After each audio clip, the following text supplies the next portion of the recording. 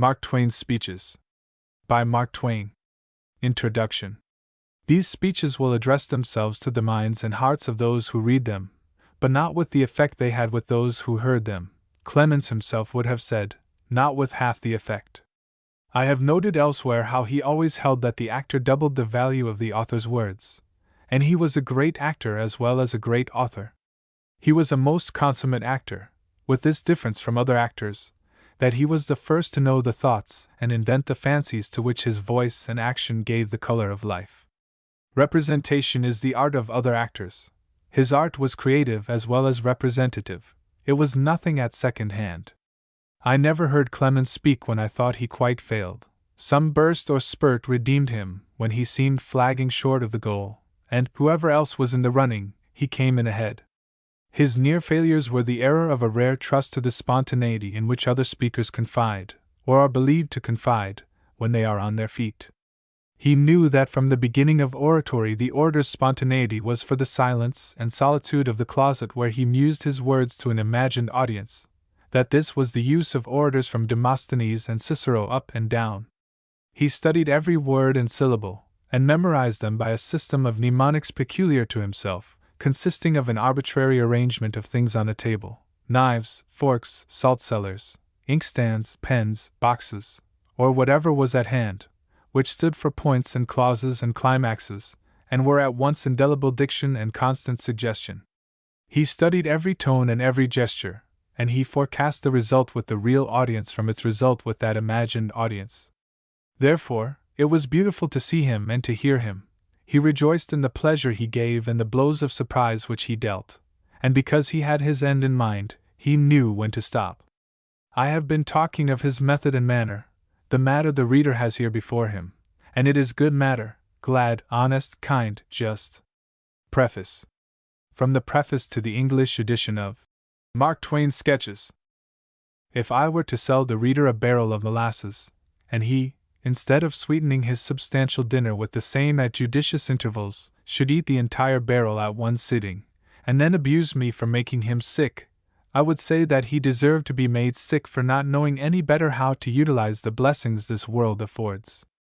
And if I sell to the reader this volume of nonsense, and he, instead of seasoning his graver reading with a chapter of it now and then, when his mind demands such relaxation, unwisely overdoses himself with several chapters of it at a single sitting, he will deserve to be nauseated, and he will have nobody to blame but himself if he is. There is no more sin in publishing an entire volume of nonsense than there is in keeping a candy store with no hardware in it. It lies wholly with the customer whether he will injure himself by means of either, or will derive from them the benefits which they will afford him if he uses their possibilities judiciously. Respectfully submitted. The author. The story of a speech. This is an occasion peculiarly meet for the digging up of pleasant reminiscences concerning literary folk. Therefore I will drop lightly into history myself. Standing here on the shore of the Atlantic and contemplating certain of its largest literary billows, I am reminded of a thing which happened to me 13 years ago, when I had just succeeded in stirring up a little Nevadian literary puddle myself, whose spume flakes were beginning to blow thinly California-ward. I started an inspection tramp through the southern mines of California. I was callow and conceited, and I resolved to try the virtue of my nom de guerre. I very soon had an opportunity. I knocked at a miner's lonely log cabin in the foothills of the Sierras just at nightfall. It was snowing at the time. A jaded, melancholy man of 50, barefooted, opened the door to me. When he heard my nom de guerre he looked more dejected than before. He let me in, pretty reluctantly I thought, and after the customary bacon and beans, black coffee and hot whiskey, I took a pipe. This sorrowful man had not said 3 words up to this time. Now he spoke up and said, in the voice of one who is secretly suffering, "You're the 4th, I'm going to move." "The 4th what?" said I. "The 4th literary man that has been here in 24 hours. I'm going to move." "You don't tell me," said I. "Who were the others?" "Mr. Longfellow, Mr. Emerson, and Mr. Oliver Wendell Holmes. Consound the lot." You can easily believe I was interested. I supplicated, 3 hot whiskeys did the rest, and finally the melancholy miner began. Said he, They came here just at dark yesterday evening, and I let them in, of course. Said they were going to the Yosemite.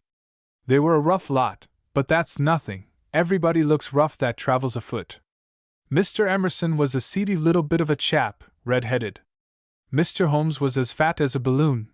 He weighed as much as 300, and had double chins all the way down to his stomach. Mr. Longfellow was built like a prize-fighter. His head was cropped and bristly, like as if he had a wig made of hairbrushes. His nose lay straight down his face, like a finger with the end joint tilted up. They had been drinking, I could see that. And what queer talk they used! Mr. Holmes inspected this cabin, then he took me by the buttonhole, and says he. Says I can't afford it, Mr. Holmes, and moreover I don't want to. Blamed if I liked it pretty well, either, coming from a stranger that way. However, I started to get out my bacon and beans, when Mr. Emerson came and looked on a while, and then he takes me aside by the buttonhole and says I, Mr. Emerson, if you'll excuse me, this ain't no hotel. You see, it sort of riled me. I warn't used to the ways of literary swells. But I went on sweating over my work, and next comes Mr. Longfellow and buttonholes me, and interrupts me. Says he. But I broke in, and says I, beg your pardon, Mr. Longfellow, if you'll be so kind as to hold your yawp for about 5 minutes and let me get this grub ready, you'll do me proud. Well, sir, after they'd filled up I set out the jug. Mr. Holmes looks at it, and then he fires up all of a sudden and yells. By George, I was getting kind of worked up. I don't deny it, I was getting kind of worked up. I turns to Mr. Holmes, and says I, looky here, my fat friend, I'm running this shanty, and if the court knows herself, you'll take whiskey straight or you'll go dry. Them's the very words I said to him. Now I don't want to sass such famous literary people, but you see they kind of force me. There ain't nothing unreasonable about me. I don't mind a passel of guests treading on my tail 3 or 4 times, but when it comes to standing on it it's different, and if the court knows herself, I says, you'll take whiskey straight or you'll go dry. Well, between drinks they'd swell around the cabin and strike attitudes and spout, and pretty soon they got out a greasy old deck and went to playing euchre at 10 cents a corner, on trust. I began to notice some pretty suspicious things. Mr. Emerson looked at his hand, shook his head, says, and C.A. Miley bunched the hands and went to shuffling for a new layout. Says he. Hanged if he didn't go ahead and do it, too. Oh, he was a cool one. Well, in about a minute things were running pretty tight, but all of a sudden I see by Mr. Emerson's eye he judged he had 'em. He had already corralled 2 tricks, and each of the others 1. So now he kind of lifts a little in his chair and says, and down he fetched a right bower. Mr. Longfellow smiles as sweet as pie and says, and blamed if he didn't down with another right bower. Emerson claps his hand on his bowie, Longfellow claps his on his revolver, and I went under a bunk. There was going to be trouble, but that monstrous Holmes rose up, wobbling his double chins, and says he, order, gentlemen, the first man that draws, I'll lay down on him and smother him, all quiet on the Potomac, you bet. They were pretty how come you so by now, and they begun to blow. Emerson says the nobbiest thing I ever wrote was Barbara Frietchie. Says Longfellow, it don't begin with my Biglow Papers. Says Holmes, my Thanatopsis. Lays over 'em both, they mighty near ended in a fight. Then they wished they had some more company, and Mr. Emerson pointed to me and says, he was wetting his bowie on his boot, so I let it pass. Well, sir, next they took it into their heads that they would like some music, so they made me stand up and sing. When Johnny comes marching home, till I dropped at 13 minutes past 4 this morning. That's what I've been through, my friend. When I woke at 7, they were leaving, thank goodness, and Mr. Longfellow had my only boots on, and his end under his arm. Says I, hold on there, Evangeline, what are you going to do with them? He says, going to make tracks with them, because, as I said, Mr. Twain, you are the 4th in 24 hours, and I'm going to move. I ain't suited to a literary atmosphere. I said to the miner, why, my dear sir, these were not the gracious singers to whom we and the world pay loving reverence and homage. These were impostors. The miner investigated me with a calm eye for a while, then said he, ah, impostors, were they? Are you? I did not pursue the subject, and since then I have not traveled on my nom de guerre enough to hurt. Such was the reminiscence I was moved to contribute, Mr. Chairman. In my enthusiasm I may have exaggerated the details a little, but you will easily forgive me that fault, since I believe it is the first time I have ever deflected from perpendicular fact on an occasion like this. From Mark Twain's Autobiography. Answer to a letter received this morning. What I have said to Mrs. H. is true. I did suffer during a year or two from the deep humiliations of that episode.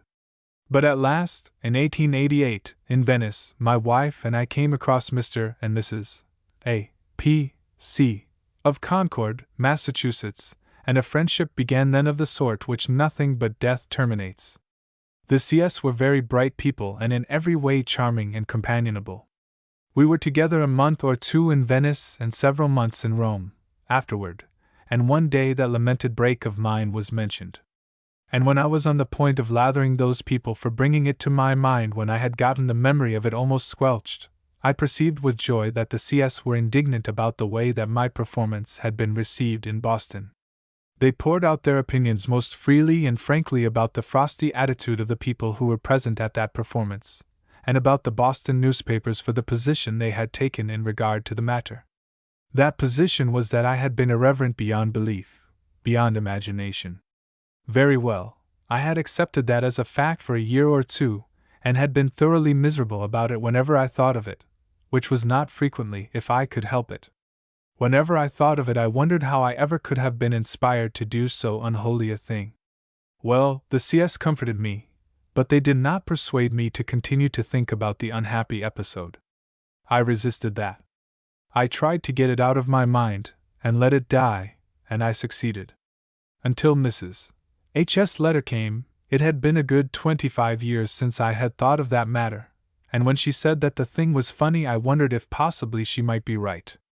At any rate, my curiosity was aroused, and I wrote to Boston and got the whole thing copied, as above set forth. I vaguely remember some of the details of that gathering. Dimly I can see 100 people, no, perhaps 50, shadowy figures sitting at tables feeding, ghosts now to me, and nameless forevermore. I don't know who they were, but I can very distinctly see, seated at the grand table and facing the rest of us, Mr. Emerson, supernaturally grave, unsmiling, Mr. Whittier, grave, lovely, his beautiful spirit shining out of his face, Mr. Longfellow, with his silken white hair and his benignant face, Dr. Oliver Wendell Holmes, flashing smiles and affection and all good fellowship everywhere like a rose diamond whose facets are being turned toward the light first one way and then another.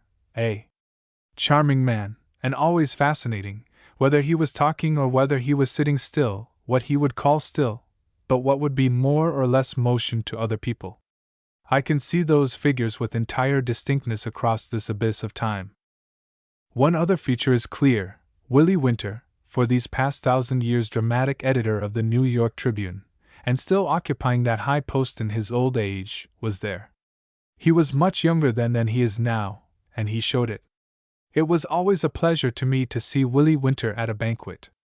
During a matter of 20 years I was seldom at a banquet where Willie Winter was not also present, and where he did not read a charming poem written for the occasion.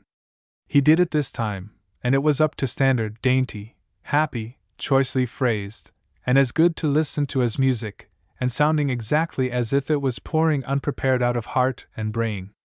Now at that point ends all that was pleasurable about that notable celebration of Mr. Whittier's 70th birthday, because I got up at that point and followed Winter, with what I have no doubt I supposed would be the gem of the evening, the gay oration above quoted from the Boston paper. I had written it all out the day before and had perfectly memorized it, and I stood up there at my genial and happy and self-satisfied ease, and began to deliver it. Those majestic guests, that row of venerable and still active volcanoes, listened, as did everybody else in the house, with attentive interest. Well, I delivered myself of, we'll say the first 200 words of my speech. I was expecting no returns from that part of the speech, but this was not the case as regarded the rest of it. I arrived now at the dialogue. The old miner said, "You are the fourth, I'm going to move." "The fourth what?" said I, he answered, "The fourth literary man that has been here in 24 hours. I am going to move." "Why, you don't tell me," said I. "Who were the others?" "Mr. Longfellow, Mr. Emerson, Mr. Oliver Wendell Holmes, consomme the lot." Now, then, the house's attention continued, but the expression of interest in the faces turned to a sort of black frost. I wondered what the trouble was. I didn't know. I went on, but with difficulty. I struggled along, and entered upon that miner's fearful description of the bogus Emerson, the bogus Holmes, the bogus Longfellow, always hoping, but with a gradually perishing hope, that somebody would laugh, or that somebody would at least smile, but nobody did. I didn't know enough to give it up and sit down. I was too new to public speaking, and so I went on with this awful performance, and carried it clear through to the end, in front of a body of people who seemed turned to stone with horror. It was the sort of expression their faces would have worn if I had been making these remarks about the Deity and the rest of the Trinity. There is no milder way in which to describe the petrified condition and the ghastly expression of those people. When I sat down, it was with a heart which had long ceased to beat. I shall never be as dead again as I was then. I shall never be as miserable again as I was then. I speak now as one who doesn't know what the condition of things may be in the next world, but in this one I shall never be as wretched again as I was then. Howells, who was near me, tried to say a comforting word, but couldn't get beyond a gasp. There was no use. He understood the whole size of the disaster. He had good intentions, but the words froze before they could get out. It was an atmosphere that would freeze anything. If Benvenuto Cellini's salamander had been in that place, he would not have survived to be put into Cellini's autobiography. There was a frightful pause. There was an awful silence, a desolating silence. Then the next man on the list had to get up. There was no help for it. That was Bishop. Bishop had just burst handsomely upon the world with a most acceptable novel, which had appeared in the Atlantic Monthly, a place which would make any novel respectable and any author noteworthy.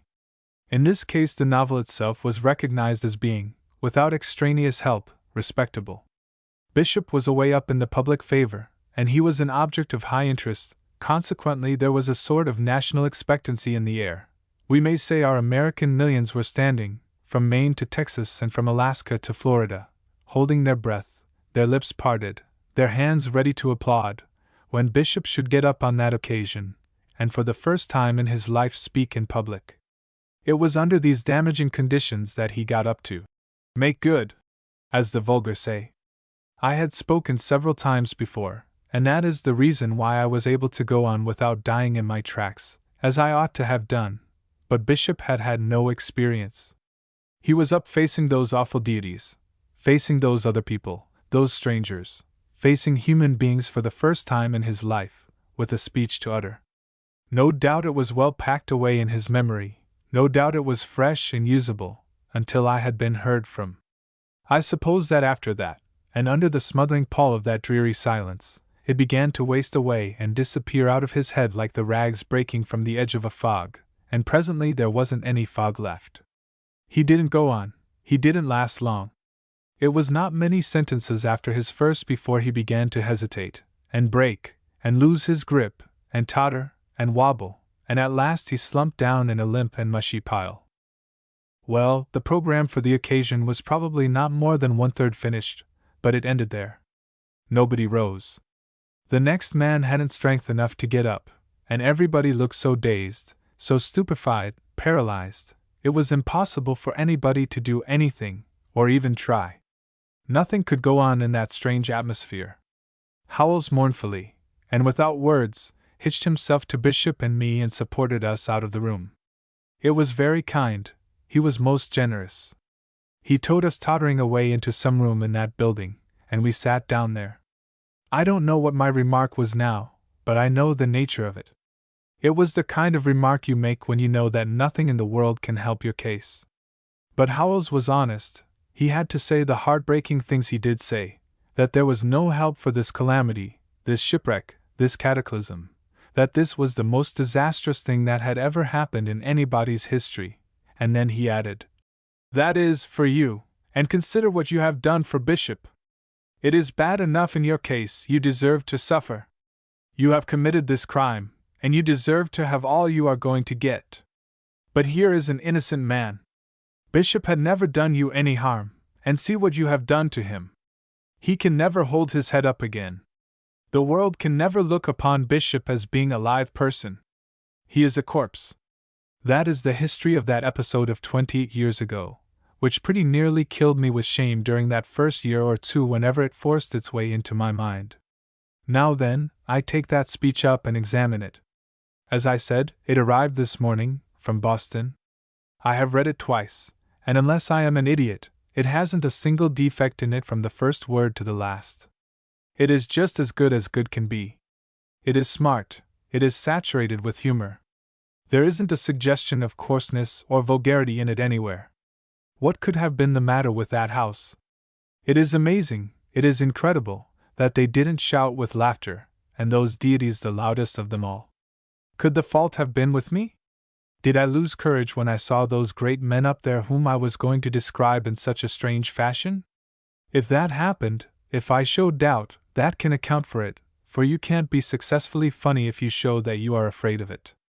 Well, I can't account for it, but if I had those beloved and revered old literary immortals back here now on the platform at Carnegie Hall, I would take that same old speech, deliver it, word for word, and melt them till they'd run all over that stage. Oh, the fault must have been with me, it is not in the speech at all. Plymouth Rock and the Pilgrims. I rise to protest. I have kept still for years, but really I think there is no sufficient justification for this sort of thing. What do you want to celebrate those people for? Those ancestors of yours of 1620, the Mayflower tribe, I mean. What do you want to celebrate them for? Your pardon, the gentleman at my left assures me that you are not celebrating the Pilgrims themselves, but the landing of the Pilgrims at Plymouth Rock on the 22d of December. So you are celebrating their landing. Why, the other pretext was thin enough, but this is thinner than ever. The other was tissue, tinfoil, fish bladder, but this is gold leaf. Celebrating their lauding. What was there remarkable about it, I would like to know? What can you be thinking of? Why, those Pilgrims had been at sea 3 or 4 months. It was the very middle of winter. It was as cold as death off Cape Cod there. Why shouldn't they come ashore? If they hadn't landed, there would be some reason for celebrating the fact. It would have been a case of monumental leatherheadedness which the world would not willingly let die. If it had been you, gentlemen, you probably wouldn't have landed, but you have no shadow of right to be celebrating, in your ancestors, gifts which they did not exercise, but only transmitted. Why, to be celebrating the mere landing of the Pilgrims, to be trying to make out that this most natural and simple and customary procedure was an extraordinary circumstance, a circumstance to be amazed at, and admired, aggrandized and glorified, at orgies like this for 260 years. Hang it, a horse would have known enough to land. A horse, pardon again. The gentleman on my right assures me that it was not merely the landing of the Pilgrims that we are celebrating, but the Pilgrims themselves. So we have struck an inconsistency here. One says it was the landing, the other says it was the Pilgrims. It is an inconsistency characteristic of your intractable and disputatious tribe, for you never agree about anything but Boston. Well then, what do you want to celebrate those Pilgrims for? They were a mighty hard lot, you know it.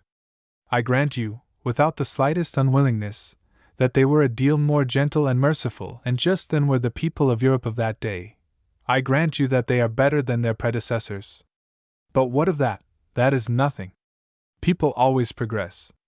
You are better than your fathers and grandfathers were. This is the first time I have ever aimed a measureless slander at the departed, for I consider such things improper. Yes, those among you who have not been in the penitentiary, if such there be, are better than your fathers and grandfathers were. But is that any sufficient reason for getting up annual dinners and celebrating you? No, by no means, by no means. Well, I repeat, those Pilgrims were a hard lot. They took good care of themselves, but they abolished everybody else's ancestors. I am a border ruffian from the state of Missouri. I am a Connecticut Yankee by adoption. In me, you have Missouri morals, Connecticut culture. This, gentlemen, is the combination which makes the perfect man. But where are my ancestors? Whom shall I celebrate? Where shall I find the raw material? My first American ancestor, gentlemen, was an Indian, an early Indian. Your ancestors skinned him alive, and I am an orphan. Not one drop of my blood flows in that Indian's veins today. I stand here, lone and forlorn, without an ancestor. They skinned him. I do not object to that, if they needed his fur. But alive, gentlemen, alive. They skinned him alive, and before company. That is what rankles. Think how he must have felt, for he was a sensitive person and easily embarrassed. If he had been a bird, it would have been all right, and no violence done to his feelings, because he would have been considered dressed. But he was not a bird, gentlemen, he was a man, and probably one of the most undressed men that ever was. I ask you to put yourselves in his place. I ask it as a favor. I ask it as a tardy act of justice. I ask it in the interest of fidelity to the traditions of your ancestors. I ask it that the world may contemplate, with vision unobstructed by disguising swallowtails and white cravats, the spectacle which the true New England society ought to present. Cease to come to these annual orgies in this hollow modern mockery, the surplusage of raiment. Come in character, come in the summer grace, come in the unadorned simplicity, come in the free and joyous costume which your sainted ancestors provided for mine.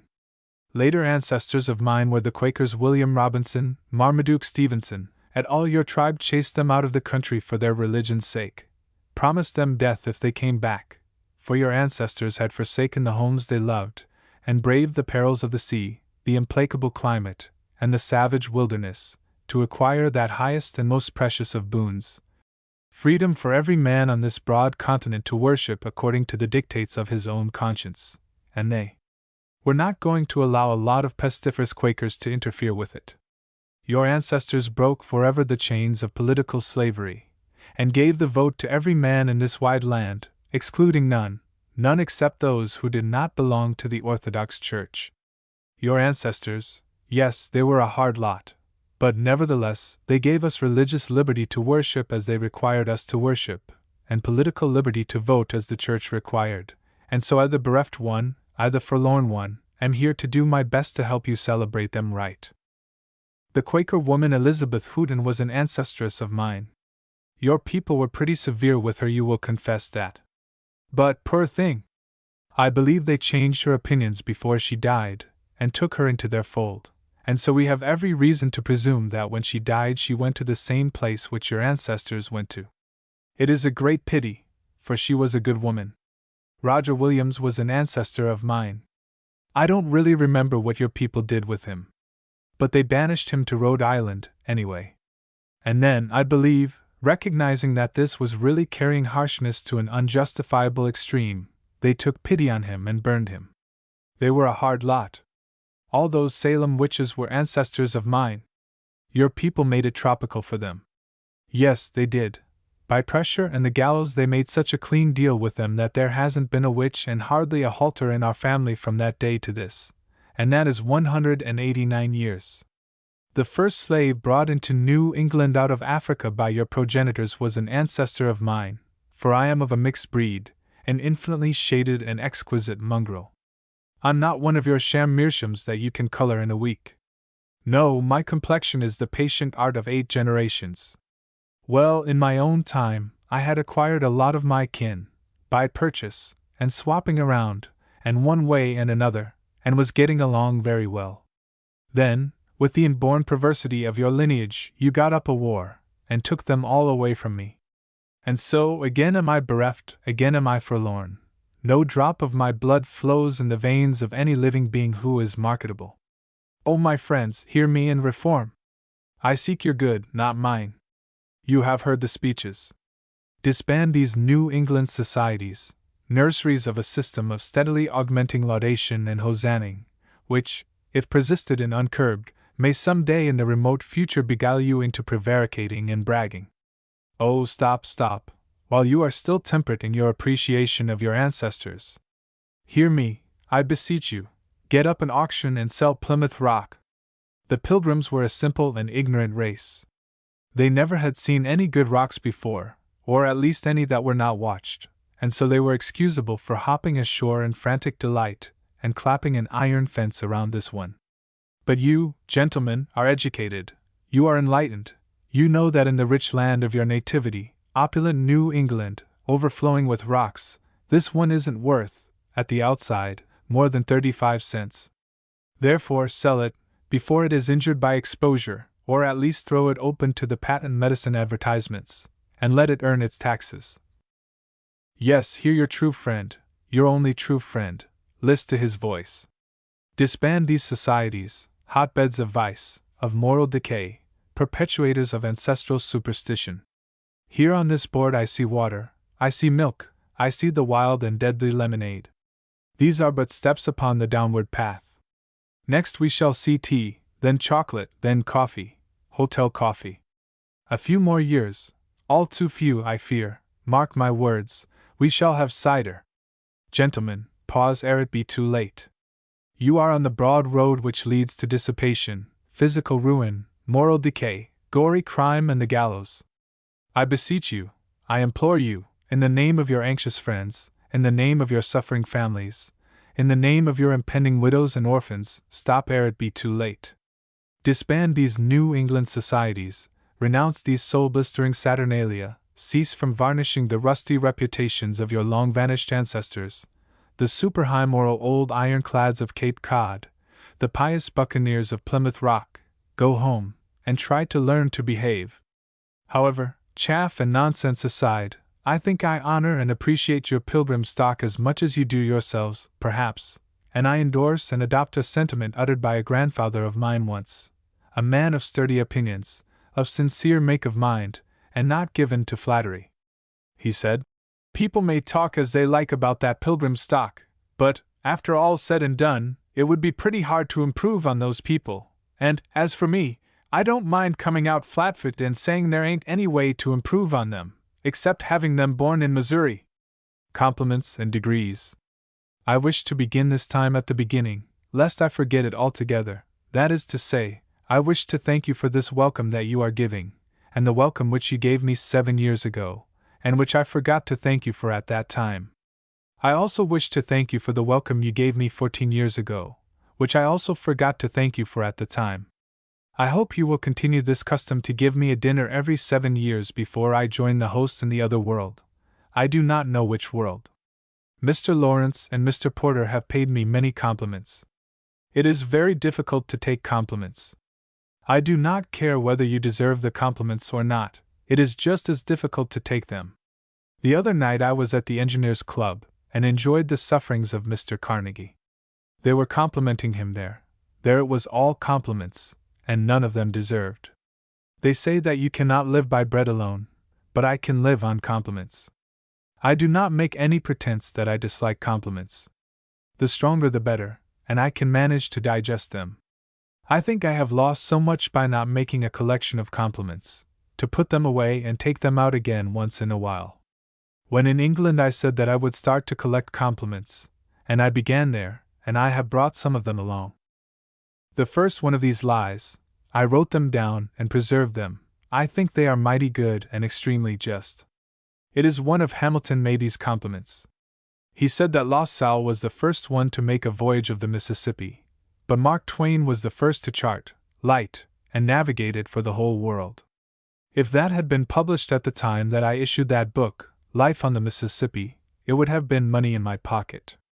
I tell you, it is a talent by itself to pay compliments gracefully and have them ring true. It's an art by itself. Here is another compliment by Albert Bigelow Paine, my biographer. He is writing 4 octavo volumes about me, and he has been at my elbow 2½ years. I just suppose that he does not know me, but says he knows me. He says, "Mark Twain is not merely a great writer, a great philosopher, a great man. He is the supreme expression of the human being, with his strength and his weakness. What a talent for compression! It takes a genius in compression to compact as many facts as that." W. D. Howells spoke of me as first of Hartford, and ultimately of the solar system, not to say of the universe. You know how modest Howells is. If it can be proved that my fame reaches to Neptune and Saturn, that will satisfy even me. You know how modest and retiring Howells seems to be, but deep down he is as vain as I am. Mr. Howells had been granted a degree at Oxford, whose gown was red. He had been invited to an exercise at Columbia, and upon inquiry had been told that it was usual to wear the black gown. Later he had found that 3 other men wore bright gowns, and he had lamented that he had been one of the black mass, and not a red torch. Edison wrote, "The average American loves his family. If he has any love left over for some other person, he generally selects Mark Twain." Now here's the compliment of a little Montana girl which came to me indirectly. She was in a room in which there was a large photograph of me. After gazing at it steadily for a time, she said, "We've got a John the Baptist like that." She also said, "Only ours has more trimmings." I suppose she meant the halo. Now here is a gold miner's compliment. It is 42 years old. It was my introduction to an audience to which I lectured in a log schoolhouse. There were no ladies there. I wasn't famous then. They didn't know me. Only the miners were there, with their breeches tucked into their boot tops and with clay all over them. They wanted someone to introduce me, and they selected a miner, who protested, saying, "I don't know anything about this man. Anyhow, I only know 2 things about him. One is, he has never been in jail, and the other is, I don't know why." There's one thing I want to say about that English trip. I knew His Majesty the King of England long years ago, and I didn't meet him for the first time then. One thing that I regret was that some newspapers said I talked with the Queen of England with my hat on. I don't do that with any woman. I did not put it on until she asked me to. Then she told me to put it on, and it's a command there. I thought I had carried my American democracy far enough. So I put it on. I have no use for a hat, and never did have. Who was it who said that the police of London knew me? Why, the police know me everywhere. There never was a day over there when a policeman did not salute me, and then put up his hand and stop the traffic of the world. They treated me as though I were a duchess. The happiest experience I had in England was at a dinner given in the building of the Punch publication, a humorous paper which is appreciated by all Englishmen. It was the greatest privilege ever allowed a foreigner. I entered the dining room of the building, where those men get together who have been running the paper for over 50 years. We were about to begin dinner when the toastmaster said, "Just a minute, there ought to be a little ceremony." Then there was that meditating silence for a while, and out of a closet there came a beautiful little girl dressed in pink, holding in her hand a copy of the previous week's paper, which had in it my cartoon. It broke me all up. I could not even say, "Thank you." That was the prettiest incident of the dinner, the delight of all that wonderful table. When she was about to go, I said, "My child, you are not going to leave me. I have hardly got acquainted with you." She replied, "You know I've got to go. They never let me come in here before, and they never will again." That is one of the beautiful incidents that I cherish. I like that gown. I always did like red. The redder it is, the better I like it. I was born for a savage. Now, whoever saw any red like this? There is no red outside the arteries of an archangel that could compare with this. I know you all envy me. I am going to have luncheon shortly with ladies, just ladies. I will be the only lady of my sex present, and I shall put on this gown and make those ladies look dim. Books, authors, and hats. Pilgrims, I desire first to thank those undergraduates of Oxford. When a man has grown so old as I am, when he has reached the verge of 72 years, there is nothing that carries him back to the dreamland of his life, to his boyhood, like recognition of those young hearts up yonder. And so I thank them out of my heart. I desire to thank the Pilgrims of New York also for their kind notice and message which they have cabled over here. Mr. Birrell says he does not know how he got here. But he will be able to get away all right. He has not drunk anything since he came here. I am glad to know about those friends of his, Otway and Chatterton, fresh, new names to me.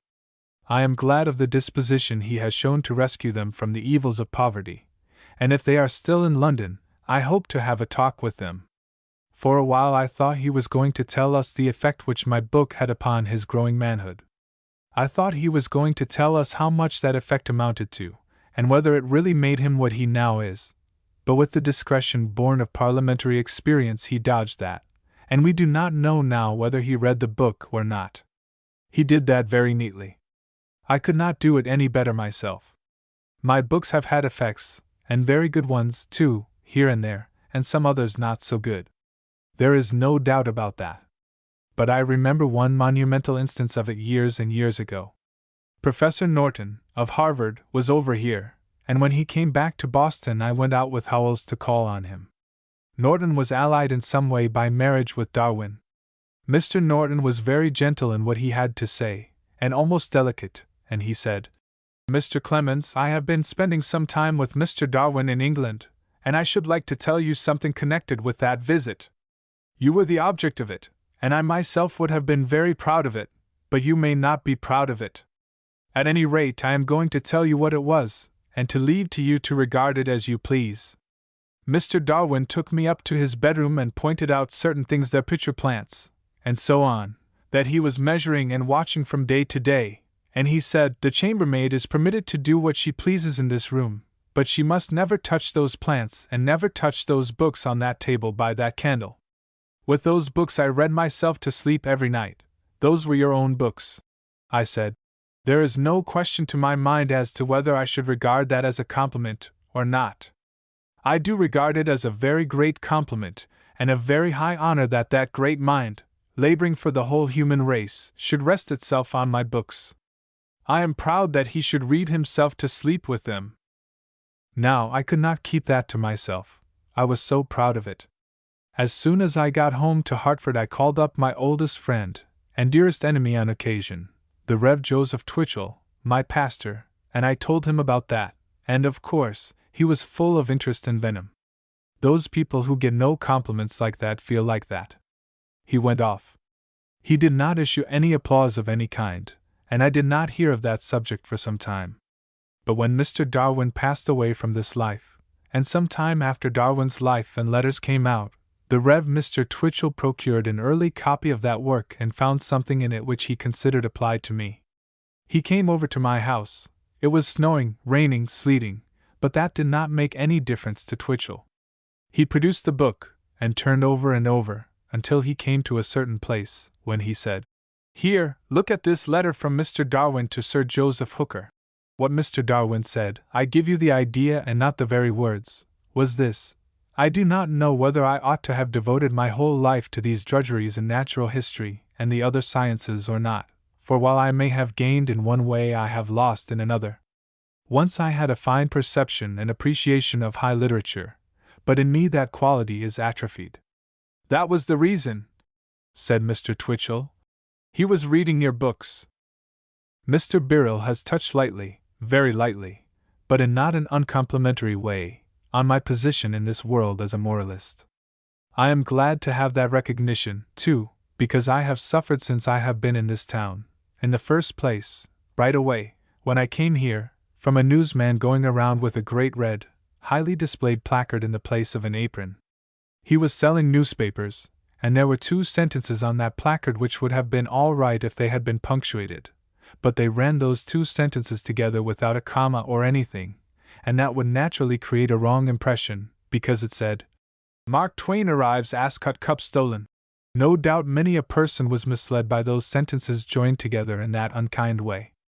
I have no doubt my character has suffered from it. I suppose I ought to defend my character, but how can I defend it?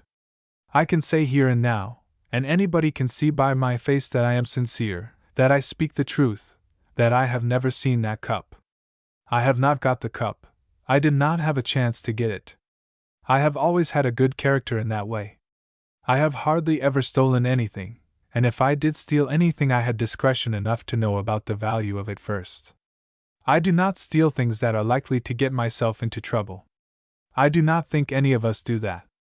I know we all take things, that is to be expected, but really, I have never taken anything, certainly in England, that amounts to any great thing.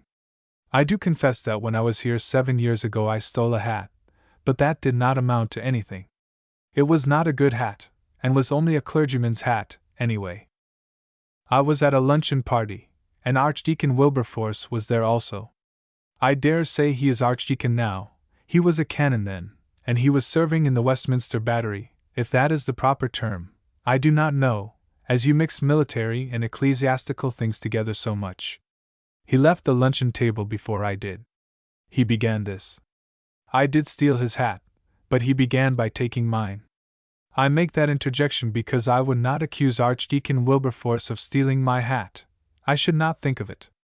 I confine that phrase to myself. He merely took my hat.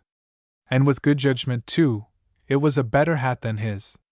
He came out before the luncheon was over, and sorted the hats in the hall, and selected one which suited.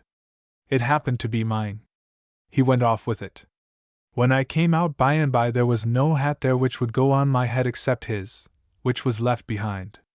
My head was not the customary size just at that time. I had been receiving a good many very nice and complimentary attentions, and my head was a couple of sizes larger than usual, and his hat just suited me. The bumps and corners were all right intellectually. There were results pleasing to me, possibly so to him. He found out whose hat it was, and wrote me saying it was pleasant that all the way home, whenever he met anybody, his gravities, his solemnities, his deep thoughts, his eloquent remarks were all snatched up by the people he met, and mistaken for brilliant humorisms. I had another experience. It was not unpleasing. I was received with a deference which was entirely foreign to my experience by everybody whom I met, so that before I got home I had a much higher opinion of myself than I have ever had before or since. And there is in that very connection an incident which I remember at that old date, which is rather melancholy to me, because it shows how a person can deteriorate in a mere 7 years. It is 7 years ago. I have not that hat now. I was going down Pall Mall, or some other of your big streets, and I recognized that that hat needed ironing. I went into a big shop and passed in my hat, and asked that it might be ironed. They were courteous, very courteous, even courtly. They brought that hat back to me presently very sleek and nice, and I asked how much there was to pay. They replied that they did not charge the clergy anything. I have cherished the delight of that moment from that day to this. It was the first thing I did the other day to go and hunt up that shop and hand in my hat to have it ironed. I said when it came back, "How much to pay?" They said, "9d." In 7 years I have acquired all that worldliness, and I am sorry to be back where I was 7 years ago. But now I am chaffing and chaffing and chaffing here, and I hope you will forgive me for that. But when a man stands on the verge of 72, you know perfectly well that he never reached that place without knowing what this life is, heart-breaking bereavement. And so our reverence is for our dead. We do not forget them, but our duty is toward the living, and if we can be cheerful, cheerful in spirit, cheerful in speech and in hope, that is a benefit to those who are around us. My own history includes an incident which will always connect me with England in a pathetic way, for when I arrived here 7 years ago with my wife and my daughter, we had gone around the globe lecturing to raise money to clear off a debt. My wife and one of my daughters started across the ocean to bring to England our eldest daughter. She was 24 years of age and in the bloom of young womanhood, and we were unsuspecting. When my wife and daughter, and my wife has passed from this life since, when they had reached mid-Atlantic, a cablegram, one of those heartbreaking cablegrams which we all in our days have to experience, was put into my hand. It stated that that daughter of ours had gone to her long sleep. And so, as I say, I cannot always be cheerful, and I cannot always be chaffing. I must sometimes lay the cap and bells aside, and recognize that I am of the human race like the rest, and must have my cares and griefs. And therefore I noticed what Mr. Birrell said. I was so glad to hear him say it, something that was in the nature of these verses here at the top of this. I am very glad to have those verses. I am very glad and very grateful for what Mr. Birrell said in that connection. I have received since I have been here, in this 1 week, hundreds of letters from all conditions of people in England, men, women, and children, and there is in them compliment, praise, and above all and better than all, there is in them a note of affection. Praise is well, compliment is well, but affection, that is the last and final and most precious reward that any man can win, whether by character or achievement, and I am very grateful to have that reward. All these letters make me feel that here in England, as in America, when I stand under the English flag, I am not a stranger. I am not an alien, but at home. Dedication speech. How difficult, indeed, is the higher education. Mr. Choate needs a little of it. He is not only short as a statistician of New York, but he is off, far off, in his mathematics. The 4,000 citizens of Greater New York, indeed. But I don't think it was wise or judicious on the part of Mr. Choate to show this higher education he has obtained. He sat in the lap of that great education, I was there at the time, and see the result, the lamentable result. Maybe if he had had a sandwich here to sustain him, the result would not have been so serious. For 72 years I have been striving to acquire that higher education which stands for modesty and diffidence, and it doesn't work. And then look at Ambassador Bryce, who referred to his alma mater, Oxford. He might just as well have included me. Well, I am a later production. If I am the latest graduate, I really and sincerely hope I am not the final flower of its 7 centuries. I hope it may go on for 7 ages longer. Die Schrecken der Deutschen Sprache, the horrors of the German language. It has me deeply touched, my gentlemen, here so hospitably received to be. From colleagues out of my own profession, and this from my own home so far distant land. My heart is full of gratitude, but my poverty of German words forces me to greater economy of expression. Excuse you, my gentlemen, that I read off what I you say will. But he didn't read. The German language speak I not good, but have numerous connoisseurs me assured that I her write like an angel. Maybe, I know not. Have till now no acquaintance with the angels had. That comes later, when it the dear God please, it has no hurry. Since long, my gentlemen, have I the passionate longing nursed a speech on German to hold, but one has me not permitted. Men, who no feeling for the art had, laid me ever hindrance in the way and made naught my desire, sometimes by excuses, often by force. Always said these men to me, "Keep you still, your highness! Silence! For God's sake seek another way and means yourself obnoxious to make." In the present case, as usual it is me difficult become, for me the permission to obtain. The committee sorrowed deeply, but could me the permission not grant on account of a law which from the Concordia demands she shall the German language protect. Du liebe Zeit! How so had one to me this say could, might, dared, should. I am indeed the truest friend of the German language, and not only now, but from long since, yes, before 20 years already. And never have I the desire had the noble language to hurt, to the contrary, only wished she to improve, I would her only reform. It is the dream of my life been. I have already visits by the various German governments paid and for contracts prayed. I am now to Austria in the same task come. I would only some changes effect. I would only the language method, the luxurious, elaborate construction compress, the eternal parenthesis suppress, do away with, annihilate, the introduction of more than 13 subjects in one sentence forbid, the verbs so far to the front pull that one it without a telescope discover can. With one word, my gentlemen, I would your beloved language simplify so that, my gentlemen, when you her for prayer need, one her yonder up understands.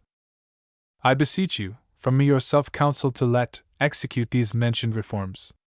Then will you an elegant language possess, and afterward, when you something say will you at least yourself understand what you said had. But often nowadays, when you a mile-long sentence from you given and you yourself somewhat have rested, then must you have a touching inquisitiveness have yourself to determine what you actually spoken have. Before several days has the correspondent of a local paper a sentence constructed which 112 words contain, and therein were 7 parentheses smuggled in, and the subject 7 times changed. Think you only, my gentlemen, in the course of the voyage of a single sentence must a poor, persecuted, fatigued subject 7 times change position. Now, when we the mentioned reforms execute, will it no longer so bad be? Doch noch eins. I might gladly the separable verb also a little bit reform. I might none do let what Schiller did. He has the whole history of the 30 Years' War between the 2 members of a separable verb in pushed.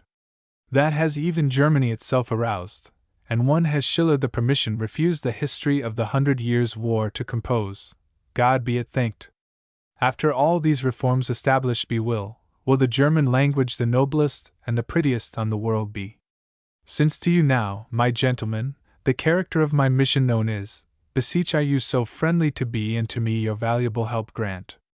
Mr. Potzel has the public believed make would that I to Vienna come and order the bridges to clog up and the traffic to hinder, while I observations gather and note. Allow you yourselves but not from him deceived. My frequent presence on the bridges has an entirely innocent ground. Yonder gives it the necessary space, yonder can one a noble long German sentence elaborate, the bridge railing along, and his whole contents with one glance overlook. On the one end of the railing pasted I the first member of a separable verb and the final member cleave I to the other end, then spread the body of the sentence between it out. Usually are for my purposes the bridges of the city long enough, when I but Potzel's writing study will I ride out and use the glorious endless imperial bridge. But this is a calumny. Potzel writes the prettiest German. Perhaps not so pliable as the mine, but in many details much better. Excuse you these flatteries. These are well deserved. Now I my speech execute. No, I would say I bring her to the close. I am a foreigner, but here, under you, have I it entirely forgotten. And so again and yet again proffer I you my heartiest thanks. German for the Hungarians. Now that we are all here together, I think it will be a good idea to arrange the Ausgleich. If you will act for Hungary, I shall be quite willing to act for Austria, and this is the very time for it. There couldn't be a better, for we are all feeling friendly, fair-minded, and hospitable now, and full of admiration for each other, full of confidence in each other, full of the spirit of welcome, full of the grace of forgiveness, and the disposition to let bygones be bygones. Let us not waste this golden, this beneficent, this providential opportunity. I am willing to make any concession you want, just so we get it settled. I am not only willing to let grain come in free, I am willing to pay the freight on it, and you may send delegates to the Reichsrath if you like. All I require is that they shall be quiet, peaceable people like your own deputies, and not disturb our proceedings. If you want the Gegenseitigen by Tragen den Verhaltenes Massaceten rearranged and readjusted, I am ready for that. I will let you off at 28%, 27, even 25 if you insist, for there is nothing illiberal about me when I am out on a diplomatic debauch. Now, in return for these concessions, I am willing to take anything in reason, and I think we may consider the business settled and the Ausgleich Ausgeglichen at last for 10 solid years, and we will sign the papers in blank, and do it here and now. Well, I am unspeakably glad to have that Ausgleich off my hands. It has kept me awake nights for Anderthalbjahr. But I never could settle it before, because always when I called at the Foreign Office in Vienna to talk about it, there wasn't anybody at home, and that is not a place where you can go in and see for yourself whether it is a mistake or not, because the person who takes care of the front door there is of a size that discourages liberty of action and the free spirit of investigation. To think the Ausgleich is abgemacht at last! It is a grand and beautiful consummation, and I am glad I came. The way I feel now, I do honestly believe I would rather be just my own humble self at this moment than paragraph 14.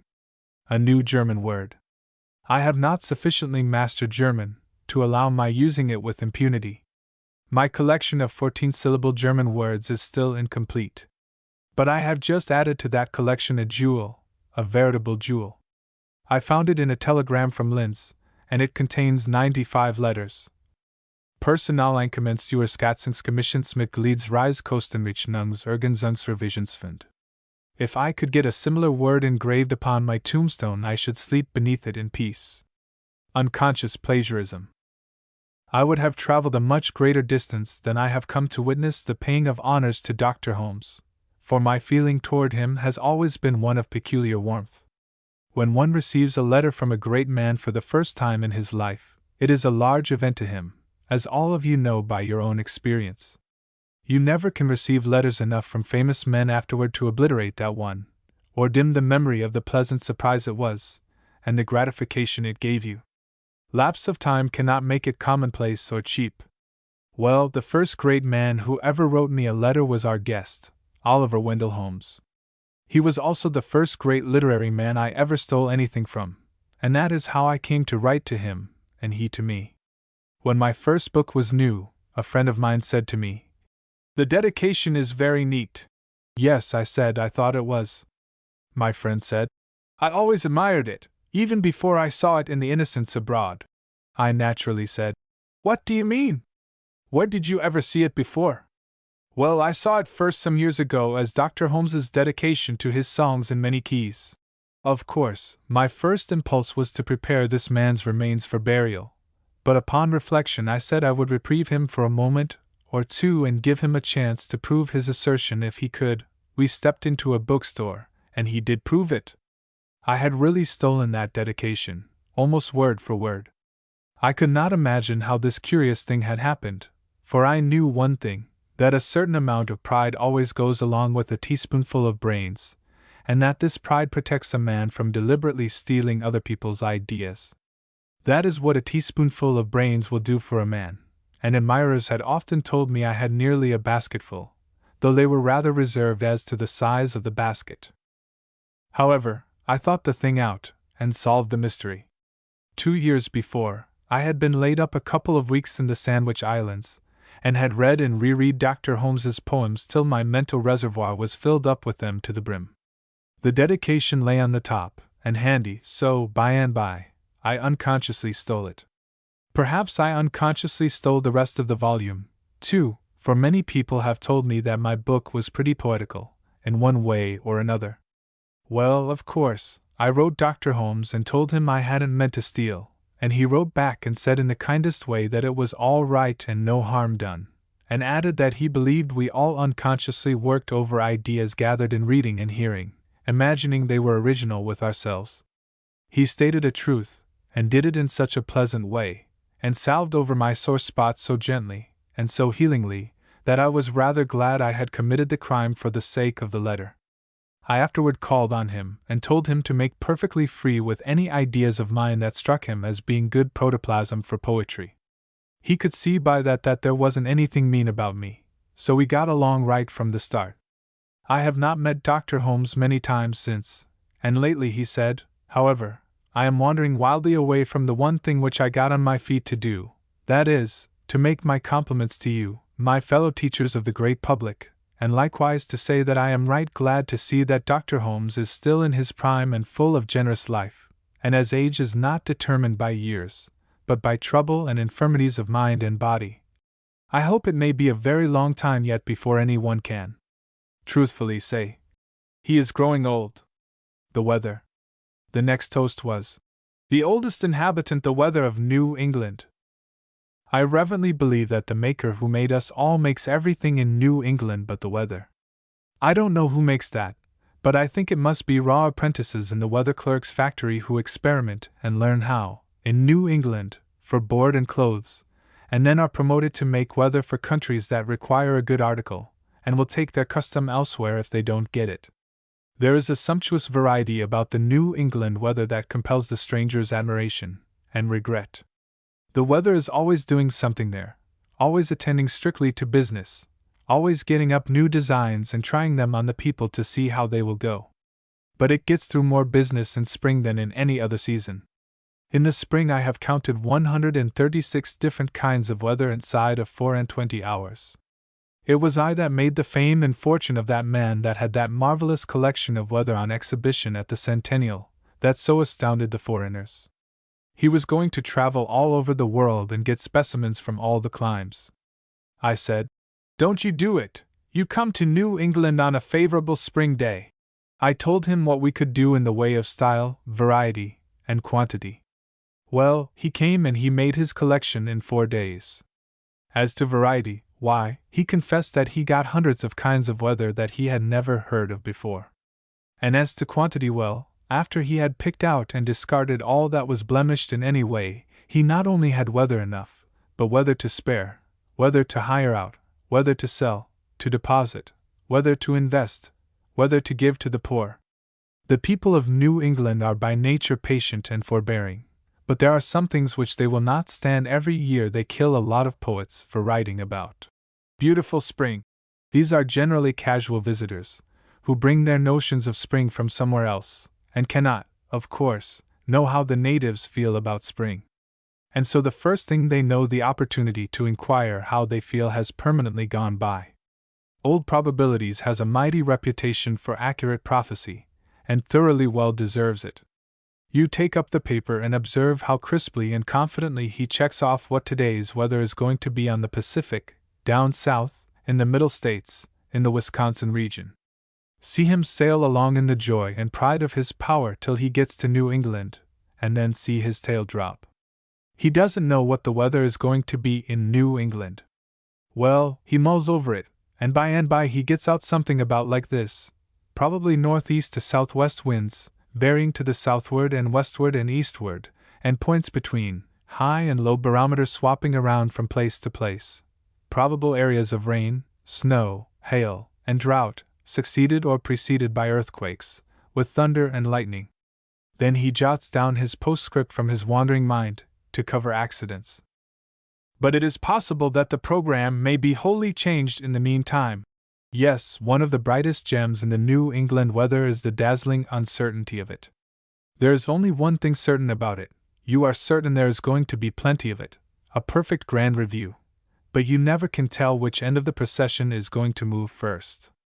You fix up for the drought, you leave your umbrella in the house and sally out, and 2 to 1 you get drowned. You make up your mind that the earthquake is due, you stand from under, and take hold of something to steady yourself, and the first thing you know you get struck by lightning. These are great disappointments, but they can't be helped. The lightning there is peculiar. It is so convincing that when it strikes a thing it doesn't leave enough of that thing behind for you to tell whether, well, you'd think it was something valuable, and a congressman had been there. And the thunder. When the thunder begins to merely tune up and scrape and saw, and key up the instruments for the performance, strangers say, "Why, what awful thunder you have here!" But when the baton is raised and the real concert begins, you'll find that stranger down in the cellar with his head in the ash barrel. Now, as to the size of the weather in New England, lengthways, I mean, it is utterly disproportioned to the size of that little country.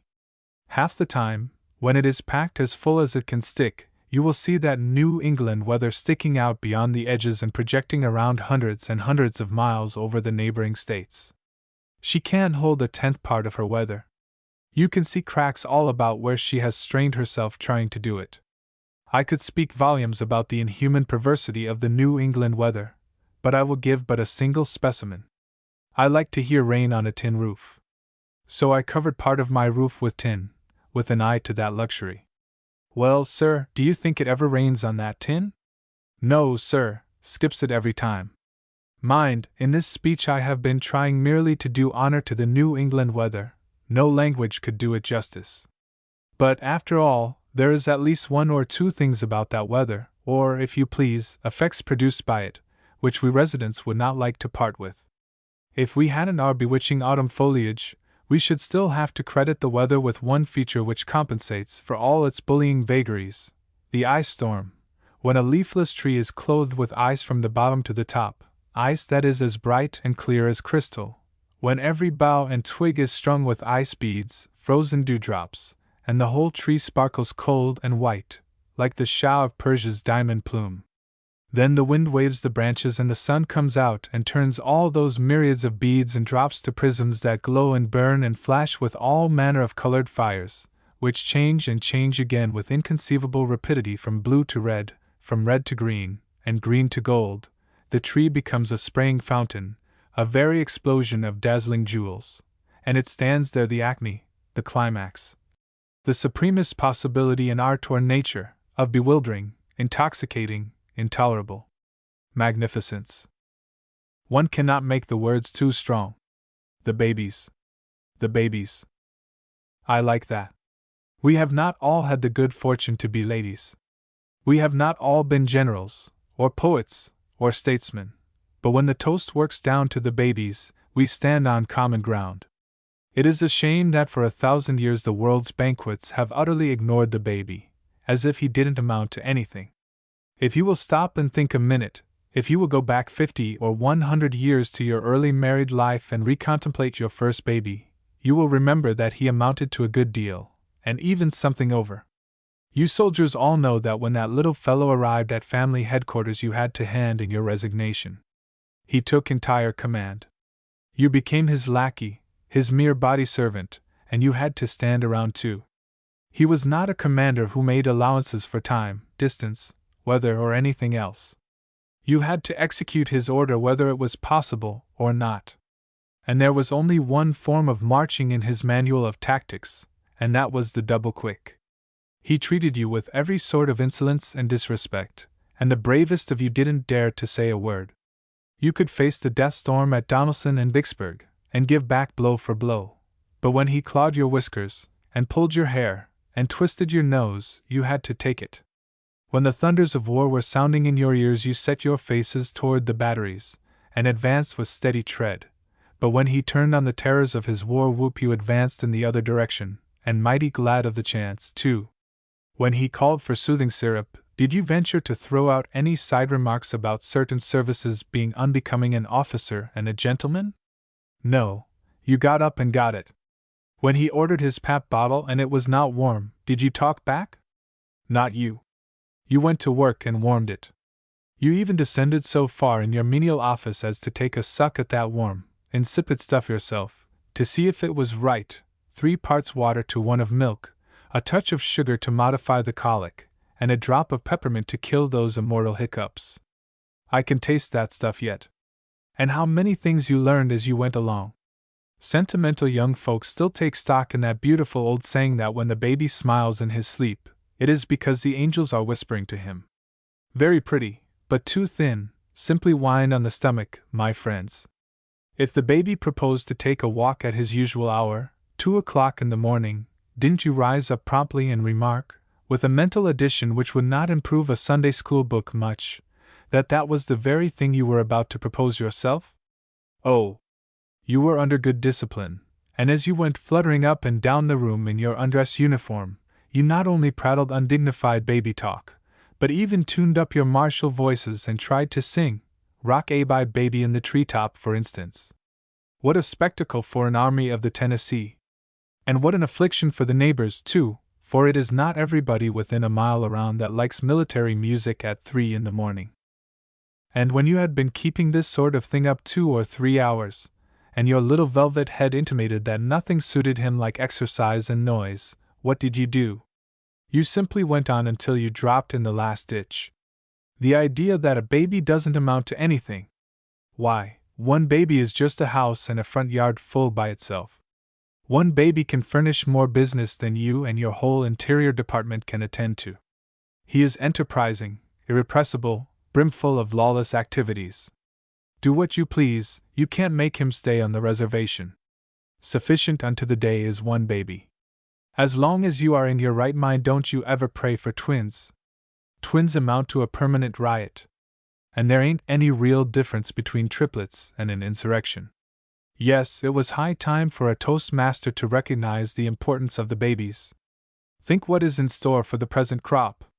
50 years from now we shall all be dead, I trust, and then this flag, if it still survive, and let us hope it may, will be floating over a republic numbering 200 million souls, according to the settled laws of our increase.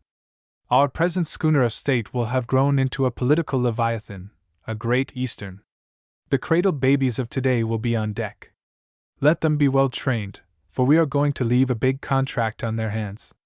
Among the 3 or 4 million cradles now rocking in the land are some which this nation would preserve for ages as sacred things, if we could know which ones they are.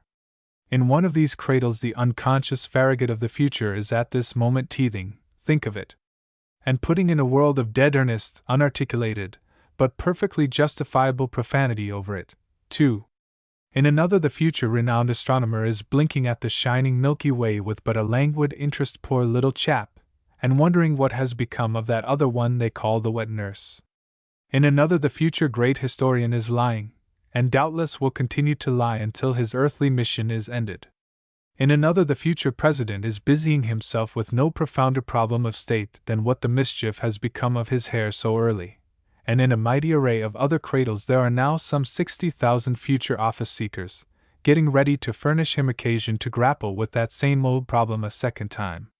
And in still one more cradle, somewhere under the flag, The future illustrious commander-in-chief of the American armies is so little burdened with his approaching grandeurs and responsibilities as to be giving his whole strategic mind at this moment to trying to find out some way to get his big toe into his mouth, an achievement which, meaning no disrespect, the illustrious guest of this evening turned his entire attention to some 56 years ago, and if the child is but a prophecy of the man, there are mighty few who will doubt that he succeeded. Our children and great discoveries. Our children, yours and mine. They seem like little things to talk about, our children, but little things often make up the sum of human life. That's a good sentence. I repeat it, little things often produce great things. Now, to illustrate, take Sir Isaac Newton.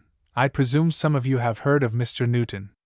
Well, once when Sir Isaac Newton, a mere lad, got over into the man's apple orchard, I don't know what he was doing there. I didn't come all the way from Hartford to question Mr. Newton's honesty. But when he was there, in the main orchard, he saw an apple fall and he was attracted toward it, and that led to the discovery, not of Mr. Newton but of the great law of attraction and gravitation. And there was once another great discoverer.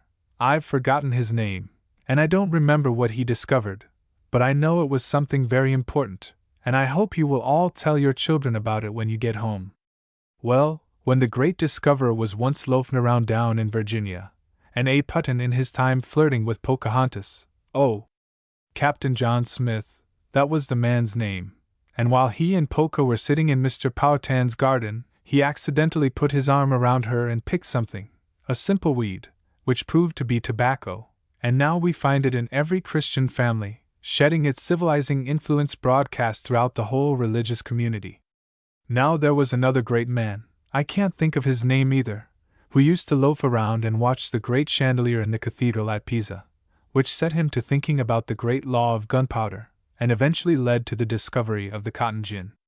Now, I don't say this as an inducement for our young men to loaf around like Mr. Newton and Mr. Galileo and Captain Smith, but they were once little babies 2 days old, and they show what little things have sometimes accomplished. Educating theater-goers. I have not enjoyed a play so much, so heartily, and so thoroughly since I played Miles Hendon 22 years ago. I used to play in this piece, The Prince and the Pauper, with my children, who 22 years ago were little youngsters. One of my daughters was the prince, and a neighbor's daughter was the pauper, and the children of other neighbors played other parts. But we never gave such a performance as we have seen here today. It would have been beyond us. My late wife was the dramatist and stage manager. Our coachman was the stage manager, second in command. We used to play it in this simple way, and the one who used to bring in the crown on a cushion, he was a little fellow then, is now a clergyman way up high, 6 or 7 feet high, and growing higher all the time. We played it well, but not as well as you see it here, for you see it done by practically trained professionals. I was especially interested in the scene which we have just had, for Miles Hendon was my part. I did it as well as a person could who never remembered his part. The children all knew their parts. They did not mind if I did not know mine. I could thread a needle nearly as well as the player did whom you saw today. The words of my part one could supply on the spot. The words of the song that Miles Hendon sang here I did not catch. But I was great in that song. It was so fresh and enjoyable to make up a new set of words each time that I played the part. If I had 1,000 citizens in front of me, I would like to give them information, but you children already know all that I have found out about the Educational Alliance. It's like a man living within 30 miles of Vesuvius and never knowing about a volcano. It's like living for a lifetime in Buffalo, 18 miles from Niagara, and never going to see the falls. So I had lived in New York and knew nothing about the Educational Alliance. This theater is a part of the work, and furnishes pure and clean plays. This theater is an influence. Everything in the world is accomplished by influences which train and educate. When you get to be 71 and a half, as I am, you may think that your education is over, but it isn't. If we had 40 theaters of this kind in this city of 4 millions, how they would educate and elevate. We should have a body of educated theatergoers. It would make better citizens, honest citizens. One of the best gifts a millionaire could make would be a theater here and a theater there. It would make of you a real republic, and bring about an educational level. The educational theater. Just a word or two to let you know how deeply I appreciate the honor which the children who are the actors and frequenters of this cozy playhouse have conferred upon me. They have asked me to be their ambassador to invite the hearts and brains of New York to come down here and see the work they are doing. I consider it a grand distinction to be chosen as their intermediary. Between the children and myself there is an indissoluble bond of friendship.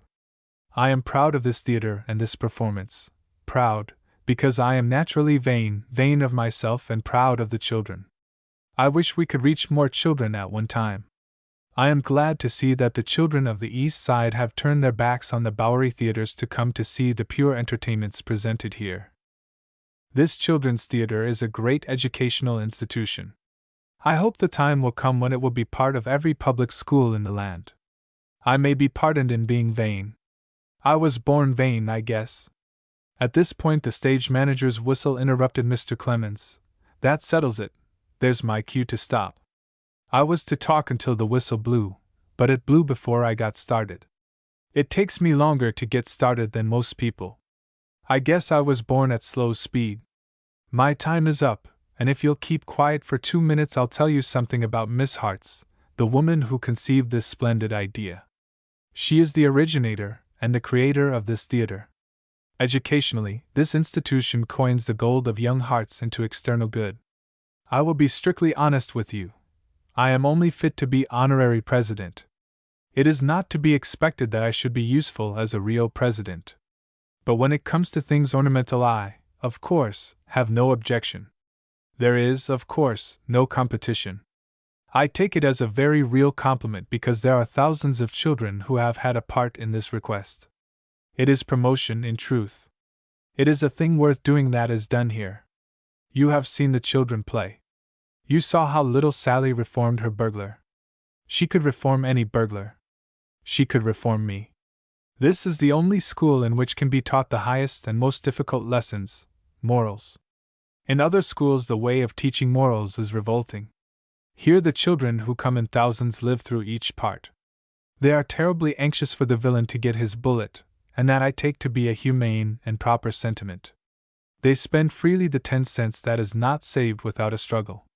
It comes out of the candy money, and the money that goes for chewing gum and other necessaries of life. They make the sacrifice freely. This is the only school which they are sorry to leave.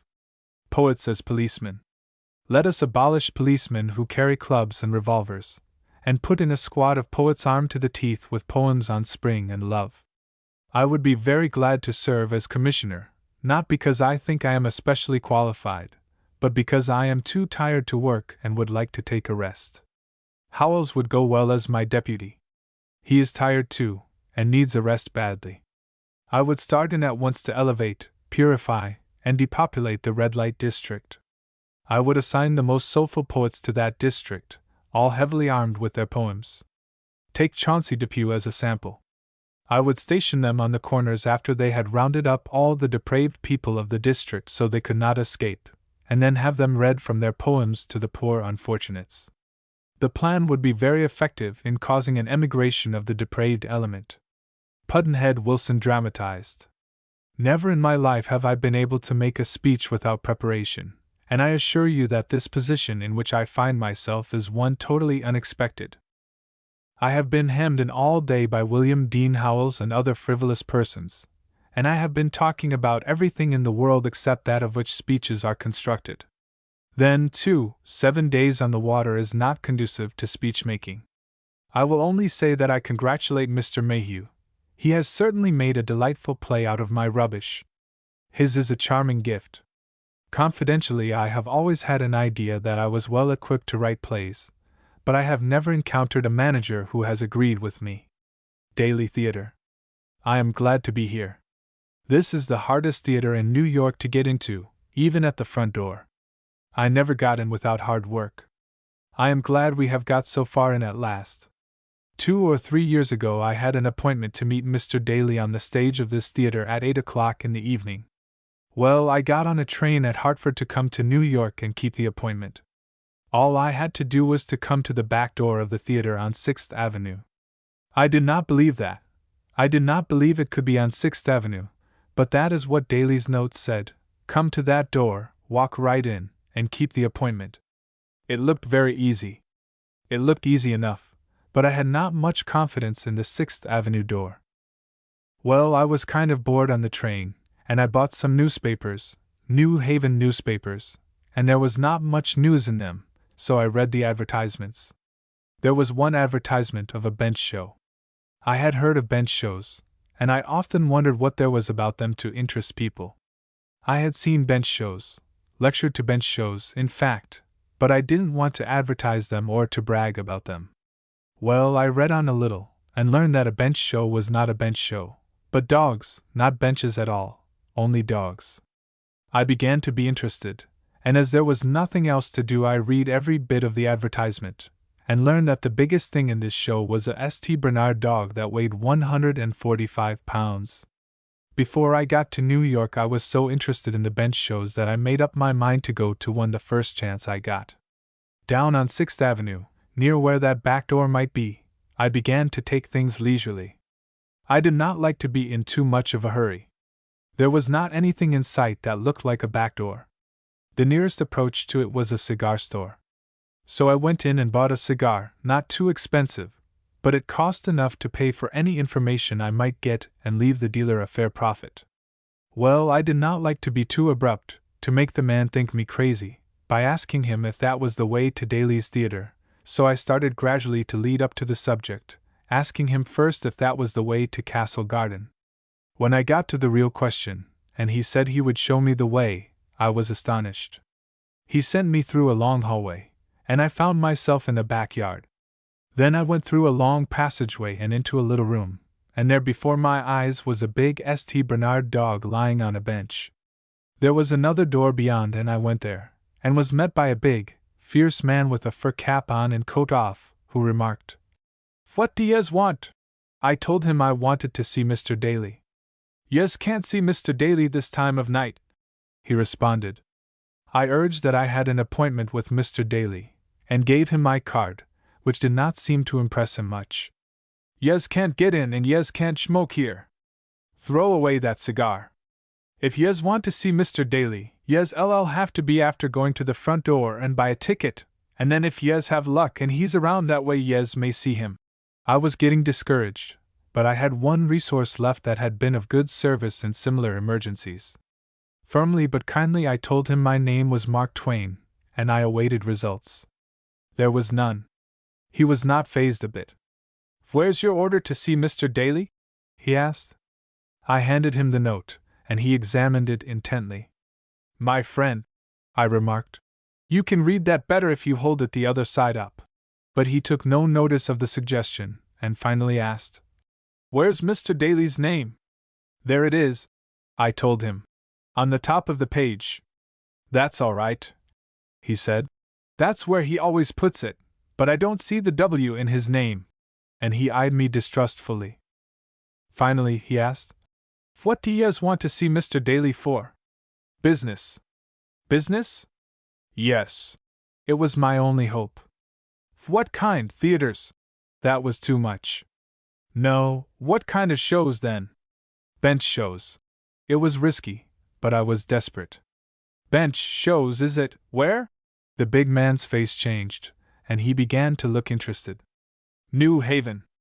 "New Haven it is? Ah, that's going to be a fine show. I'm glad to see you. Did you see a big dog in the other room?" "Yes." "How much do you think that dog weighs?" 145 pounds. "Look at that, now! He's a good judge of dogs, and no mistake. He weighs all of 138.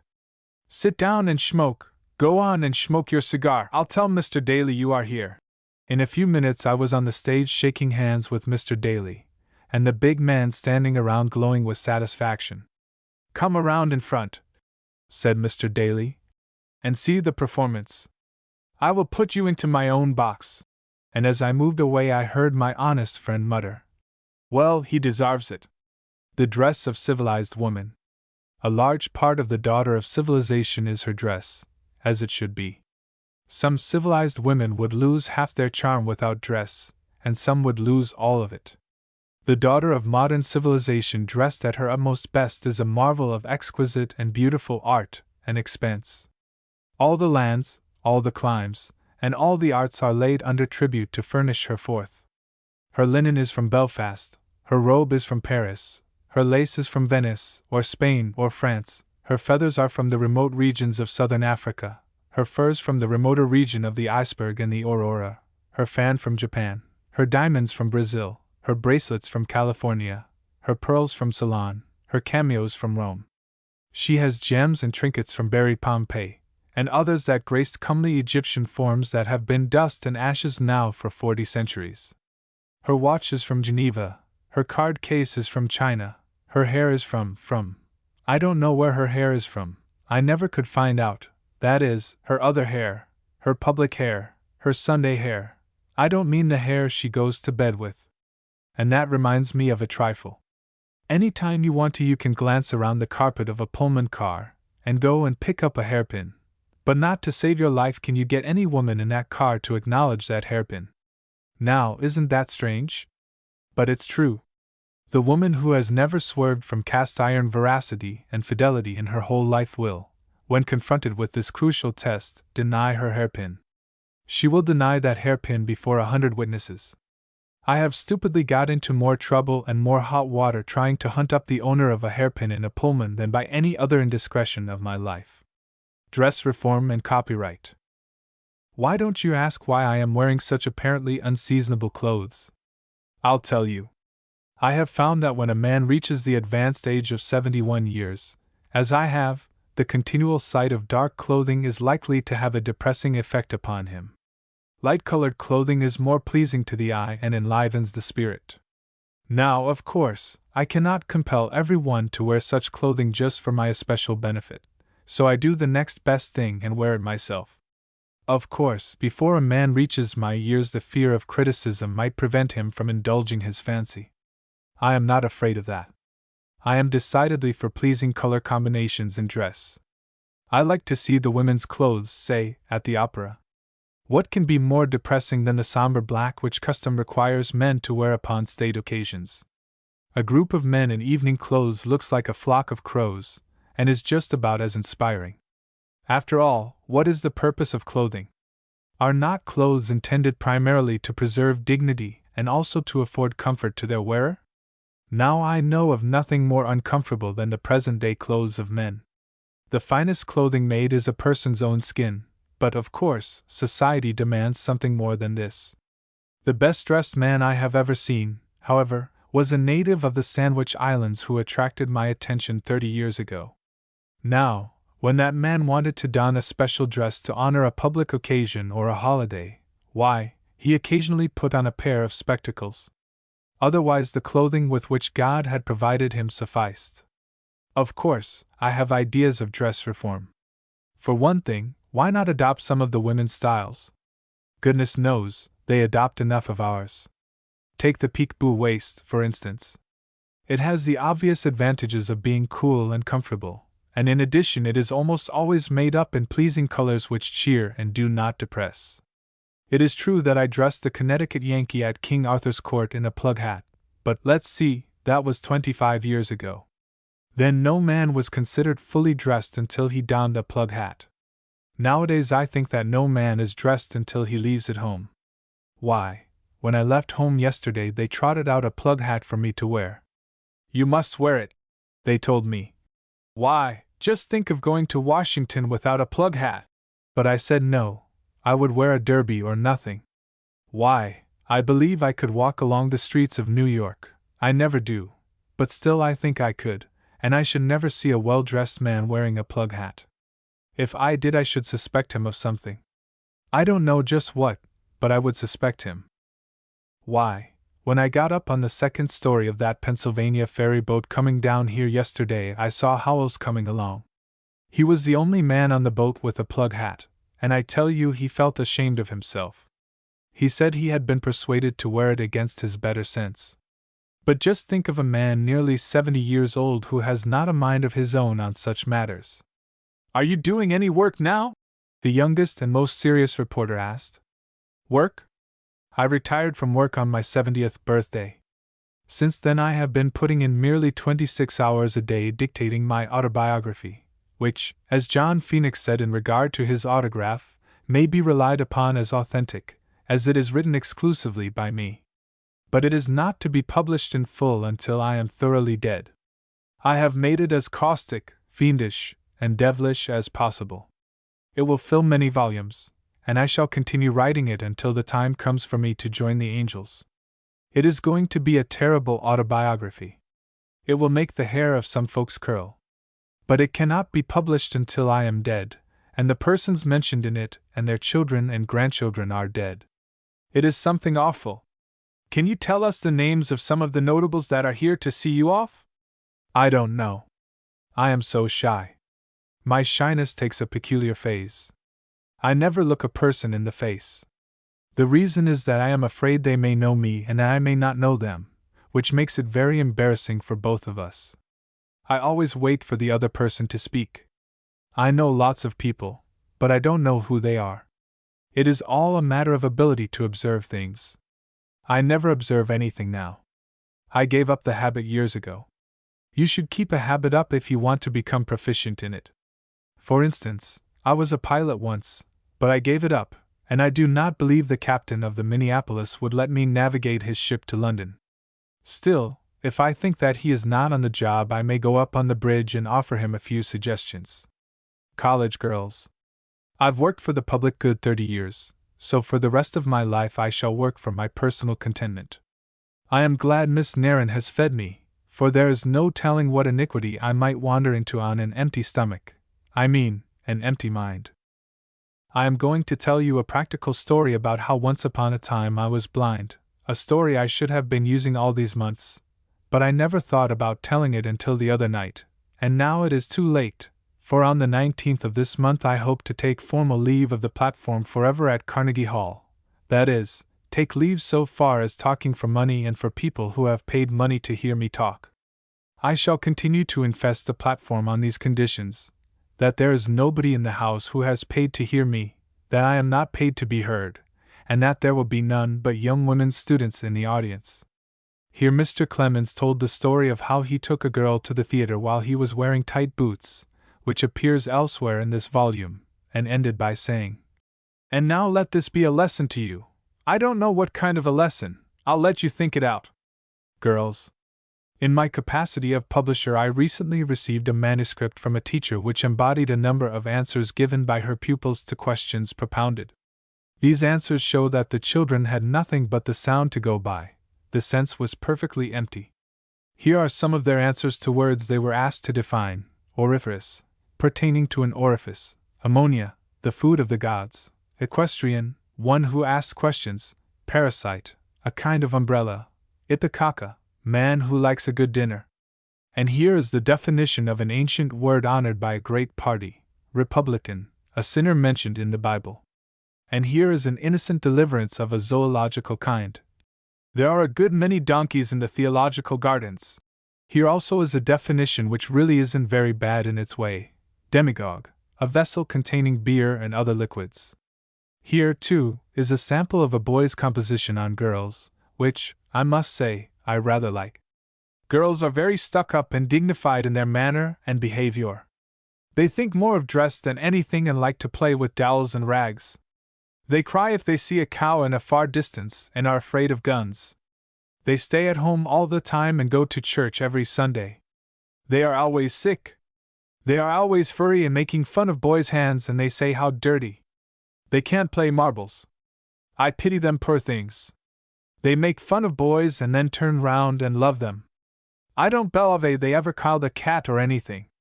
They look out every night and say, "Oh, ain't the moon lovely?" There is one thing I have not told, and that is they always know their lessons better'n boys. The ladies.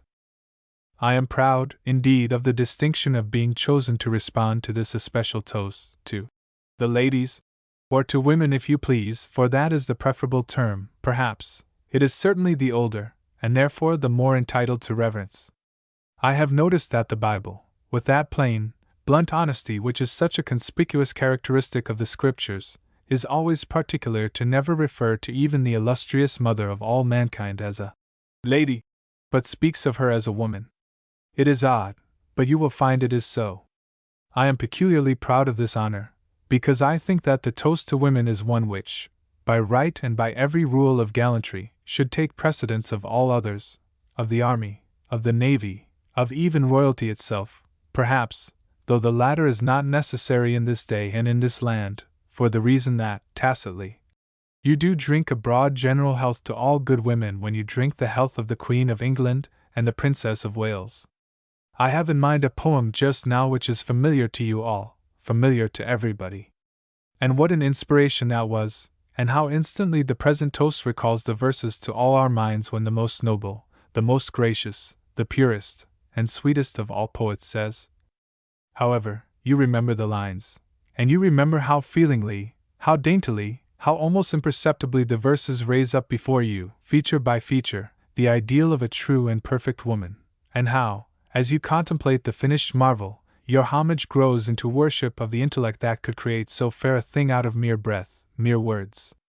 And you call to mind now, as I speak, how the poet, with stern fidelity to the history of all humanity, delivers this beautiful child of his heart and his brain over to the trials and sorrows that must come to all, sooner or later, that abide in the earth, and how the pathetic story culminates in that apostrophe, so wild, so regretful, so full of mournful retrospection. The lines run thus. And so on. I do not remember the rest. But taken together, it seems to me that poem is the noblest tribute to woman that human genius has ever brought forth, and I feel that if I were to talk hours I could not do my great theme completer or more graceful justice than I have now done in simply quoting that poet's matchless words. The phases of the womanly nature are infinite in their variety. Take any type of woman, and you shall find in it something to respect, something to admire, something to love. And you shall find the whole joining you heart and hand. Who was more patriotic than Joan of Arc? Who was braver? Who has given us a grander instance of self-sacrificing devotion? Ah! You remember well, what a throb of pain, what a great tidal wave of grief swept over us all when Joan of Arc fell at Waterloo. Who does not sorrow for the loss of Sappho, the sweet singer of Israel? Who among us does not miss the gentle ministrations, the softening influences, the humble piety of Lucretia Borgia? Who can join in the heartless libel that says woman is extravagant in dress when he can look back and call to mind our simple and lowly Mother Eve arrayed in her modification of the Highland costume? Sir, women have been soldiers, women have been painters, women have been poets. As long as language lives, the name of Cleopatra will live. And not because she conquered George III. But because she wrote those divine lines. The story of the world is adorned with the names of illustrious ones of our own sex, some of them sons of St. Andrew, too, Scott, Bruce, Burns, the warrior Wallace, Ben Nevis, the gifted Ben Lomond, and the great new Scotchman, Ben Disraeli. Mr. Benjamin Disraeli, at that time Prime Minister of England, had just been elected Lord Rector of Glasgow University, and had made a speech which gave rise to a world of discussion. Out of the great plains of history tower whole mountain ranges of sublime women, the Queen of Sheba, Josephine, Semiramis, Syrigamp, the list is endless, but I will not call the mighty roll. The names rise up in your own memories at the mere suggestion, luminous with the glory of deeds that cannot die, hallowed by the loving worship of the good and the true of all epochs and all climes. Suffice it for our pride and our honor that we in our day have added to it such names as those of Grace Darling and Florence Nightingale. Woman is all that she should be: gentle, patient, long-suffering, trustful, unselfish, full of generous impulses. It is her blessed mission to comfort the sorrowing, plead for the erring, encourage the faint of purpose, succor the distressed, uplift the fallen, befriend the friendless, in a word, afford the healing of her sympathies and a home in her heart for all the bruised and persecuted children that knock at its hospitable door. And when I say, God bless her, there is none among us who has known the ennobling affection of a wife, or the steadfast devotion of a mother, but in his heart will say, Amen. Woman's Press Club. If I were asked an opinion, I would call this an ungrammatical nation. There is no such thing as perfect grammar, and I don't always speak good grammar myself. But I have been foregathering for the past few days with professors of American universities, and I've heard them all say things like this. He don't like to do it. There was a stir. Oh, you'll hear that tonight if you listen, or he would have liked to have done it. You'll catch some educated Americans saying that. When these men take pen in hand, they write with as good grammar as any. But the moment they throw the pen aside, they throw grammatical morals aside with it. To illustrate the desirability and possibility of concentration, I must tell you a story of my little 6-year-old daughter. The governess had been teaching her about the reindeer, and, as the custom was, she related it to the family. She reduced the history of that reindeer to 2 or 3 sentences when the governess could not have put it into a page. She said, "The reindeer is a very swift animal. A reindeer once drew a sled 400 miles in 2 hours. She appended the comment. This was regarded as extraordinary, and concluded, "When that reindeer was done drawing that sled 400 miles in 2 hours, it died." As a final instance of the force of limitations in the development of concentration, I must mention that beautiful creature, Helen Keller, whom I have known for these many years. I am filled with the wonder of her knowledge, acquired because shut out from all distraction. If I could have been deaf, dumb, and blind, I also might have arrived at something. Votes for women. Ladies and gentlemen, it is a small help that I can afford, but it is just such help that one can give as coming from the heart through the mouth. The report of Mr. Meyer was admirable, and I was as interested in it as you have been. Why, I'm twice as old as he, and I've had so much experience that I would say to him, when he makes his appeal for help, don't make it for today or tomorrow, but collect the money on the spot. We are all creatures of sudden impulse. We must be worked up by steam, as it were. Get them to write their wills now, or it may be too late by and by. 15 or 20 years ago I had an experience I shall never forget.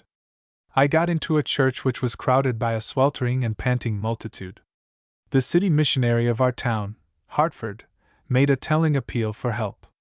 He told of personal experiences among the poor in cellars and top lofts requiring instances of devotion and help. The poor are always good to the poor. When a person with his millions gives $100,000, it makes a great noise in the world, but he does not miss it. It's the widow's mite that makes no noise but does the best work. I remember on that occasion in the Hartford church the collection was being taken up. The appeal had so stirred me that I could hardly wait for the hat or plate to come my way. I had $400 in my pocket, and I was anxious to drop it in the plate, and wanted to borrow more. But the plate was so long in coming my way that the fever heat of beneficence was going down lower and lower, going down at the rate of $100 a minute. The plate was past too late. When it finally came to me, my enthusiasm had gone down so much that I kept my $400, and stole a dime from the plate. So, you see, time sometimes leads to crime. Oh, many a time have I thought of that and regretted it, and I adjure you all to give while the fever is on you. Referring to woman's sphere in life, I'll say that woman is always right. For 25 years I've been a woman's rights man. I have always believed, long before my mother died, that, with her gray hairs and admirable intellect, perhaps she knew as much as I did. Perhaps she knew as much about voting as I. I should like to see the time come when women shall help to make the laws. I should like to see that whiplash, the ballot, in the hands of women.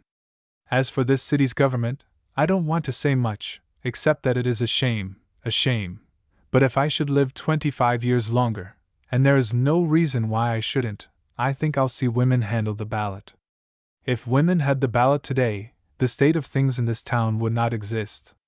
If all the women in this town had a vote today, they would elect a mayor at the next election, and they would rise in their might and change the awful state of things now existing here. Woman in opinion.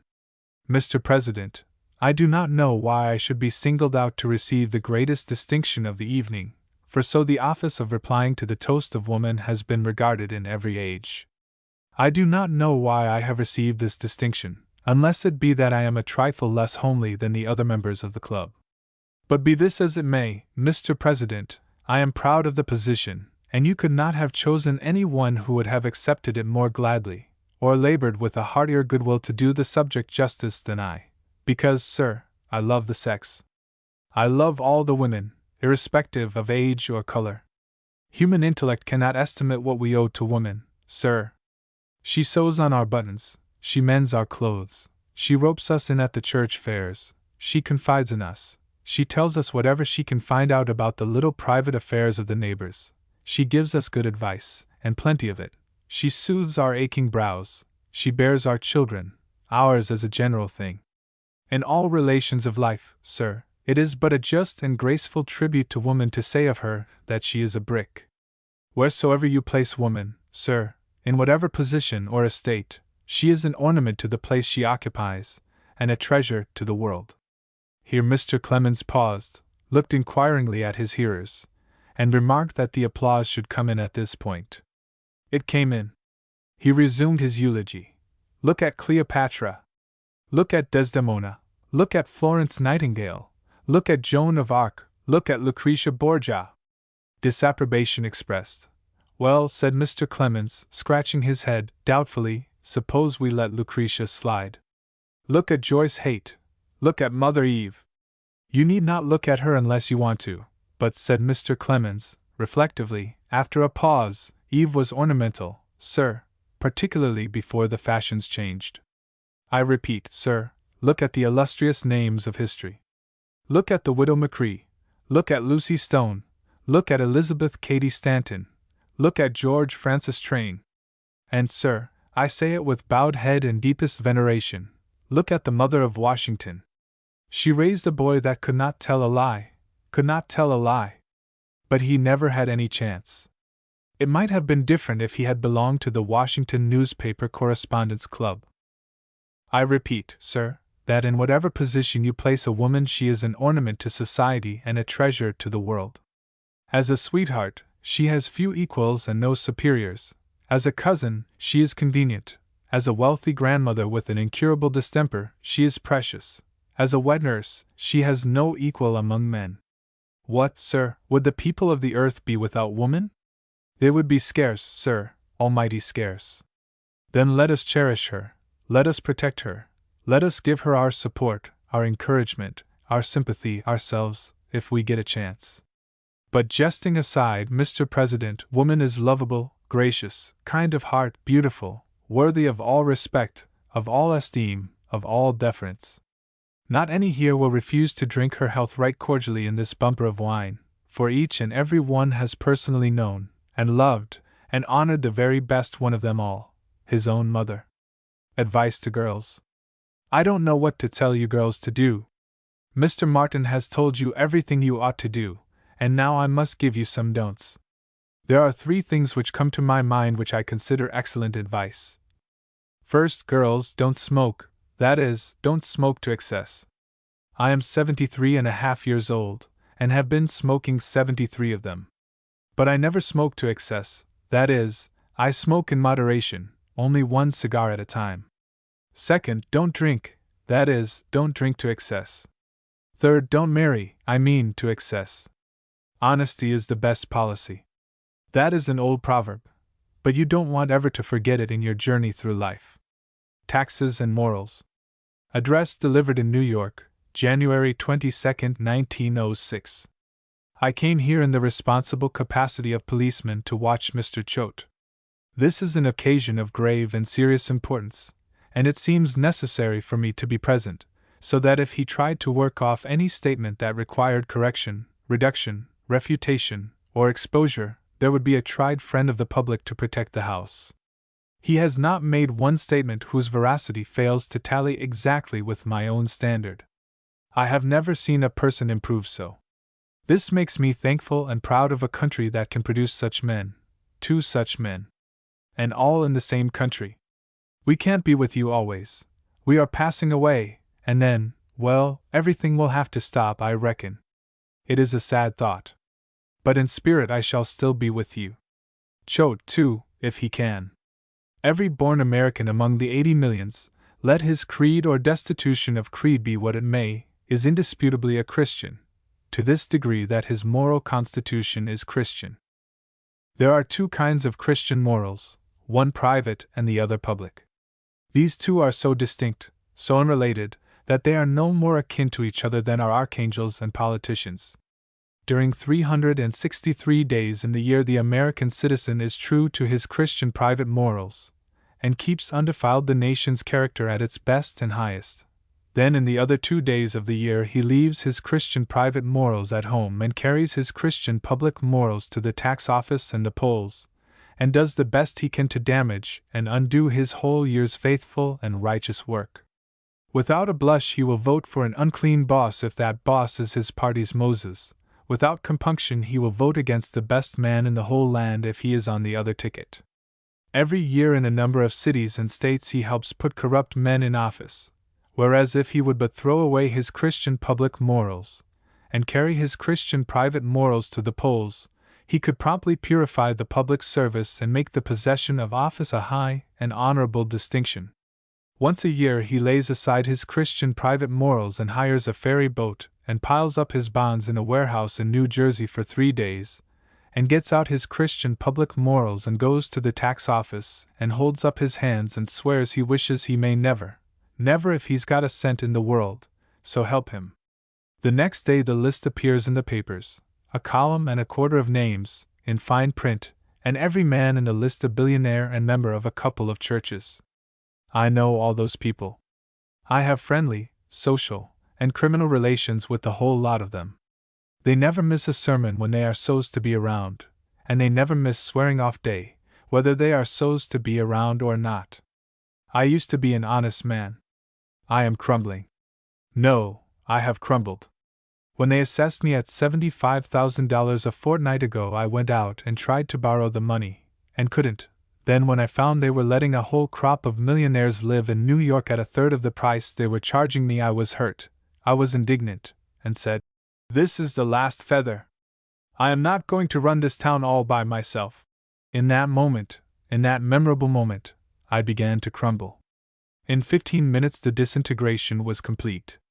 In 15 minutes I had become just a mere moral sandpile, and I lifted up my hand along with those seasoned and experienced deacons and swore off every rag of personal property I've got in the world, clear down to cork leg, glass eye, and what is left of my wig. Those tax officers were moved. They were profoundly moved. They had long been accustomed to seeing hardened old grafters act like that, and they could endure the spectacle, but they were expecting better things of me, a chartered, professional moralist, and they were saddened. I fell visibly in their respect and esteem, and I should have fallen in my own, except that I had already struck bottom, and there wasn't any place to fall to. At Tuskegee they will jump to misleading conclusions from insufficient evidence, along with Dr. Parkhurst, and they will deceive the student with the superstition that no gentleman ever swears. Look at those good millionaires, aren't they gentlemen? Well, they swear. Only once in a year, maybe, but there's enough bulk to it to make up for the lost time. And do they lose anything by it? No, they don't. They save enough in 3 minutes to support the family 7 years. When they swear, do we shudder? No, unless they say, "Damn!" Then we do. It shrivels us all up. Yet we ought not to feel so about it, because we all swear, everybody. Including the ladies. Including Dr. Parkhurst, that strong and brave and excellent citizen, but superficially educated. For it is not the word that is the sin, it is the spirit back of the word. When an irritated lady says, "Oh," the spirit back of it is, "Damn!" and that is the way it is going to be recorded against her. It always makes me so sorry when I hear a lady swear like that. But if she says, "Damn," and says it in an amiable, nice way, it isn't going to be recorded at all. The idea that no gentleman ever swears is all wrong. He can swear and still be a gentleman if he does it in a nice and benevolent and affectionate way. The historian, John Fiske, whom I knew well and loved, was a spotless and most noble and upright Christian gentleman, and yet he swore once. Not exactly that, maybe, still, but I will tell you about it. One day, when he was deeply immersed in his work, his wife came in, much moved and profoundly distressed, and said, "I am sorry to disturb you, John, but I must, for this is a serious matter, and needs to be attended to at once." Then, lamenting, she brought a grave accusation against their little son. She said, He has been saying his Aunt Mary is a fool and his Aunt Martha is a damned fool. Mr. Fisk reflected upon the matter a minute, then said, "Oh, well, it's about the distinction I should make between them myself. Mr. Washington, I beg you to convey these teachings to your great and prosperous and most beneficent educational institution, and add them to the prodigal mental and moral riches wherewith you equip your fortunate protégés for the struggle of life." Tammany and Croker. Great Britain had a Tammany and a Croker a good while ago. This Tammany was in India, and it began its career with the spread of the English dominion after the Battle of Plassey. Its first boss was Clive, a sufficiently crooked person sometimes, but straight as a yardstick when compared with the corkscrew crookedness of the second boss, Warren Hastings. That old-time Tammany was the East India Company's government, and had its headquarters at Calcutta. Ostensibly it consisted of a great council of 4 persons, of whom one was the Governor-General, Warren Hastings. Really it consisted of 1 person, Warren Hastings, for by usurpation he concentrated all authority in himself and governed the country like an autocrat. Ostensibly the Court of Directors, sitting in London and representing the vast interests of the stockholders, was supreme in authority over the Calcutta Great Council, whose membership it appointed and removed at pleasure, whose policies it dictated, and to whom it conveyed its will in the form of sovereign commands.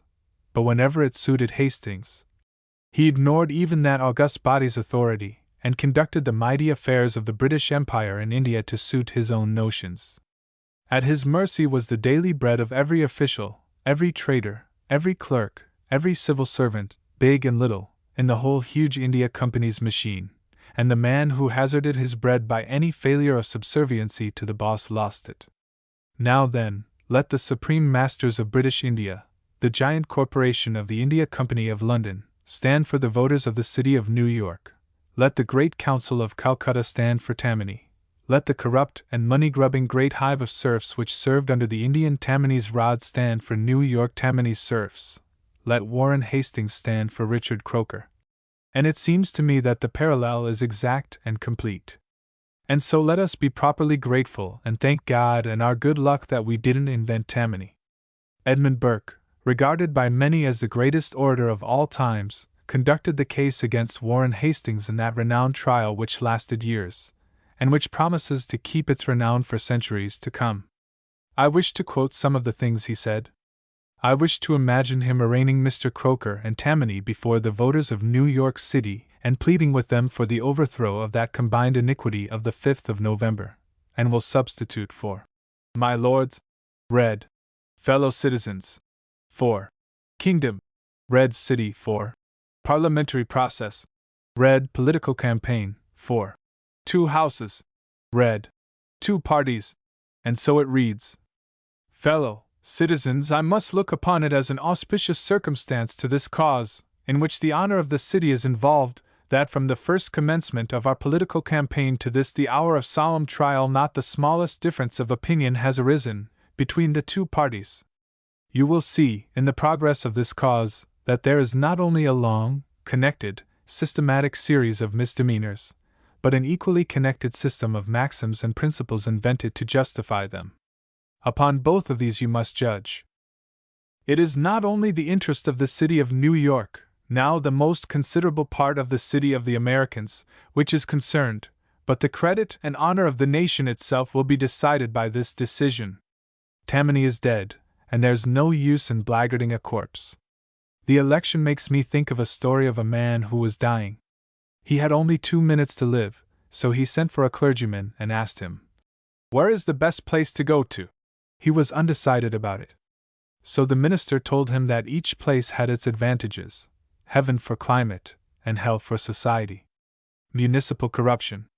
The bishop has just spoken of a condition of things which none of us can deny, and which ought not to exist, that is, the lust of gain, a lust which does not stop short of the penitentiary or the jail to accomplish its ends. But we may be sure of one thing, and that is that this sort of thing is not universal.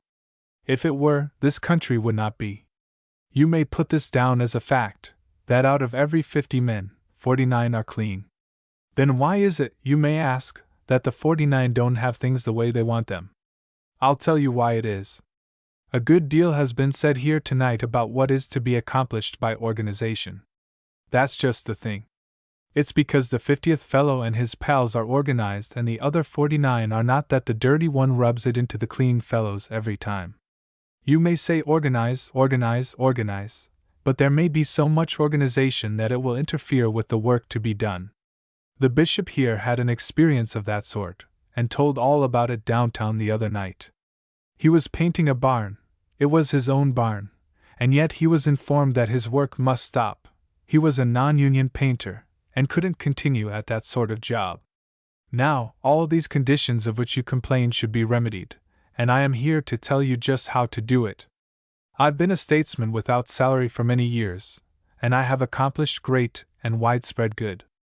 I don't know that it has benefited anybody very much, even if it was good, but I do know that it hasn't harmed me very much, and it hasn't made me any richer.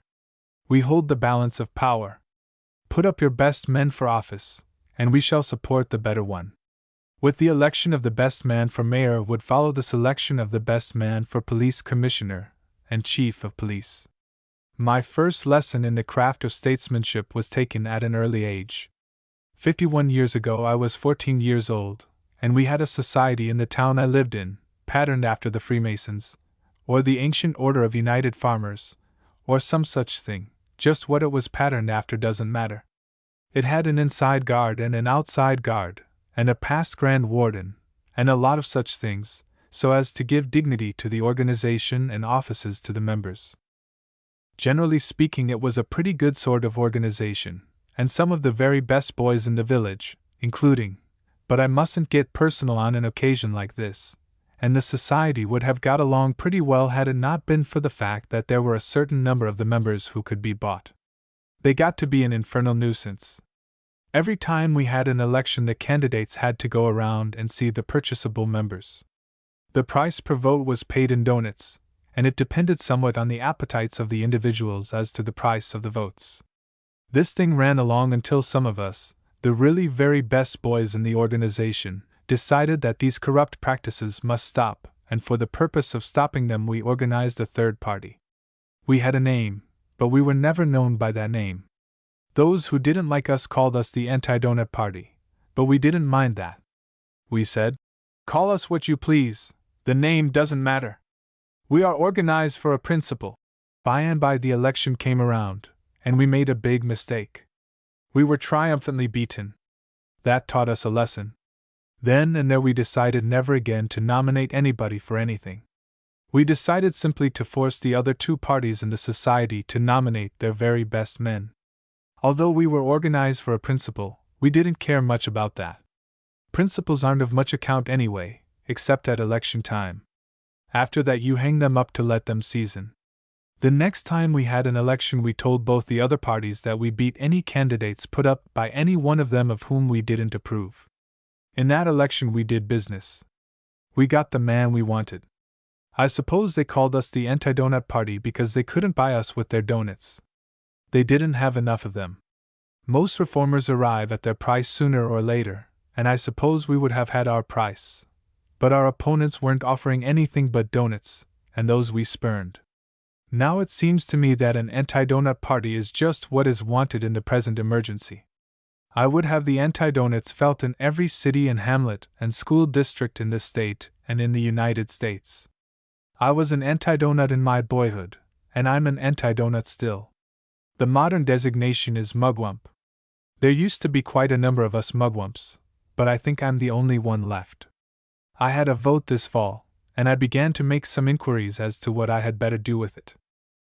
I don't know anything about finance, and I never did, but I know some pretty shrewd financiers, and they told me that Mr. Bryan wasn't safe on any financial question.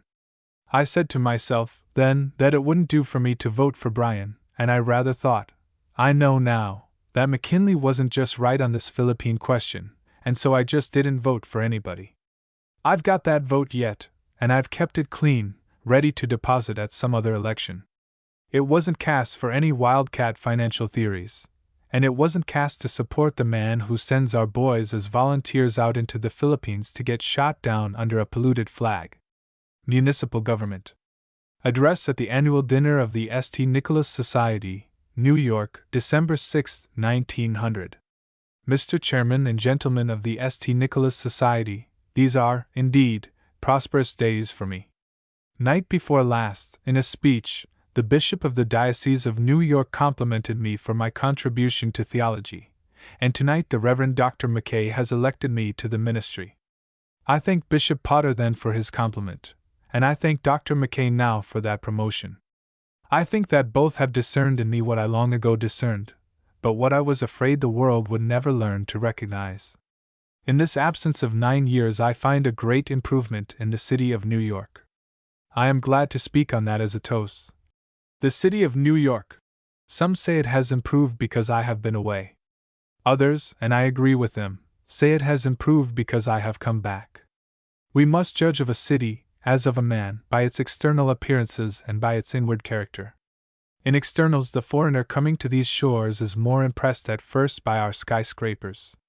They are new to him. He has not done anything of the sort since he built the Tower of Babel. The foreigner is shocked by them. In the daylight they are ugly.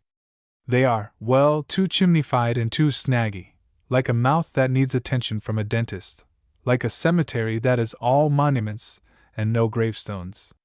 But at night, seen from the river where they are columns towering against the sky, all sparkling with light, they are fairy-like. They are beauty more satisfactory to the soul and more enchanting than anything that man has dreamed of since the Arabian Nights. We can't always have the beautiful aspect of things. Let us make the most of our sights that are beautiful and let the others go. When your foreigner makes disagreeable comments on New York by daylight, float him down the river at night. What has made these skyscrapers possible is the elevator. The cigar box, which the European calls a lift, needs but to be compared with our elevators to be appreciated. The lift stops to reflect between floors. That is all right in a hearse, but not in elevators. The American elevator acts like the man's patent purge. It worked. As the inventor said, this purge doesn't waste any time fooling around, it attends strictly to business. That New Yorkers have the cleanest, quickest, and most admirable system of street railways in the world has been forced upon you by the abnormal appreciation you have of your hackman. We ought always to be grateful to him for that service. Nobody else would have brought such a system into existence for us. We ought to build him a monument. We owe him one as much as we owe one to anybody. Let it be a tall one. Nothing permanent, of course. Build it of plaster, say. Then gaze at it and realize how grateful we are, for the time being, and then pull it down and throw it on the ash heap. That's the way to honor your public heroes. As to our streets, I find them cleaner than they used to be. I miss those dear old landmarks, the symmetrical mountain ranges of dust and dirt that used to be piled up along the streets for the wind and rain to tear down at their pleasure. Yes, New York is cleaner than Bombay. I realize that I have been in Bombay, that I now am in New York, that it is not my duty to flatter Bombay, but rather to flatter New York. Compared with the wretched attempts of London to light that city, New York may fairly be said to be a well-lighted city. Why, London's attempt at good lighting is almost as bad as London's attempt at rapid transit. There is just one good system of rapid transit in London, the tube, and that, of course, had been put in by Americans. Perhaps, after a while, those Americans will come back and give New York also a good underground system. Perhaps they have already begun. I have been so busy since I came back that I haven't had time as yet to go down cellar. But it is by the laws of the city, it is by the manners of the city, it is by the ideals of the city, it is by the customs of the city and by the municipal government which all these elements correct, support, and foster, by which the foreigner judges the city. It is by these that he realizes that New York may, indeed, hold her head high among the cities of the world. It is by these standards that he knows whether to class the city higher or lower than the other municipalities of the world. Gentlemen, you have the best municipal government in the world, the purest and the most fragrant. The very angels envy you, and wish they could establish a government like it in heaven. You got it by a noble fidelity to civic duty. You got it by stern and ever-watchful exertion of the great powers with which you are charged by the rights which were handed down to you by your forefathers, by your manly refusal to let base men invade the high places of your government, and by instant retaliation when any public officer has insulted you in the city's name by swerving in the slightest from the upright and full performance of his duty. It is you who have made this city the envy of the cities of the world. God will bless you for it. God will bless you for it. Why, when you approach the final resting place, the angels of heaven will gather at the gates and cry out, "Here they come! Show them to the archangel's box, and turn the limelight on them." China and the Philippines. For years I've been a self-appointed missionary to bring about the union of America and the motherland. They ought to be united. Behold America, the refuge of the oppressed from everywhere, who can pay $50 admission, any one except a Chinaman, standing up for human rights everywhere, even helping China let people in free when she wants to collect $50 upon them. And how unselfishly England has wrought for the open door for all. And how piously America has wrought for that open door in all cases where it was not her own. Yes, as a missionary I've sung my songs of praise. And yet I think that England sinned when she got herself into a war in South Africa which she could have avoided, just as we sinned in getting into a similar war in the Philippines. Mr. Churchill, by his father, is an Englishman. By his mother he is an American, no doubt a blend that makes the perfect man. England and America, yes, we are kin. And now that we are also kin in sin, there is nothing more to be desired. The harmony is complete, the blend is perfect. Theoretical morals. It has always been difficult, leave that word difficult, not exceedingly difficult, but just difficult, nothing more than that, not the slightest shade to add to that, just difficult, to respond properly, in the right phraseology, when compliments are paid to me. But it is more than difficult when the compliments are paid to a better than I, my wife. And while I am not here to testify against myself, I can't be expected to do so. A prisoner in your own country is not admitted to do so. As to which member of the family wrote my books, I could say in general that really I wrote the books myself. My wife puts the facts in, and they make it respectable. My modesty won't suffer while compliments are being paid to literature, and through literature to my family. I can't get enough of them. I am curiously situated tonight. It so rarely happens that I am introduced by a humorist. I am generally introduced by a person of grave walk and carriage. That makes the proper background of gravity for brightness. I am going to alter to suit, and haply I may say some humorous things. When you start with a blaze of sunshine and upburst of humor, when you begin with that, the proper office of humor is to reflect, to put you into that pensive mood of deep thought, to make you think of your sins, if you wish half an hour to fly. Humor makes me reflect now tonight, it sets the thinking machinery in motion. Always, when I am thinking, there come suggestions of what I am, and what we all are, and what we are coming to. A sermon comes from my lips always when I listen to a humorous speech. I seize the opportunity to throw away frivolities, to say something to plant the seed, and make all better than when I came. In Mr. Grossmith's remarks there was a subtle something suggesting my favorite theory of the difference between theoretical morals and practical morals. I tried to instill practical morals in the place of theatrical, I mean theoretical, but as an addendum, an annex, something added to theoretical morals. When your chairman said it was the first time he had ever taken the chair, he did not mean that he had not taken lots of other things. He attended my first lecture and took notes. This indicated the man's disposition. There was nothing else flying round, so he took notes. He would have taken anything he could get. I can bring a moral to bear here which shows the difference between theoretical morals and practical morals. Theoretical morals are the sort you get on your mother's knee, in good books, and from the pulpit. You gather them in your head, and not in your heart. They are theory without practice. Without the assistance of practice to perfect them, it is difficult to teach a child to be honest, don't steal. I will teach you how it should be done, lead you into temptation, teach you how to steal, so that you may recognize when you have stolen and feel the proper pangs. It is no good going round and bragging you have never taken the chair. As by the fires of experience, so by commission of crime, you learn real morals.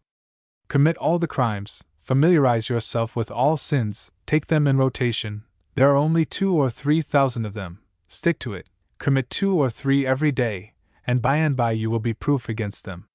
When you are through, you will be proof against all sins and morally perfect.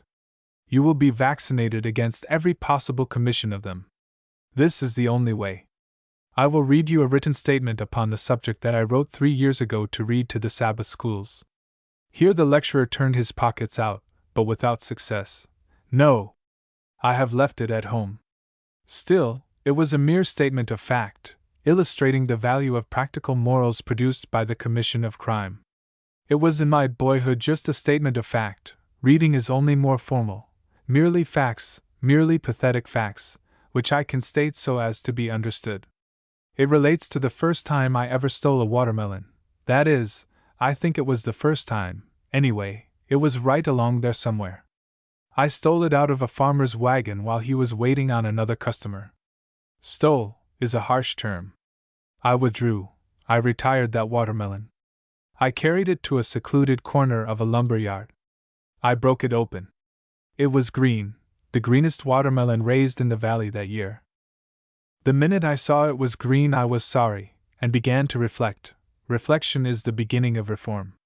If you don't reflect when you commit a crime, then that crime is of no use. It might just as well have been committed by someone else. You must reflect, or the value is lost. You are not vaccinated against committing it again. I began to reflect. I said to myself, what ought a boy to do who has stolen a green watermelon? What would George Washington do, the father of his country, the only American who could not tell a lie? What would he do? There is only one right, high, noble thing for any boy to do who has stolen a watermelon of that class. He must make restitution. He must restore that stolen property to its rightful owner. I said I would do it when I made that good resolution. I felt it to be a noble, uplifting obligation. I rose up spiritually stronger and refreshed. I carried that watermelon back, what was left of it, and restored it to the farmer, and made him give me a ripe one in its place. Now you see that this constant impact of crime upon crime protects you against further commission of crime. It builds you up. A man can't become morally perfect by stealing 1 or 1,000 green watermelons, but every little helps. I was at a great school yesterday, St. Paul's, where for 400 years they have been busy with brains, and building up England by producing Pepys, Miltons, and Marlboroughs. 600 boys left to nothing in the world but theoretical morality. I wanted to become the professor of practical morality, but the high master was away, so I suppose I shall have to go on making my living the same old way, by adding practical to theoretical morality. What are the glory that was Greece, the grandeur that was Rome, compared to the glory and grandeur and majesty of a perfected morality such as you see before you? The new vagabonds are old vagabonds, undergoing the old sort of reform. You drank my health. I hope I have not been unuseful. Take this system of morality to your hearts. Take it home to your neighbors and your graves, and I hope that it will be a long time before you arrive there. Layman's Sermon. I have been listening to what was said here, and there is in it a lesson of citizenship. You created the police, and you are responsible for them. One must pause, therefore, before criticizing them too harshly. They are citizens, just as we are. A little of citizenship ought to be taught at the mother's knee and in the nursery. Citizenship is what makes a republic. Monarchies can get along without it. What keeps a republic on its legs is good citizenship. Organization is necessary in all things. It is even necessary in reform. I was in organization myself once, for 12 hours. I was in Chicago a few years ago about to depart for New York. There were with me Mr. Osgood, a publisher, and a stenographer. I picked out a stateroom on a train, the principal feature of which was that it contained the privilege of smoking. The train had started but a short time when the conductor came in and said that there had been a mistake made, and asked that we vacate the apartment. I refused, but when I went out on the platform, Osgood and the stenographer agreed to accept a section. They were too modest. Now, I am not modest. I was born modest, but it didn't last.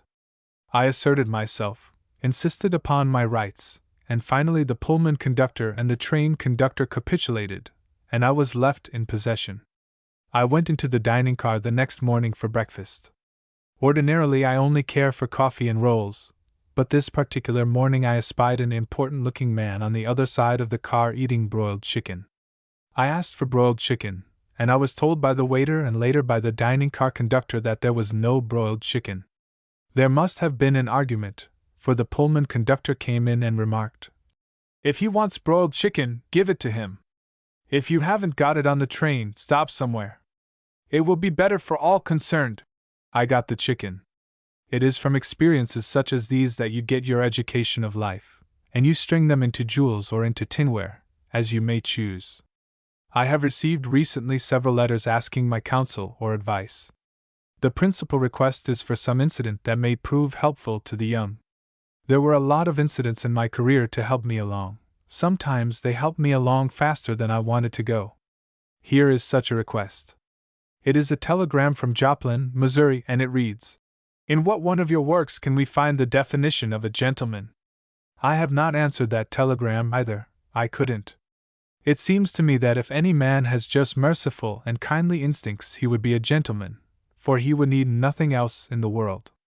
I received the other day a letter from my old friend, William Dean Howells. Howells, the head of American literature. No one is able to stand with him. He is an old friend of mine, and he writes me, "Tomorrow I shall be 69 years old." Why, I am surprised at Howells writing that. I have known him longer than that. I'm sorry to see a man trying to appear so young. Let's see. Howells says now, "I see you have been burying Patrick. I suppose he was old too." No, he was never old, Patrick. He came to us 36 years ago. He was my coachman on the morning that I drove my young bride to our new home.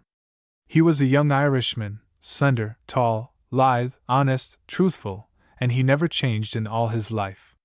He really was with us but 25 years, for he did not go with us to Europe, but he never regarded that as separation. As the children grew up, he was their guide. He was all honor, honesty, and affection. He was with us in New Hampshire, with us last summer, and his hair was just as black, his eyes were just as blue, his form just as straight, and his heart just as good as on the day we first met. In all the long years, Patrick never made a mistake. He never needed an order, he never received a command. He knew. I have been asked for my idea of an ideal gentleman, and I give it to you, Patrick McCuller. University Settlement Society.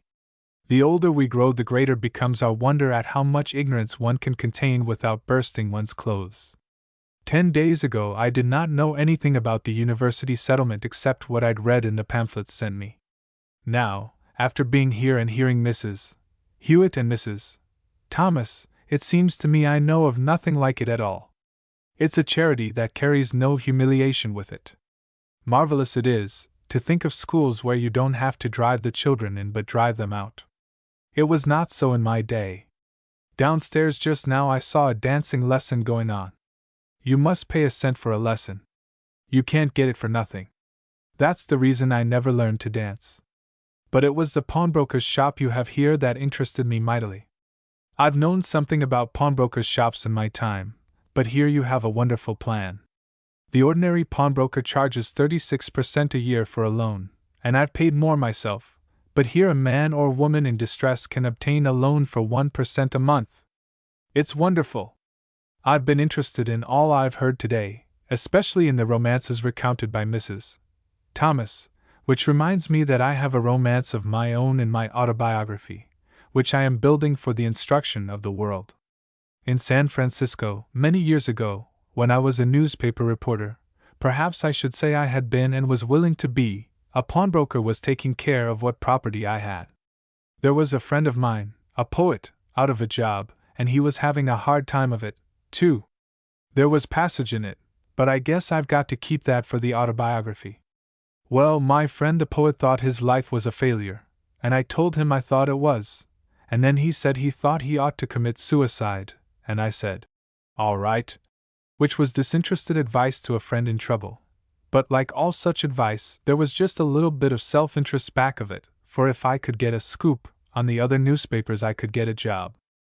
The poet could be spared, and so, largely for his own good and partly for mine, I kept the thing in his mind, which was necessary, as would-be suicides are very changeable and hard to hold to their purpose.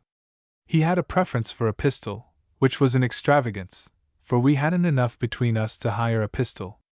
A fork would have been easier. And so he concluded to drown himself, and I said it was an excellent idea, the only trouble being that he was so good a swimmer. So we went down to the beach. I went along to see that the thing was done right. Then something most romantic happened. There came in on the sea something that had been on its way for 3 years. It rolled in across the broad Pacific with a message that was full of meaning to that poor poet, and cast itself at his feet.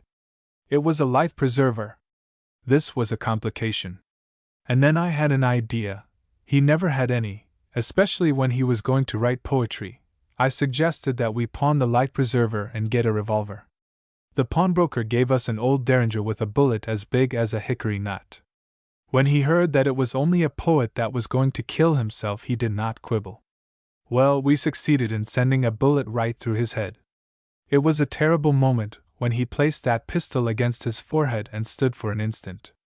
I said, "Oh, pull the trigger!" And he did, and cleaned out all the gray matter in his brains. It carried the poetic faculty away, and now he's a useful member of society. Now, therefore, I realize that there's no more beneficent institution than this penny fund of yours, and I want all the poets to know this. I did think about writing you a check, but now I think I'll send you a few copies of what one of your little members called Strawberry Finn. Public Education Association. I don't suppose that I am called here as an expert on education, for that would show a lack of foresight on your part, and a deliberate intention to remind me of my shortcomings. As I sat here looking around for an idea, it struck me that I was called for 2 reasons. One was to do good to me, a poor unfortunate traveler on the world's wide ocean, by giving me a knowledge of the nature and scope of your society, and letting me know that others beside myself have been of some use in the world. The other reason that I can see is that you have called me to show by way of contrast what education can accomplish if administered in the right sort of doses. Your worthy president said that the school pictures, which have received the admiration of the world at the Paris Exposition, have been sent to Russia, and this was a compliment from that government, which is very surprising to me. Why, it is only an hour since I read a cablegram in the newspapers beginning, "Russia proposes to retrench." I was not expecting such a thunderbolt, and I thought what a happy thing it will be for Russians when the retrenchment will bring home the 30,000 Russian troops now in Manchuria, to live in peaceful pursuits. I thought this was what Germany should do also without delay, and that France and all the other nations in China should follow suit. Why should not China be free from the foreigners, who are only making trouble on her soil? If they would only all go home, what a pleasant place China would be for the Chinese. We do not allow Chinamen to come here, and I say in all seriousness that it would be a graceful thing to let China decide who shall go there. China never wanted foreigners any more than foreigners wanted Chinamen, and on this question I am with the Boxers every time. The Boxer is a patriot. He loves his country better than he does the countries of other people. I wish him success. The Boxer believes in driving us out of his country. I am a Boxer too, for I believe in driving him out of our country. When I read the Russian dispatch further, my dream of world peace vanished. It said that the vast expense of maintaining the army had made it necessary to retrench, and so the government had decided that to support the army it would be necessary to withdraw the appropriation from the public schools. This is a monstrous idea to us. We believe that out of the public school grows the greatness of a nation. It is curious to reflect how history repeats itself the world over. Why, I remember the same thing was done when I was a boy on the Mississippi River. There was a proposition in a township there to discontinue public schools because they were too expensive. An old farmer spoke up and said if they stopped the schools they would not save anything, because every time a school was closed a jail had to be built. It's like feeding a dog on his own tail. He'll never get fat. I believe it is better to support schools than jails. The work of your association is better, and shows more wisdom than the Tsar of Russia and all his people. This is not much of a compliment, but it's the best I've got in stock. Education and citizenship. I agreed when the mayor said that there was not a man within hearing who did not agree that citizenship should be placed above everything else, even learning. Have you ever thought about this? Is there a college in the whole country where there is a chair of good citizenship? There is a kind of bad citizenship which is taught in the schools, but no real good citizenship taught. There are some which teach insane citizenship, bastard citizenship, but that is all. Patriotism. Yes, but patriotism is usually the refuge of the scoundrel. He is the man who talks the loudest. You can begin that chair of citizenship in the College of the City of New York. You can place it above mathematics and literature, and that is where it belongs. We used to trust in God. I think it was in 1863 that some genius suggested that it be put upon the gold and silver coins which circulated among the rich. They didn't put it on the nickels and coppers because they didn't think the poor folks had any trust in God. Good citizenship would teach accuracy of thinking and accuracy of statement. Now, that motto on the coin is an overstatement. Those congressmen had no right to commit this whole country to a theological doctrine. But since they did, Congress ought to state what our creed should be. There was never a nation in the world that put its whole trust in God. It is a statement made on insufficient evidence. Leaving out the gamblers, the burglars, and the plumbers, perhaps we do put our trust in God after a fashion. But, after all, it is an overstatement. If the cholera or black plague should come to these shores, perhaps the bulk of the nation would pray to be delivered from it, but the rest would put their trust in the Health Board of the City of New York. I read in the papers within the last day or two of a poor young girl who they said was a leper. Did the people in that populous section of the country where she was, did they put their trust in God? The girl was afflicted with the leprosy, a disease which cannot be communicated from one person to another. Yet, instead of putting their trust in God, they harried that poor creature, shelterless and friendless, from place to place, exactly as they did in the Middle Ages, when they made lepers wear bells, so that people could be warned of their approach and avoid them. Perhaps those people in the Middle Ages thought they were putting their trust in God. The president ordered the removal of that motto from the coin, and I thought that it was well. I thought that overstatement should not stay there. But I think it would better read, "Within certain judicious limitations we trust in God." And if there isn't enough room on the coin for this, why, enlarge the coin. Now I want to tell a story about jumping at conclusions. It was told to me by Bram Stoker, and it concerns a christening. There was a little clergyman who was prone to jump at conclusions sometimes. One day he was invited to officiate at a christening. He went. There sat the relatives, intelligent-looking relatives they were. The little clergyman's instinct came to him to make a great speech. He was given to flights of oratory that way, a very dangerous thing, for often the wings which take one into clouds of oratorical enthusiasm are wax and melt up there, and down you come. But the little clergyman couldn't resist. He took the child in his arms, and holding it, looked at it a moment. It wasn't much of a child. It was little, like a sweet potato. Then the little clergyman waited impressively, and then, "I see in your countenances," he said, "disappointment of him. I see you are disappointed with this baby. Why? Because he is so little. My friends, if you had but the power of looking into the future, you might see that great things may come of little things. There is the great ocean, holding the navies of the world, which comes from little drops of water no larger than a woman's tears. There are the great constellations in the sky, made up of little bits of stars. Oh, if you could consider his future, you might see that he might become the greatest poet of the universe, the greatest warrior the world has ever known, greater than Caesar, than Hannibal, than, turning to the father. "What's his name?" The father hesitated, then whispered back. "His name? Well, his name is Marianne. Courage. In the matter of courage we all have our limits. There never was a hero who did not have his bounds. I suppose it may be said of Nelson and all the others whose courage has been advertised that there came times in their lives when their bravery knew it had come to its limit. I have found mine a good many times.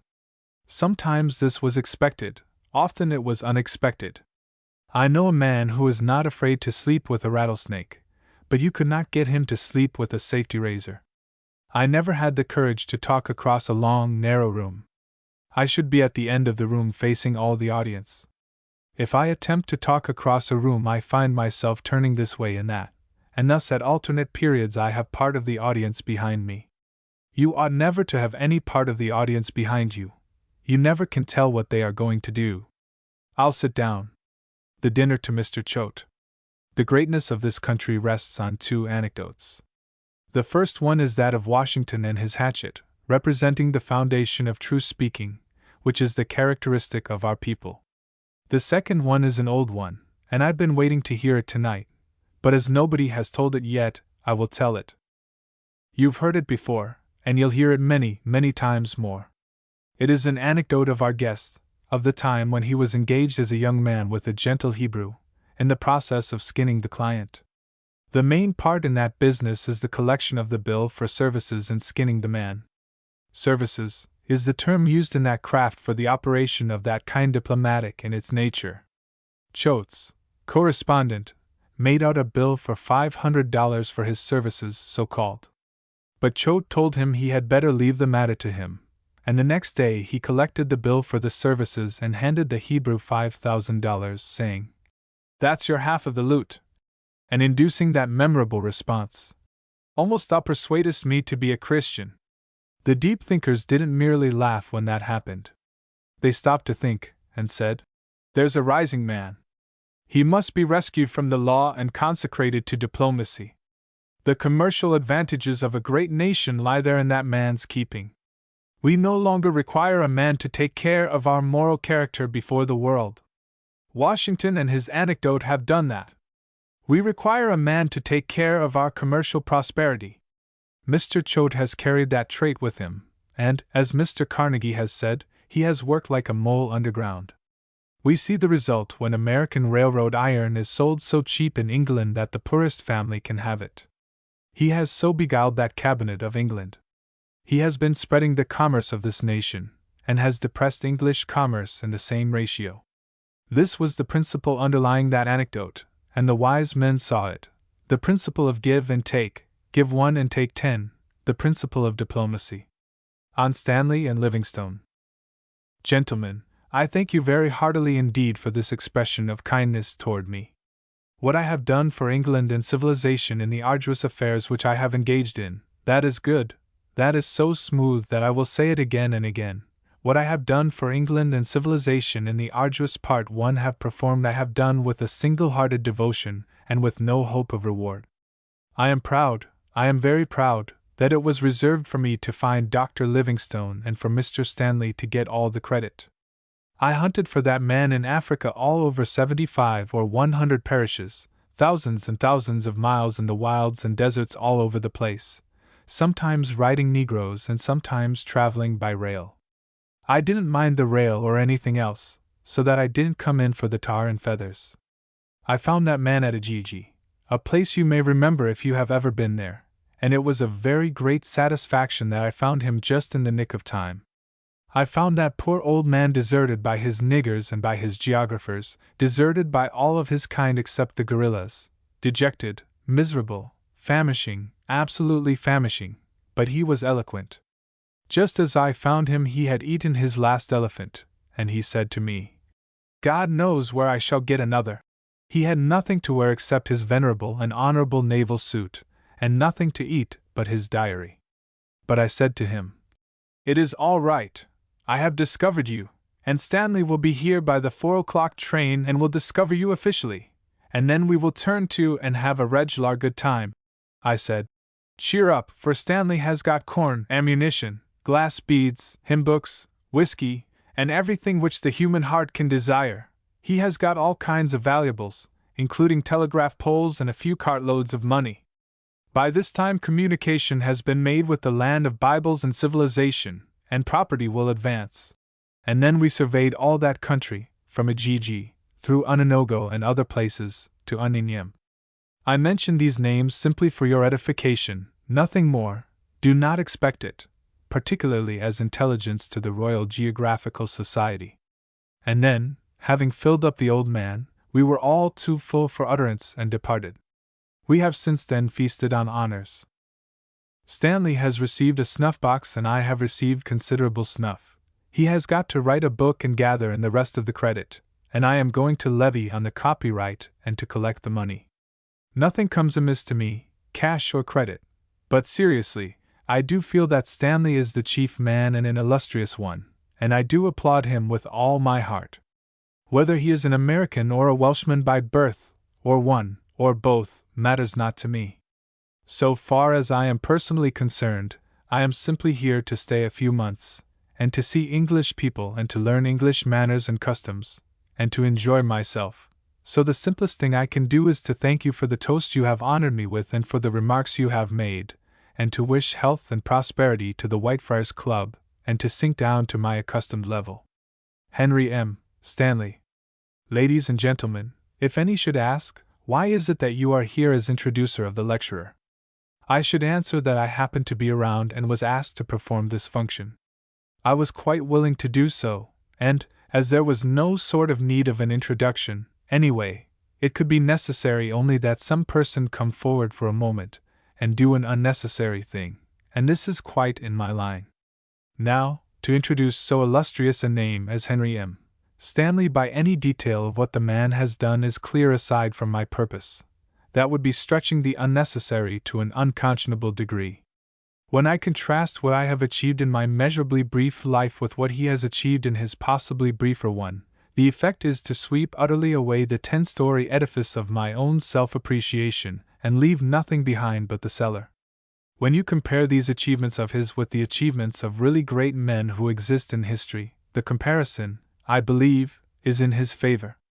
I am not here to disparage Columbus. No, I won't do that. But when you come to regard the achievements of these two men, Columbus and Stanley, from the standpoint of the difficulties they encountered, the advantage is with Stanley and against Columbus. Now, Columbus started out to discover America. Well, he didn't need to do anything at all but sit in the cabin of his ship and hold his grip and sail straight on, and America would discover itself. Here it was, barring his passage the whole length and breadth of the South American continent, and he couldn't get by it. He'd got to discover it. But Stanley started out to find Dr. Livingstone, who was scattered abroad, as you may say, over the length and breadth of a vast slab of Africa as big as the United States. It was a blind kind of search. He was the worst scattered of men. But I will throw the weight of this introduction upon one very peculiar feature of Mr. Stanley's character, and that is his indestructible Americanism, an Americanism which he is proud of.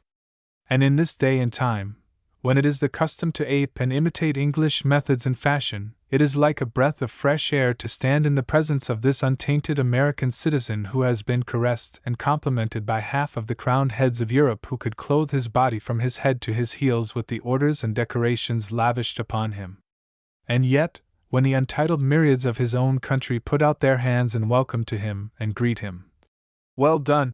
through the Congress of the United States, that is the crown that is worth all the rest to him. He is a product of institutions which exist in no other country on earth, institutions that bring out all that is best and most heroic in a man. I introduce Henry M. Stanley. Dinner to Mr. Jerome. Indeed, that is very sudden.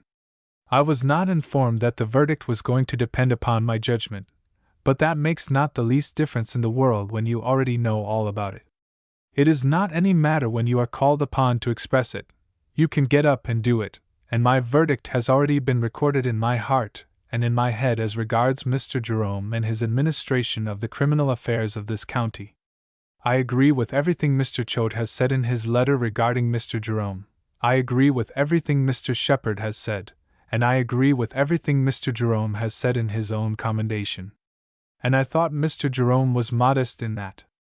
If he had been talking about another officer of this county, he could have painted the joys and sorrows of office and his victories in even stronger language than he did. I voted for Mr. Jerome in those old days, and I should like to vote for him again if he runs for any office. I moved out of New York, and that is the reason, I suppose, I cannot vote for him again. There may be some way, but I have not found it out. But now I am a farmer up in Connecticut, and winning laurels. Those people already speak with such high favor, admiration, of my farming, and they say that I am the only man that has ever come to that region who could make 2 blades of grass grow where only 3 grew before. Well, I cannot vote for him. You see that. As it stands now, I cannot. I am crippled in that way and to that extent, for I would ever so much like to do it. I am not a Congress, and I cannot distribute pensions, and I don't know any other legitimate way to buy a vote. But if I should think of any legitimate way, I shall make use of it, and then I shall vote for Mr. Jerome. Henry Irving. I find my task a very easy one. I have been a dramatist for 30 years. I have had an ambition in all that time to overdo the work of the Spaniard who said he left behind him 400 dramas when he died. I leave behind me 415, and am not yet dead. The greatest of all the arts is to write a drama. It is a most difficult thing. It requires the highest talent possible and the rarest gifts. No, there is another talent that ranks with it, for anybody can write a drama. I had 400 of them, but to get one accepted requires real ability. And I have never had that felicity yet. But human nature is so constructed, we are so persistent, that when we know that we are born to a thing we do not care what the world thinks about it. We go on exploiting that talent year after year, as I have done. I shall go on writing dramas, and some day the impossible may happen, but I am not looking for it. In writing plays the chief thing is novelty. The world grows tired of solid forms in all the arts. I struck a new idea myself years ago. I was not surprised at it. I was always expecting it would happen. A person who has suffered disappointment for many years loses confidence, and I thought I had better make inquiries before I exploited my new idea of doing a drama in the form of a dream, so I wrote to a great authority on knowledge of all kinds, and asked him whether it was new. I could depend upon him. He lived in my dear home in America, that dear home, dearer to me through taxes. He sent me a list of plays in which that old device had been used, and he said that there was also a modern lot. He traveled back to China and to a play dated 2,600 years before the Christian era. He said he would follow it up with a list of the previous plays of the kind, and in his innocence would have carried them back to the flood. That is the most discouraging thing that has ever happened to me in my dramatic career. I have done a world of good in a silent and private way, and have furnished Sir Henry Irving with plays and plays and plays. What has he achieved through that influence? See where he stands now, on the summit of his art in two worlds, and it was I who put him there, that partly put him there. I need not enlarge upon the influence the drama has exerted upon civilization. It has made good morals entertaining. I am to be followed by Mr. Pinero. I conceive that we stand at the head of the profession. He has not written as many plays as I have, but he has lead that God-given talent, which I lack, of working them off on the manager. I couple his name with this toast, and add the hope that his influence will be supported in exercising his masterly handicraft in that great gift, and that he will long live to continue his fine work. Dinner to Hamilton W. Maybe. Mr. Chairman and gentlemen, this man knows now how it feels to be the chief guest, and if he has enjoyed it, he is the first man I have ever seen in that position that did enjoy it. And I know, by side remarks which he made to me before his ordeal came upon him, that he was feeling as some of the rest of us have felt under the same circumstances. He was afraid that he would not do himself justice, but he did, to my surprise. It is a most serious thing to be a chief guest on an occasion like this, and it is admirable, it is fine. It is a great compliment to a man that he shall come out of it so gloriously as Mr. Mabie came out of it tonight, to my surprise. He did it well. He appears to be editor of the Outlook, and notwithstanding that, I have every admiration, because when everything is said concerning the Outlook, after all one must admit that it is frank in its delinquencies, that it is outspoken in its departures from fact, that it is vigorous in its mistaken criticisms of men like me. I have lived in this world a long, long time, and I know you must not judge a man by the editorials that he puts in his paper. A man is always better than his printed opinions. A man always reserves to himself on the inside a purity and an honesty and a justice that are a credit to him, whereas the things that he prints are just the reverse. Oh yes, you must not judge a man by what he writes in his paper. Even in an ordinary secular paper a man must observe some care about it. He must be better than the principles which he puts in print.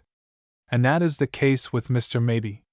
Why, to see what he writes about me and the missionaries you would think he did not have any principles. But that is Mr. Maybe in his public capacity. Mr. Maybe in his private capacity is just as clean a man as I am. In this very room, a month or two ago, some people admired that portrait, some admired this, but the great majority fastened on that, and said, "There is a portrait that is a beautiful piece of art. When that portrait is 100 years old, it will suggest what were the manners and customs in our time." Just as they talk about Mr. Maybe tonight, in that enthusiastic way, pointing out the various virtues of the man and the grace of his spirit, and all that, so was that portrait talked about. They were enthusiastic, just as we men have been over the character and the work of Mr. Maybe. And when they were through, they said that portrait, fine as it is, that work, beautiful as it is, that piece of humanity on that canvas, gracious and fine as it is, does not rise to those perfections that exist in the man himself. Come up, Mr. Alexander. The reference was to James W. Alexander, who happened to be sitting beneath the portrait of himself on the wall. Now, I should come up and show myself. But he cannot do it, he cannot do it. He was born that way, he was reared in that way. Let his modesty be an example, and I wish some of you had it, too. But that is just what I have been saying. That portrait, fine as it is not as fine as the man it represents, and all the things that have been said about Mr. Maybe, and certainly they have been very nobly worded and beautiful, still fall short of the real Maybe. Introducing Nye and Riley. I am very glad indeed to introduce these young people to you, and at the same time get acquainted with them myself. I have seen them more than once for a moment, but have not had the privilege of knowing them personally as intimately as I wanted to. I saw them first, a great many years ago, when Mr. Barnum had them, and they were just fresh from Siam. The ligature was their best hold then, the literature became their best hold later, when one of them committed an indiscretion, and they had to cut the old bond to accommodate the sheriff. In that old former time this one was Chang, that one was The sympathy existing between the two was most extraordinary. It was so fine, so strong, so subtle, that what the one ate the other digested. When one slept, the other snored. If one sold a thing, the other scooped the usufruct. This independent and yet dependent action was observable in all the details of their daily life.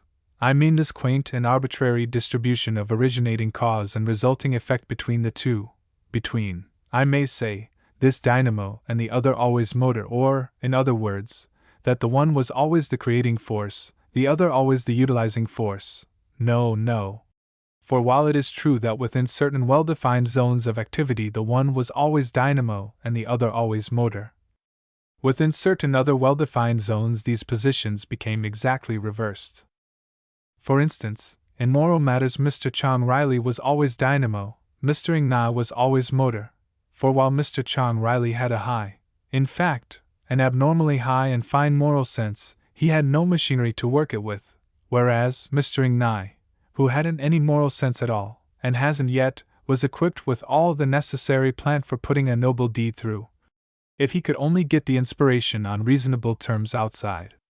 In intellectual matters, on the other hand, Mr. Ng Na was always dynamo, Mr. Chang Riley was always motor. Mr. Ng Na had a stately intellect, but couldn't make it go. Mr. Chang Riley hadn't, but could. That is to say, that while Mr. Chang Riley couldn't think things himself, he had a marvelous natural grace in setting them down, and weaving them together when his pal furnished the raw material. Thus, working together, they made a strong team. Laboring together, they could do miracles, but break the circuit, and both were impotent. It has remained so to this day. They must travel together, hoe, and plant, and plow, and reap, and sell their public together, or there's no result. I have made this explanation, this analysis, this vivisection, so to speak, in order that you may enjoy these delightful adventurers understandingly. When Mr. Ng Na's deep and broad and limpid philosophies flow by in front of you, refreshing all the regions round about with their gracious floods, you will remember that it isn't his water, it's the other man's, and he is only working the pump.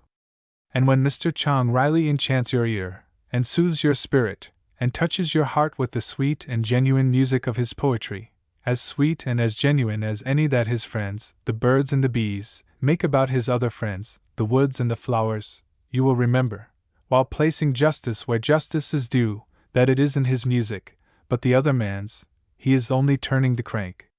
I beseech for these visitors a fair field, a single-minded, one-eyed umpire, and a score bulletin baron of goose eggs if they earn it, and I judge they will and hope they will.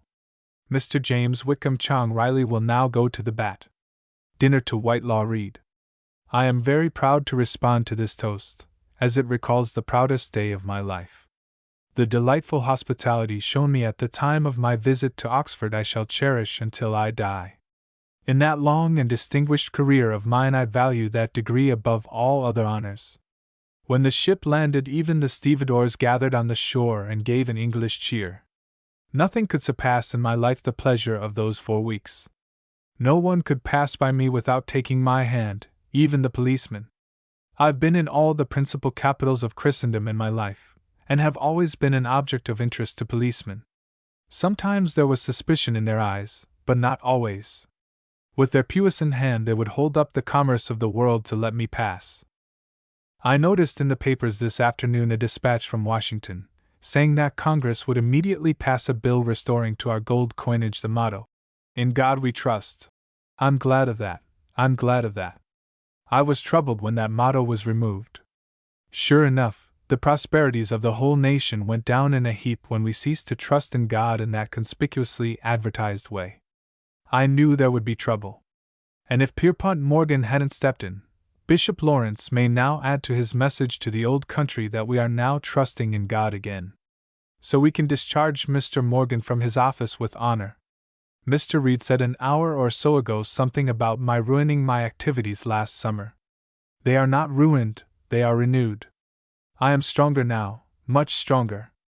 I suppose that the spiritual uplift I received increased my physical power more than anything I ever had before. I was dancing last night at 2:30 o'clock. Mr. Choate has mentioned Mr. Reid's predecessors. Mr. Choate's head is full of history, and some of it is true, too. I enjoyed hearing him tell about the list of the men who had the place before he did. He mentioned a long list of those predecessors, people I never heard of before, and elected 5 of them to the presidency by his own vote. I'm glad and proud to find Mr. Reid in that high position, because he didn't look it when I knew him 40 years ago. I was talking to Reid the other day, and he showed me my autograph on an old paper 20 years old. I didn't know I had an autograph 20 years ago. Nobody ever asked me for it. I remember a dinner I had long ago with Whitelaw Reid and John Hay at Reid's expense. I had another last summer when I was in London at the embassy that Choate blackguards so. I'd like to live there. Some people say they couldn't live on the salary, but I could live on the salary and the nation together. Some of us don't appreciate what this country can do. There's John Hay, Reid, Choate, and me. This is the only country in the world where youth, talent, and energy can reach such heights.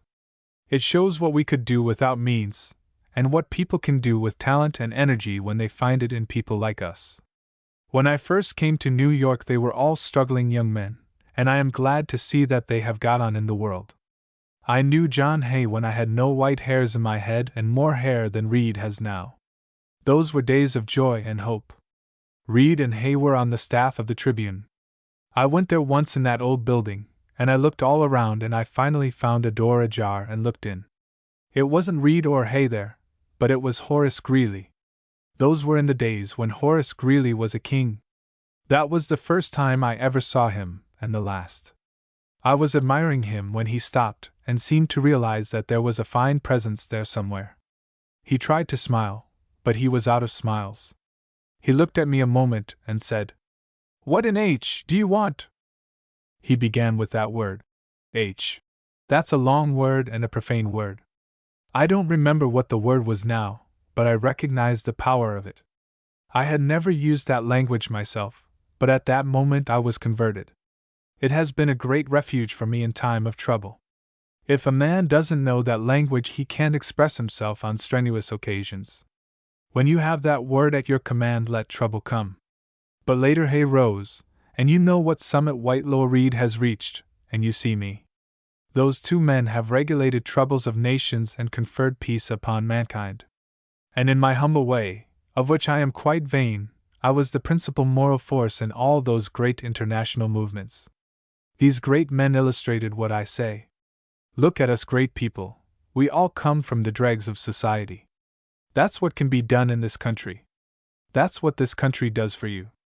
Chode here, he hasn't got anything to say, but he says it just the same, and he can do it so felicitously, too.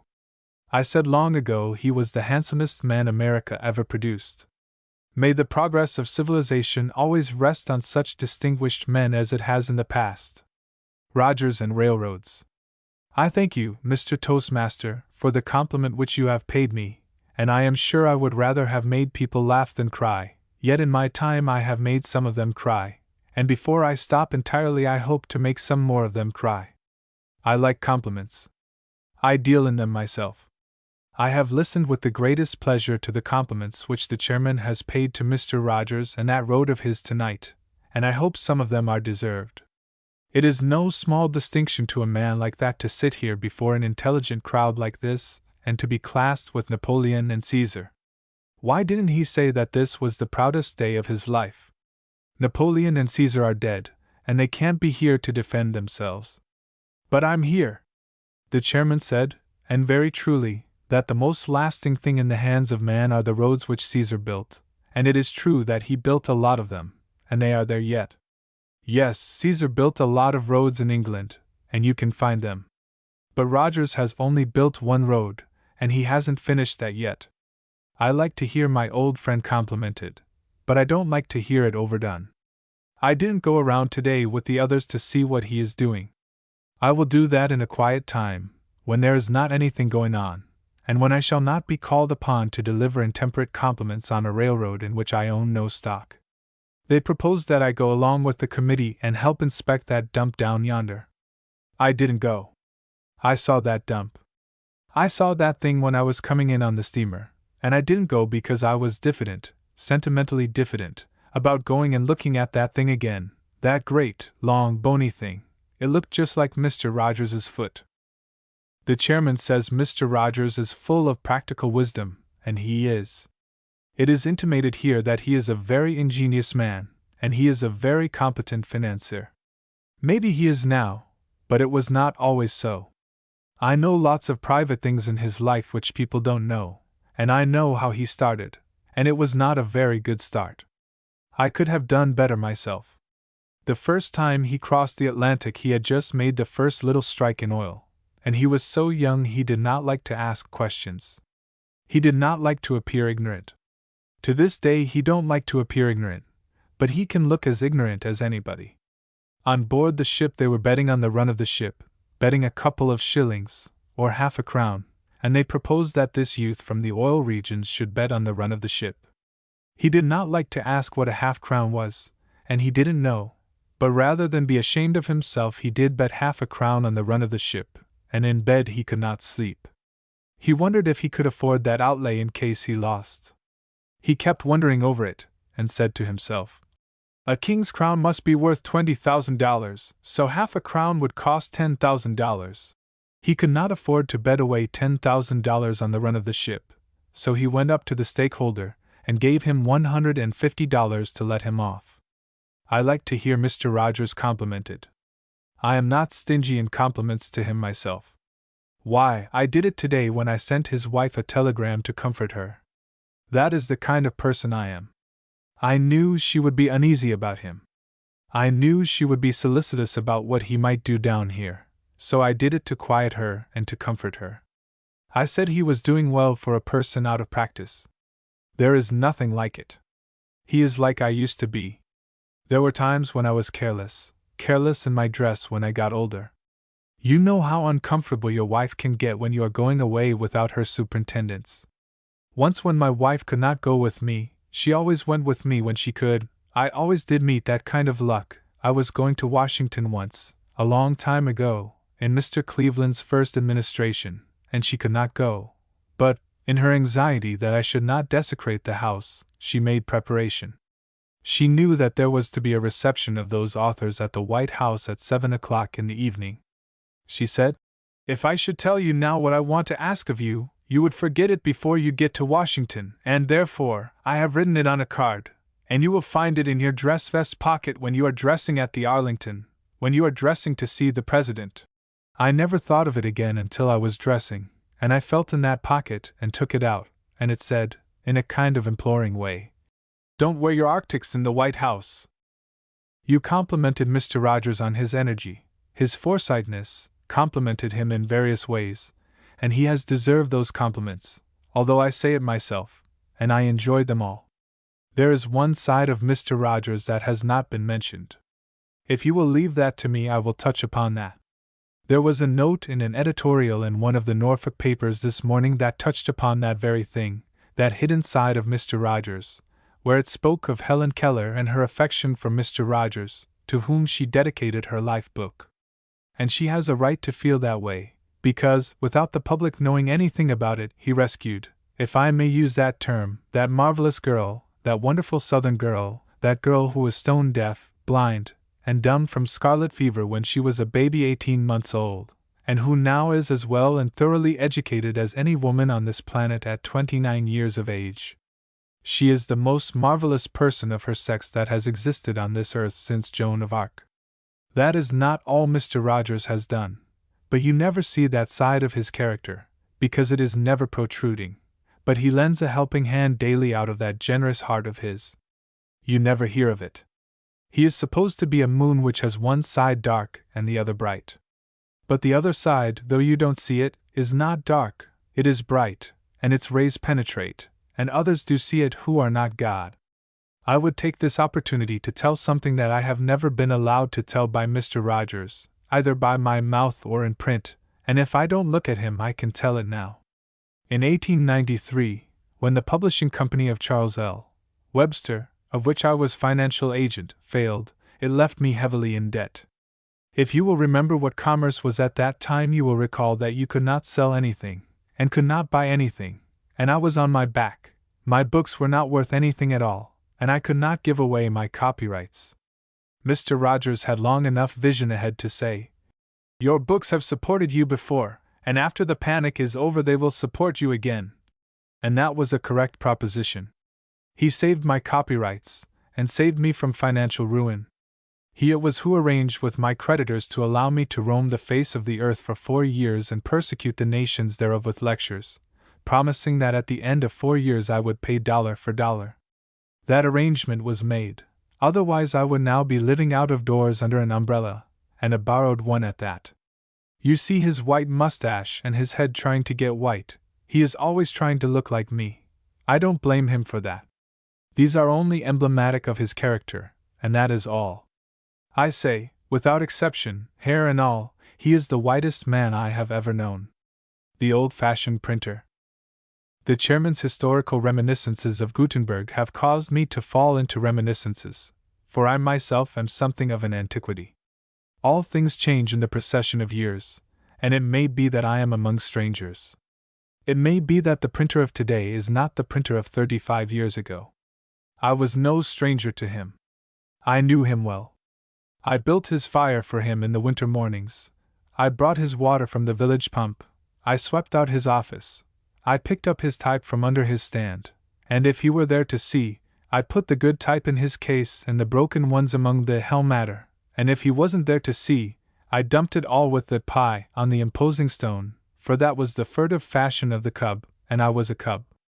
I wetted down the paper Saturdays, I turned it Sundays, for this was a country weekly. I rolled, I washed the rollers, I washed the forms, I folded the papers, I carried them around at dawn Thursday mornings. The carrier was then an object of interest to all the dogs in town. If I had saved up all the bites I ever received, I could keep Pastor busy for a year. I enveloped the papers that were for the mail. We had 100 town subscribers and 350 country ones. The town subscribers paid in groceries and the country ones in cabbages and cordwood, when they paid at all, which was merely sometimes, and then we always stated the fact in the paper, and gave them a puff, and if we forgot it they stopped the paper.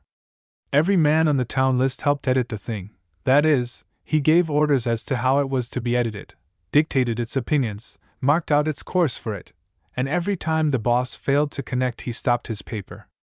We were just infested with critics, and we tried to satisfy them all over. We had one subscriber who paid cash, and he was more trouble than all the rest. He bought us once a year, body and soul, for $2. He used to modify our politics every which way, and he made us change our religion 4 times in 5 years.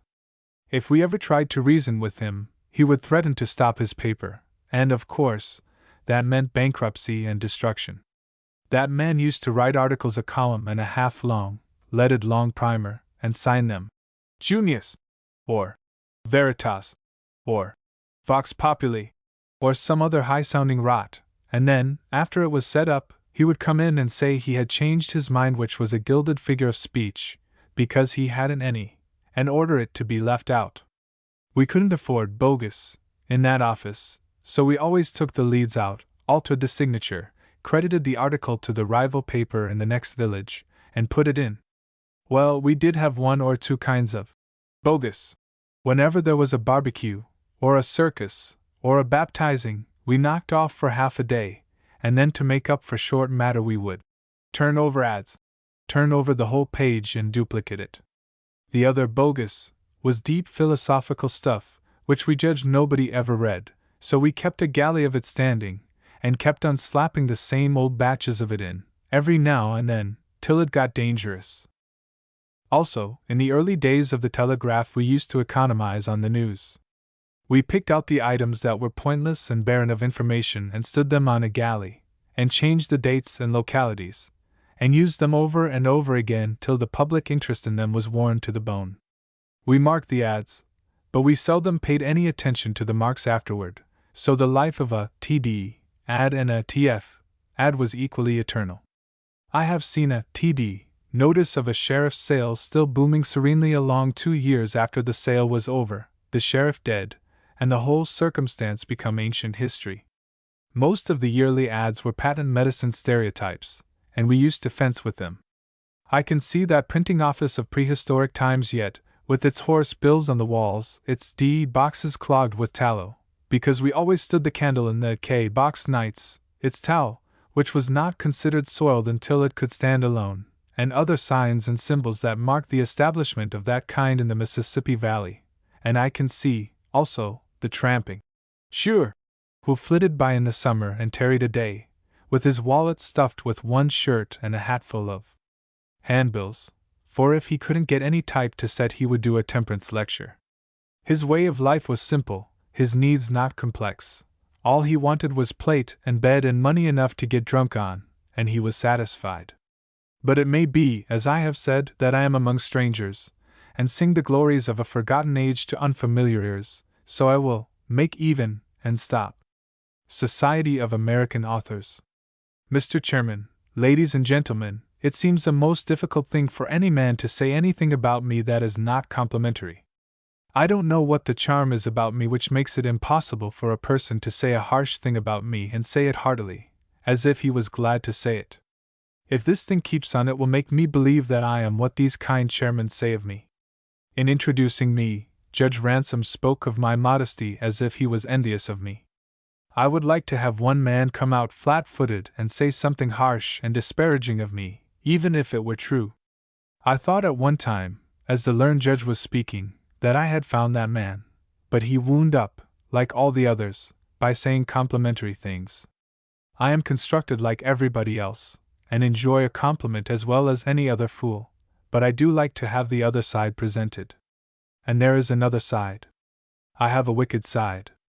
Estimable friends who know all about it would tell you and take a certain delight in telling you things that I have done, and things further that I have not repented. The real life that I live, and the real life that I suppose all of you live, is a life of interior sin. That is what makes life valuable and pleasant. To lead a life of undiscovered sin, that is true joy. Judge Ransom seems to have all the virtues that he ascribes to me. But, oh my! If you could throw an X-ray through him! We are a pair. I have made a life study of trying to appear to be what he seems to think I am. Everybody believes that I am a monument of all the virtues, but it is nothing of the sort.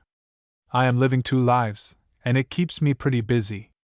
Some day there will be a chairman who will forget some of these merits of mine, and then he will make a speech. I have more personal vanity than modesty, and twice as much veracity as the 2 put together. When that fearless and forgetful chairman is found, there will be another story told. At the press club recently I thought that I had found him. He started in the way that I knew I should be painted with all sincerity, and was leading to things that would not be to my credit. But when he said that he never read a book of mine, I knew at once that he was a liar, because he never could have had all the wit and intelligence with which he was blessed unless he had read my works as a basis. I like compliments. I like to go home and tell them all over again to the members of my family. They don't believe them, but I like to tell them in the home circle, all the same. I like to dream of them if I can. I thank everybody for their compliments, but I don't think that I am praised any more than I am entitled to be. Reading room opening. I formally declare this reading room open, and I think that the legislature should not compel a community to provide itself with intelligent food, but give it the privilege of providing it if the community so desires. If the community is anxious to have a reading room, it would put its hand in its pocket and bring out the penny tax. I think it a proof of the healthy, moral, financial, and mental condition of the community if it taxes itself for its mental food. A reading room is the proper introduction to a library, leading up through the newspapers and magazines to other literature. What would we do without newspapers? Look at the rapid manner in which the news of the Galveston disaster was made known to the entire world. This reminds me of an episode which occurred 15 years ago when I was at church in Hartford, Connecticut. The clergyman decided to make a collection for the survivors, if any. He did not include me among the leading citizens who took the plates around for collection. I complained to the governor of his lack of financial trust in me, and he replied, "I would trust you myself, if you had a bell punch. You have paid me many compliments, and I like to listen to compliments. I endorse all your chairman has said to you about the Union of England and America. He also alluded to my name, of which I am rather fond.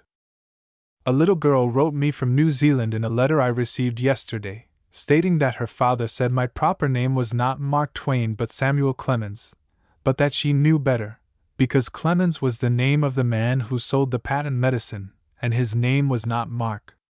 She was sure it was Mark Twain, because Mark is in the Bible and Twain is in the Bible. I was very glad to get that expression of confidence in my origin, and as I now know my name to be a scriptural one, I am not without hopes of making it worthy. Literature. Mr. Hope has been able to deal adequately with this toast without assistance from me. Still, I was born generous. If he had advanced any theories that needed refutation or correction, I would have attended to them, and if he had made any statements stronger than those which he is in the habit of making, I would have dealt with them. In fact, I was surprised at the mildness of his statements. I could not have made such statements if I had preferred to, because to exaggerate is the only way I can approximate to the truth. You cannot have a theory without principles. Principles is another name for prejudices. I have no prejudices in politics, religion, literature, or anything else. I am now on my way to my own country to run for the presidency because there are not yet enough candidates in the field, and those who have entered are too much hampered by their own principles, which are prejudices. I propose to go there to purify the political atmosphere. I am in favor of everything everybody is in favor of. What you should do is to satisfy the whole nation, not half of it, for then you would only be half a president. There could not be a broader platform than mine. I am in favor of anything and everything, of temperance and intemperance, morality and qualified immorality, gold standard and free silver. I have tried all sorts of things, and that is why I want to try the great position of ruler of a country. I have been in turn reporter, editor, publisher, author, lawyer, burglar. I have worked my way up, and wish to continue to do so. I read today in a magazine article that Christendom issued last year 55,000 new books. Consider what that means. 55,000 new books meant 54,000 new authors. We are going to have them all on our hands to take care of sooner or later. Therefore, double your subscriptions to the literary fund. Disappearance of literature. It wasn't necessary for your chairman to apologize for me in Germany. It wasn't necessary at all. Instead of that, he ought to have impressed upon those poor benighted Teutons the service I rendered them. Their language had needed untangling for a good many years.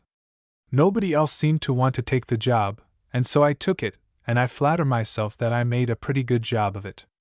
The Germans have an inhuman way of cutting up their verbs. Now a verb has a hard time enough of it in this world when it's all together. It's downright inhuman to split it up. But that's just what those Germans do. They take part of a verb and put it down here, like a steak, and they take the other part of it and put it away over yonder like another steak, and between these two limits they just shovel in German. I maintain that there is no necessity for apologizing for a man who helped in a small way to stop such mutilation. We have heard a discussion tonight on the disappearance of literature. That's no new thing. That's what certain kinds of literature have been doing for several years. The fact is, my friends, that the fashion in literature changes, and the literary tailors have to change their cuts or go out of business. Professor Winchester here, if I remember fairly correctly what he said, remarked that few, if any, of the novels produced today would live as long as the novels of Walter Scott. That may be his notion. Maybe he is right, but so far as I am concerned, I don't care if they don't. Professor Winchester also said something about there being no modern epics like Paradise Lost. I guess he's right. He talked as if he was pretty familiar with that piece of literary work, and nobody would suppose that he never had read it. I don't believe any of you have ever read Paradise Lost, and you don't want to. That's something that you just want to take on trust. It's a classic, just as Professor Winchester says, and it meets his definition of a classic, something that everybody wants to have read and nobody wants to read. Professor Trent also had a good deal to say about the disappearance of literature. He said that Scott would outlive all his critics. I guess that's true. The fact of the business is, you've got to be one of two ages to appreciate Scott. When you're 18 you can read Ivanhoe, and you want to wait until you are 90 to read some of the rest. It takes a pretty well-regulated, abstemious critic to live 90 years. But as much as these two gentlemen have talked about the disappearance of literature, they didn't say anything about my books. Maybe they think they've disappeared. If they do, that just shows their ignorance on the general subject of literature. I am not as young as I was several years ago, and maybe I'm not so fashionable, but I'd be willing to take my chances with Mr. Scott tomorrow morning in selling a piece of literature to the Century Publishing Company. And I haven't got much of a pull here either.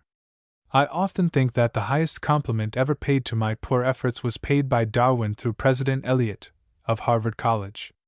At least, Eliot said it was a compliment, and I always take the opinion of great men like college presidents on all such subjects as that.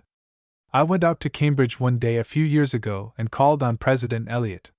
In the course of the conversation he said that he had just returned from England, and that he was very much touched by what he considered the high compliment Darwin was paying to my books, and he went on to tell me something like this. Do you know that there is one room in Darwin's house, his bedroom, where the housemaid is never allowed to touch two things?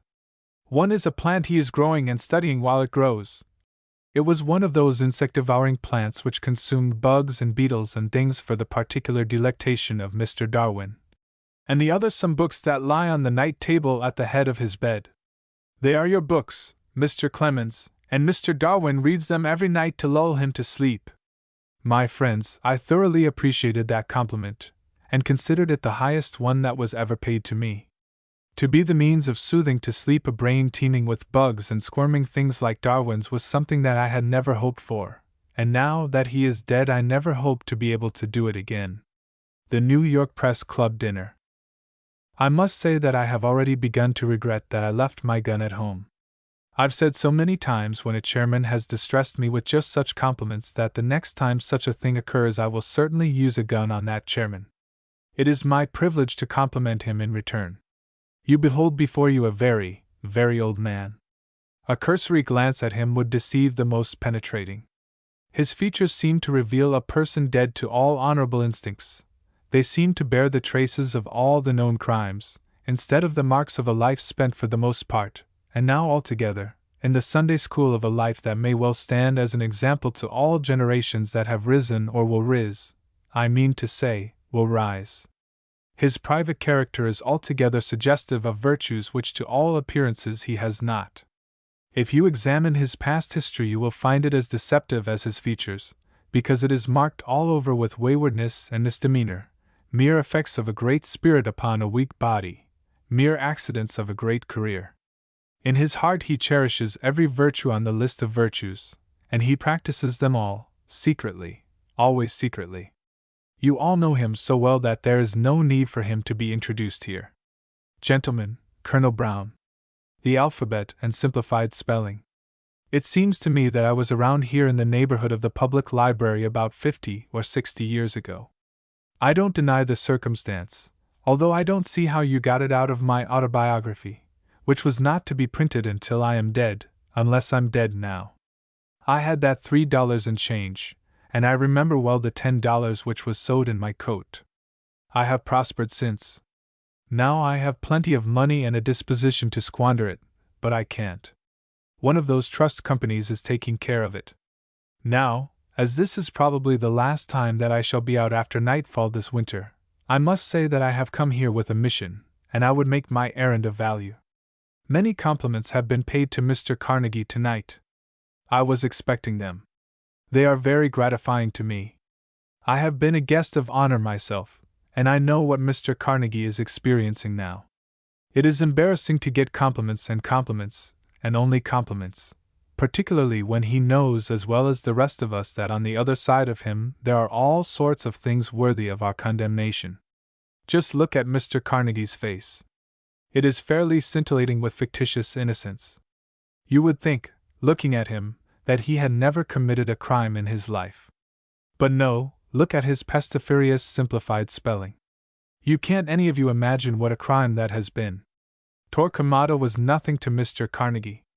That old fellow shed some blood in the Inquisition, but Mr. Carnegie has brought destruction to the entire race. I know he didn't mean it to be a crime, but it was, just the same. He's got us all so we can't spell anything. The trouble with him is that he attacked orthography at the wrong end. He meant well, but he attacked the symptoms and not the cause of the disease. He ought to have gone to work on the alphabet. There's not a vowel in it with a definite value, and not a consonant that you can hitch anything to. Look at the H's, distributed all around. There's gherkin. What are you going to do with the H in that? What the devil's the use of H in gherkin, I'd like to know. It's one thing I admire the English for, they just don't mind anything about them at all. But look at the pneumatics, and the pneumonias, and the rest of them. A real reform would settle them once and for all, and wind up by giving us an alphabet that we wouldn't have to spell with at all, instead of this present silly alphabet, which I fancy was invented by a drunken thief. Why, there isn't a man who doesn't have to throw out about 1,500 words a day when he writes his letters because he can't spell them. It's like trying to do a St. Vitus's dance with wooden legs. Now I'll bet there isn't a man here who can spell pterodactyl. Not even the prisoner at the bar. I'd like to hear him try once, but not in public, for it's too near Sunday, when all extravagant histrionic entertainments are barred. I'd like to hear him try in private, and when he got through trying to spell pterodactyl, you wouldn't know whether it was a fish or a beast or a bird, and whether it flew on its legs or walked with its wings. The chances are that he would give it tusks and make it lay eggs. Let's get Mr. Carnegie to reform the alphabet, and we'll pray for him, if he'll take the risk. If we had adequate, competent vowels, with a system of accents, giving to each vowel its own soul and value, so every shade of that vowel would be shown in its accent, there is not a word in any tongue that we could not spell accurately. That would be competent, adequate, simplified spelling, in contrast to the clipping, the hair punching, the carbuncles, and the cancers which go by the name of simplified spelling. If I ask you what BOW spells, you can't tell me unless you know which BOW I mean, and it is the same with ROW, BORE, and the whole family of words which were born out of lawful wedlock and don't know their own origin. Now, if we had an alphabet that was adequate and competent, instead of inadequate and incompetent, things would be different. Spelling reform has only made it bald-headed and unsightly. There is the whole tribe of them, row, and read, and lead, a whole family who don't know who they are. I ask you to pronounce SOW, and you ask me what kind of a one. If we had a sane, determinate alphabet, instead of a hospital of comminuted eunuchs, you would know whether one referred to the act of a man casting the seed over the plowed land or whether one wished to recall the lady hog and the future ham. It's a rotten alphabet. I appoint Mr. Carnegie to get after it, and leave simplified spelling alone. Simplified spelling brought about sunspots, the San Francisco earthquake, and the recent business depression, which we would never have had if spelling had been left all alone. Now, I hope I have soothed Mr. Carnegie and made him more comfortable than he would have been had he received only compliment after compliment, and I wish to say to him that simplified spelling is all right, but, like chastity, you can carry it too far. Spelling and pictures. I am here to make an appeal to the nations in behalf of the simplified spelling. I have come here because they cannot all be reached except through you. There are only two forces that can carry light to all the corners of the globe. Only two, the sun in the heavens and the Associated Press down here. I may seem to be flattering the sun, but I do not mean it so. I am meaning only to be just and fair all around. You speak with a million voices. No one can reach so many races, so many hearts and intellects, as you, except Rudyard Kipling, and he cannot do it without your help. If the Associated Press will adopt and use our simplified forms, and thus spread them to the ends of the earth, covering the whole spacious planet with them as with a garden of flowers, our difficulties are at an end. Every day of the 365 the only pages of the world's countless newspapers that are read by all the human beings and angels and devils that can read, are these pages that are built out of Associated Press dispatches. And so I beg you, I beseech you, oh, I implore you to spell them in our simplified forms. Do this daily, constantly, persistently, for 3 months. Only 3 months. It is all I ask. The infallible result, victory, victory all down the line. For by that time all eyes here and above and below will have become adjusted to the change and in love with it, and the present clumsy and ragged forms will be grotesque to the eye and revolting to the soul. And we shall be rid of phthisis and phtisic and pneumonia and pneumatics, and diphtheria and pterodactyl, and all those other insane words which no man addicted to the simple Christian life can try to spell and not lose some of the bloom of his piety in the demoralizing attempt. Do not doubt it. We are chameleons, and our partialities and prejudices change places with an easy and blessed facility, and we are soon wonted to the change and happy in it. We do not regret our old, yellow fangs and snags and tushes after we have worn nice, fresh, uniform store teeth a while. Do I seem to be seeking the good of the world? That is the idea. It is my public attitude. Privately, I am merely seeking my own profit. We all do it, but it is sound and it is virtuous, for no public interest is anything other or nobler than a massed accumulation of private interests. In 1883, when the simplified spelling movement first tried to make a noise, I was indifferent to it. More, I even irreverently scoffed at it. What I needed was an object lesson, you see. It is the only way to teach some people. Very well, I got it.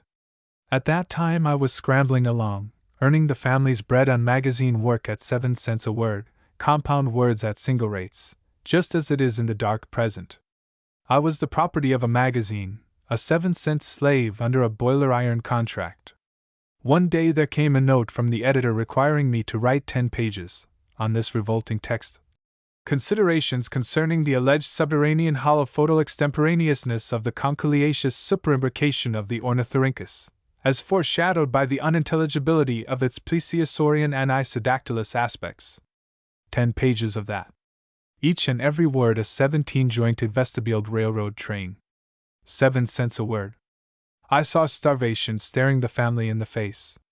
I went to the editor, and I took a stenographer along so as to have the interview down in black and white, for no magazine editor can ever remember any part of a business talk except the part that's got graft in it for him and the magazine.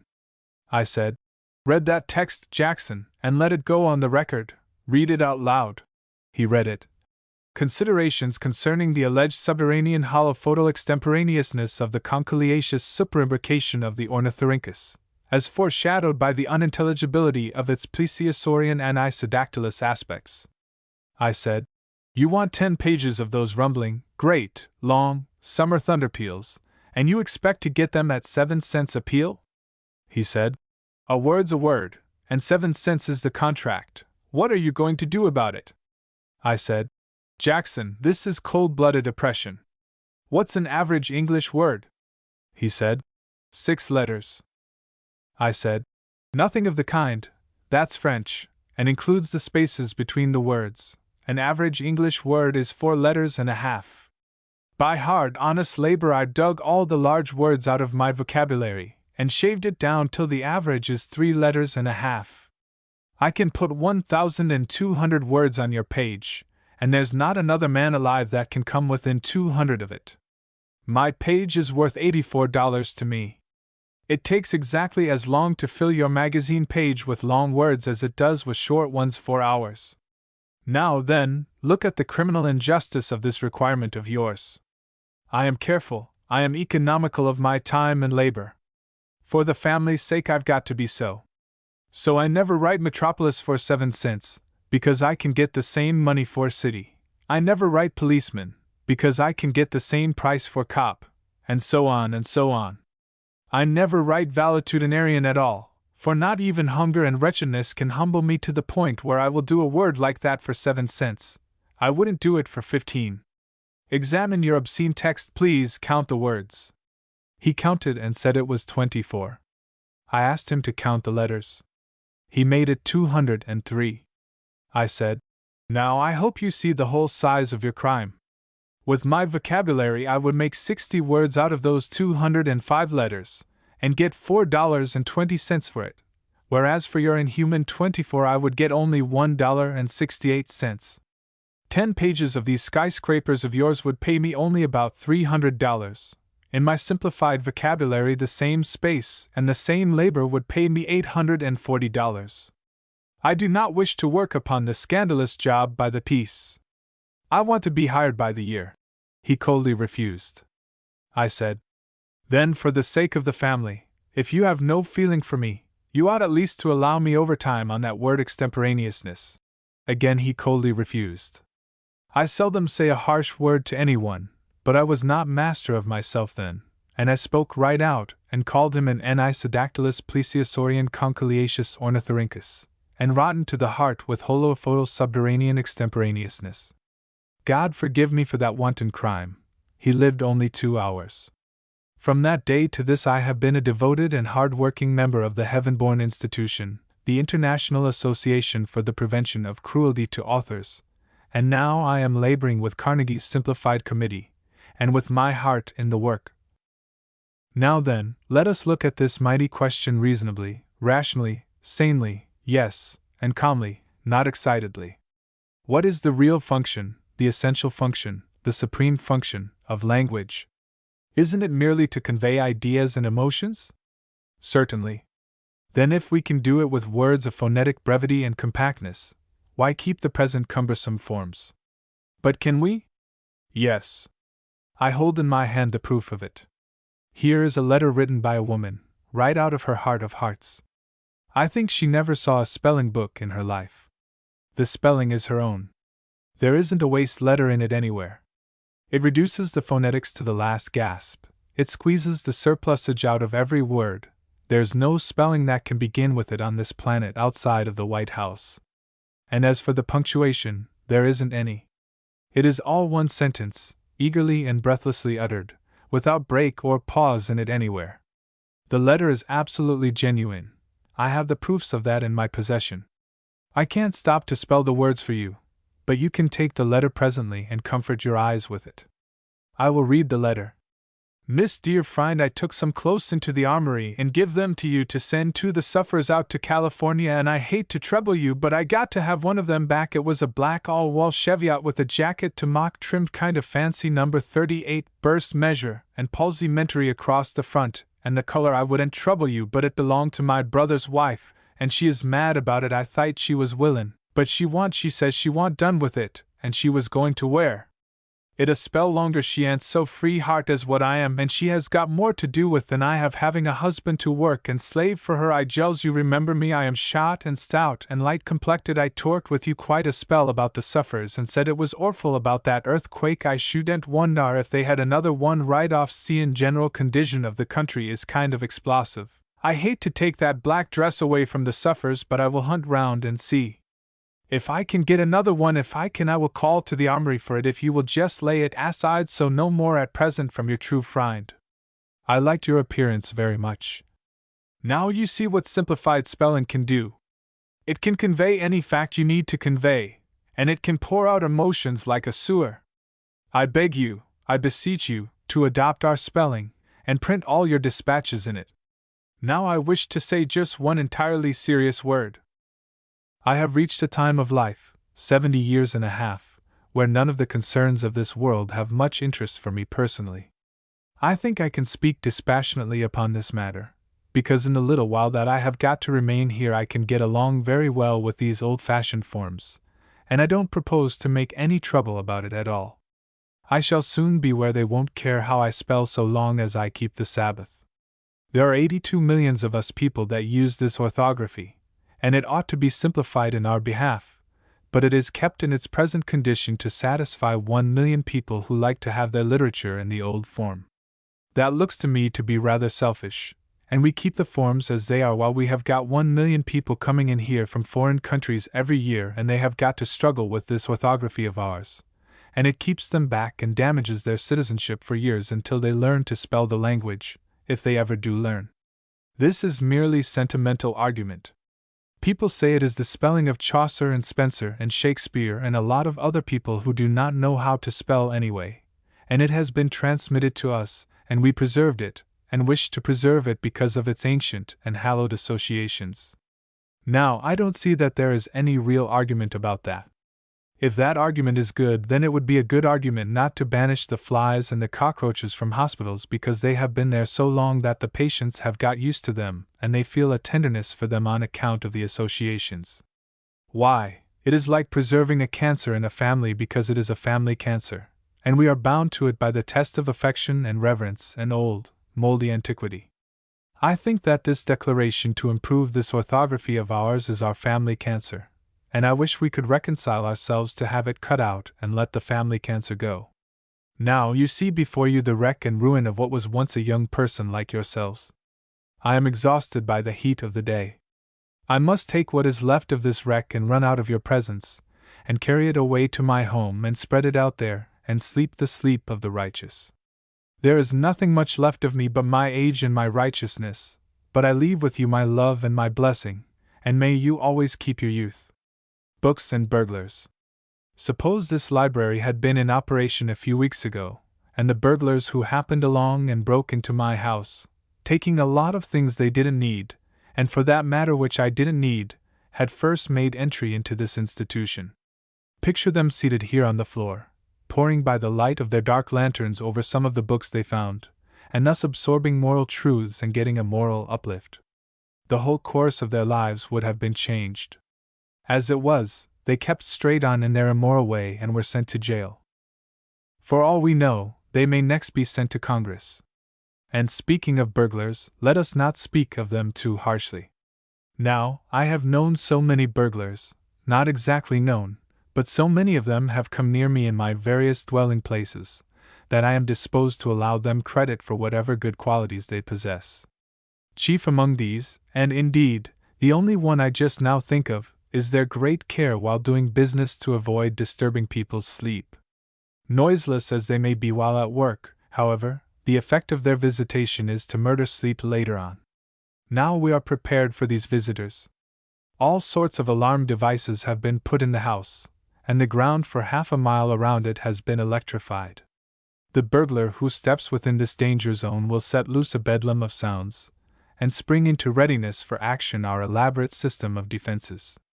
As for the fate of the trespasser, do not seek to know that. He will never be heard of more. Authors Club. It does not embarrass me to hear my books praised so much. It only pleases and delights me. I have not gone beyond the age when embarrassment is possible, but I have reached the age when I know how to conceal it.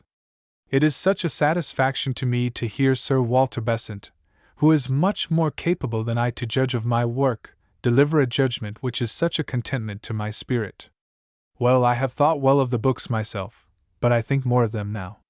It charms me also to hear Sir Spencer Walpole deliver a similar judgment, and I shall treasure his remarks also. I shall not discount the praises in any possible way. When I report them to my family, they shall lose nothing. There are, however, certain heredities which come down to us which our writings of the present day may be traced to. I, for instance, read the Walpole letters when I was a boy. I absorbed them, gathered in their grace, wit, and humor, and put them away to be used by and by. One does that so unconsciously with things one really likes. I am reminded now of what use those letters have been to me. They must not claim credit in America for what was really written in another form so long ago. They must only claim that I trimmed this, that, and the other, and so change their appearance as to make them seem to be original. You now see what modesty I have in stock. But it has taken long practice to get it there. But I must not stand here talking. I merely meant to get up and give my thanks for the pleasant things that preceding speakers have said of me. I wish also to extend my thanks to the Authors' Club for constituting me a member, at a reasonable price per year, and for giving me the benefit of your legal adviser. I believe you keep a lawyer. I have always kept a lawyer, too, though I have never made anything out of him. It is service to an author to have a lawyer. There is something so disagreeable in having a personal contact with a publisher. So it is better to work through a lawyer, and lose your case. I understand that the publishers have been meeting together also like us. I don't know what for, but possibly they are devising new and mysterious ways for remunerating authors. I only wish now to thank you for electing me a member of this club. I believe I have paid my dues, and to thank you again for the pleasant things you have said of me. Last February, when Rudyard Kipling was ill in America, the sympathy which was poured out to him was genuine and sincere, and I believe that which cost Kipling so much will bring England and America closer together. I have been proud and pleased to see this growing affection and respect between the two countries. I hope it will continue to grow, and please God, it will continue to grow. I trust we authors will leave to posterity, if we have nothing else to leave, a friendship between England and America that will count for much. I will now confess that I have been engaged for the past 8 days in compiling a publication. I have brought it here to lay at your feet. I do not ask your indulgence in presenting it, but for your applause. Here it is. Since England and America may be joined together in Kipling, may they not be severed in Twain? Booksellers. This annual gathering of booksellers from all over America comes together ostensibly to eat and drink, but really to discuss business. Therefore, I am required to talk shop. I am required to furnish a statement of the indebtedness under which I lie to you gentlemen for your help in enabling me to earn my living. For something over 40 years I have acquired my bread by print, beginning with The Innocents Abroad, followed at intervals of a year or so by Roughing It, Tom Sawyer, Gilded Age, and so on. For 36 years my books were sold by subscription. You are not interested in those years, but only in the 4 which have since followed. The books passed into the hands of my present publishers at the beginning of 1900, and you then became the providers of my diet. I think I may say, without flattering you, that you have done exceedingly well by me. Exceedingly well is not too strong a phrase, since the official statistics show that in 4 years you have sold twice as many volumes of my venerable books as my contract with my publishers bound you and them to sell in 5 years.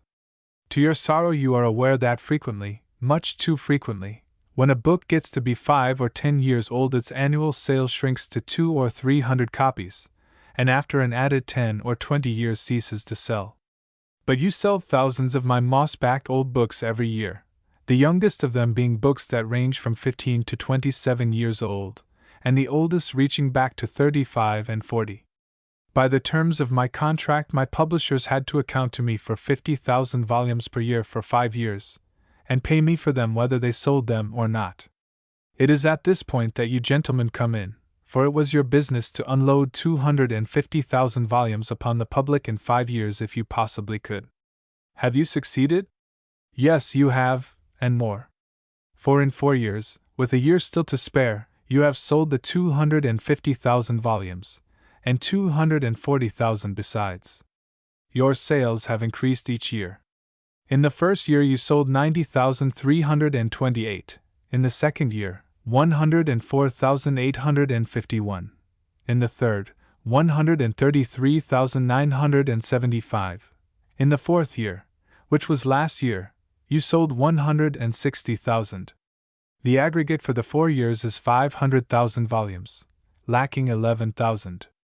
Of the oldest book, The Innocents Abroad, now 40 years old, you sold upward of 46,000 copies in the 4 years. Of Roughing It, now 38 years old, I think, you sold 40,334. Of Tom Sawyer, 41,000. And so on. And there is one thing that is peculiarly gratifying to me. The Personal Recollections of Joan of Arc is a serious book. I wrote it for love, and never expected it to sell, but you have pleasantly disappointed me in that matter. In your hands its sale has increased each year. In 1904 you sold 1726 copies, in 1905, 2445, in 1906, 5381, and last year, 6574. Mark Twain's first appearance. My heart goes out in sympathy to anyone who is making his first appearance before an audience of human beings. By a direct process of memory I go back 40 years, less 1 month, for I'm older than I look. I recall the occasion of my first appearance. San Francisco knew me then only as a reporter, and I was to make my bow to San Francisco as a lecturer. I knew that nothing short of compulsion would get me to the theater. So I bound myself by a hard and fast contract so that I could not escape. I got to the theater 45 minutes before the hour set for the lecture. My knees were shaking so that I didn't know whether I could stand up. If there is an awful, horrible malady in the world, it is stage fright and seasickness. They are a pair. I had stage fright then for the first and last time.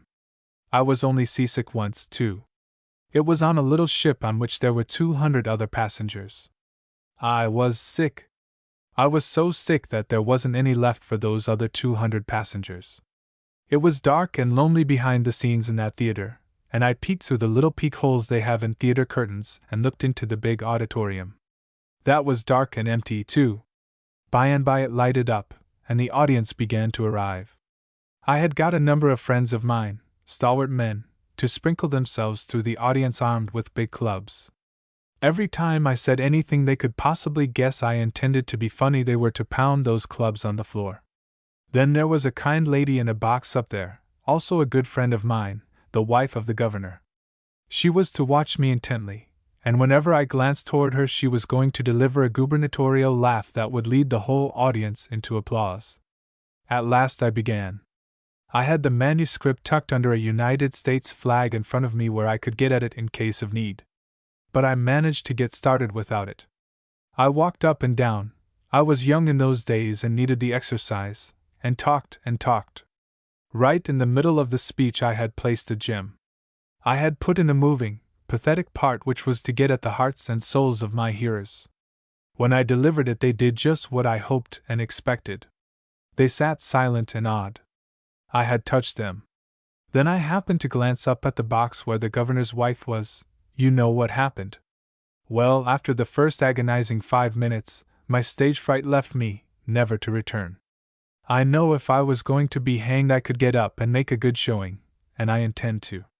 But I shall never forget my feelings before the agony left me, and I got up here to thank you for helping my daughter, by your kindness, to live through her first appearance. And I want to thank you for your appreciation of her singing, which is, by the way, hereditary. Morals and memory. If anyone here loves me, she has my sincere thanks. Nay, if anyone here is so good as to love me, why, I'll be a brother to her. She shall have my sincere, warm, unsullied affection. When I was coming up in the car with the very kind young lady who was delegated to show me the way, she asked me what I was going to talk about.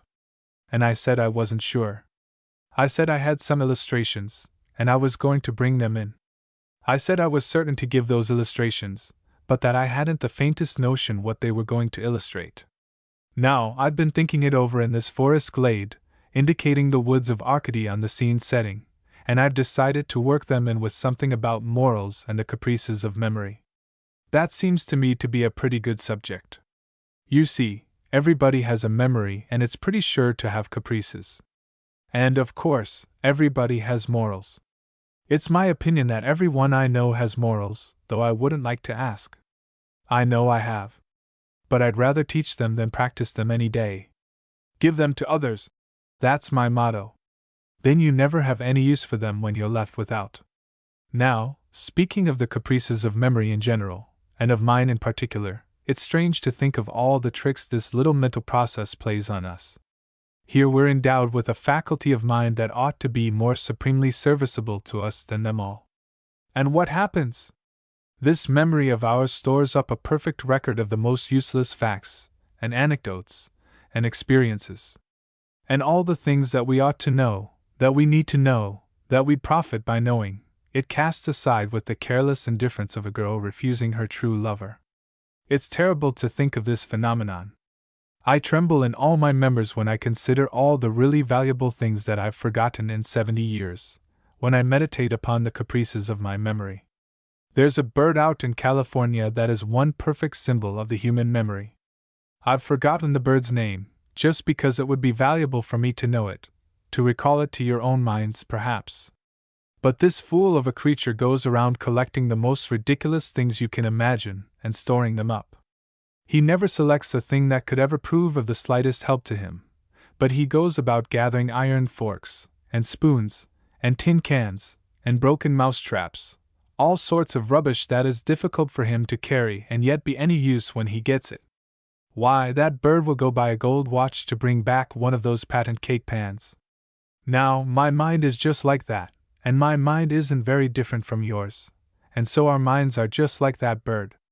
We pass by what would be of inestimable value to us, and pack our memories with the most trivial odds and ends that never by any chance, under any circumstances whatsoever, could be of the slightest use to anyone.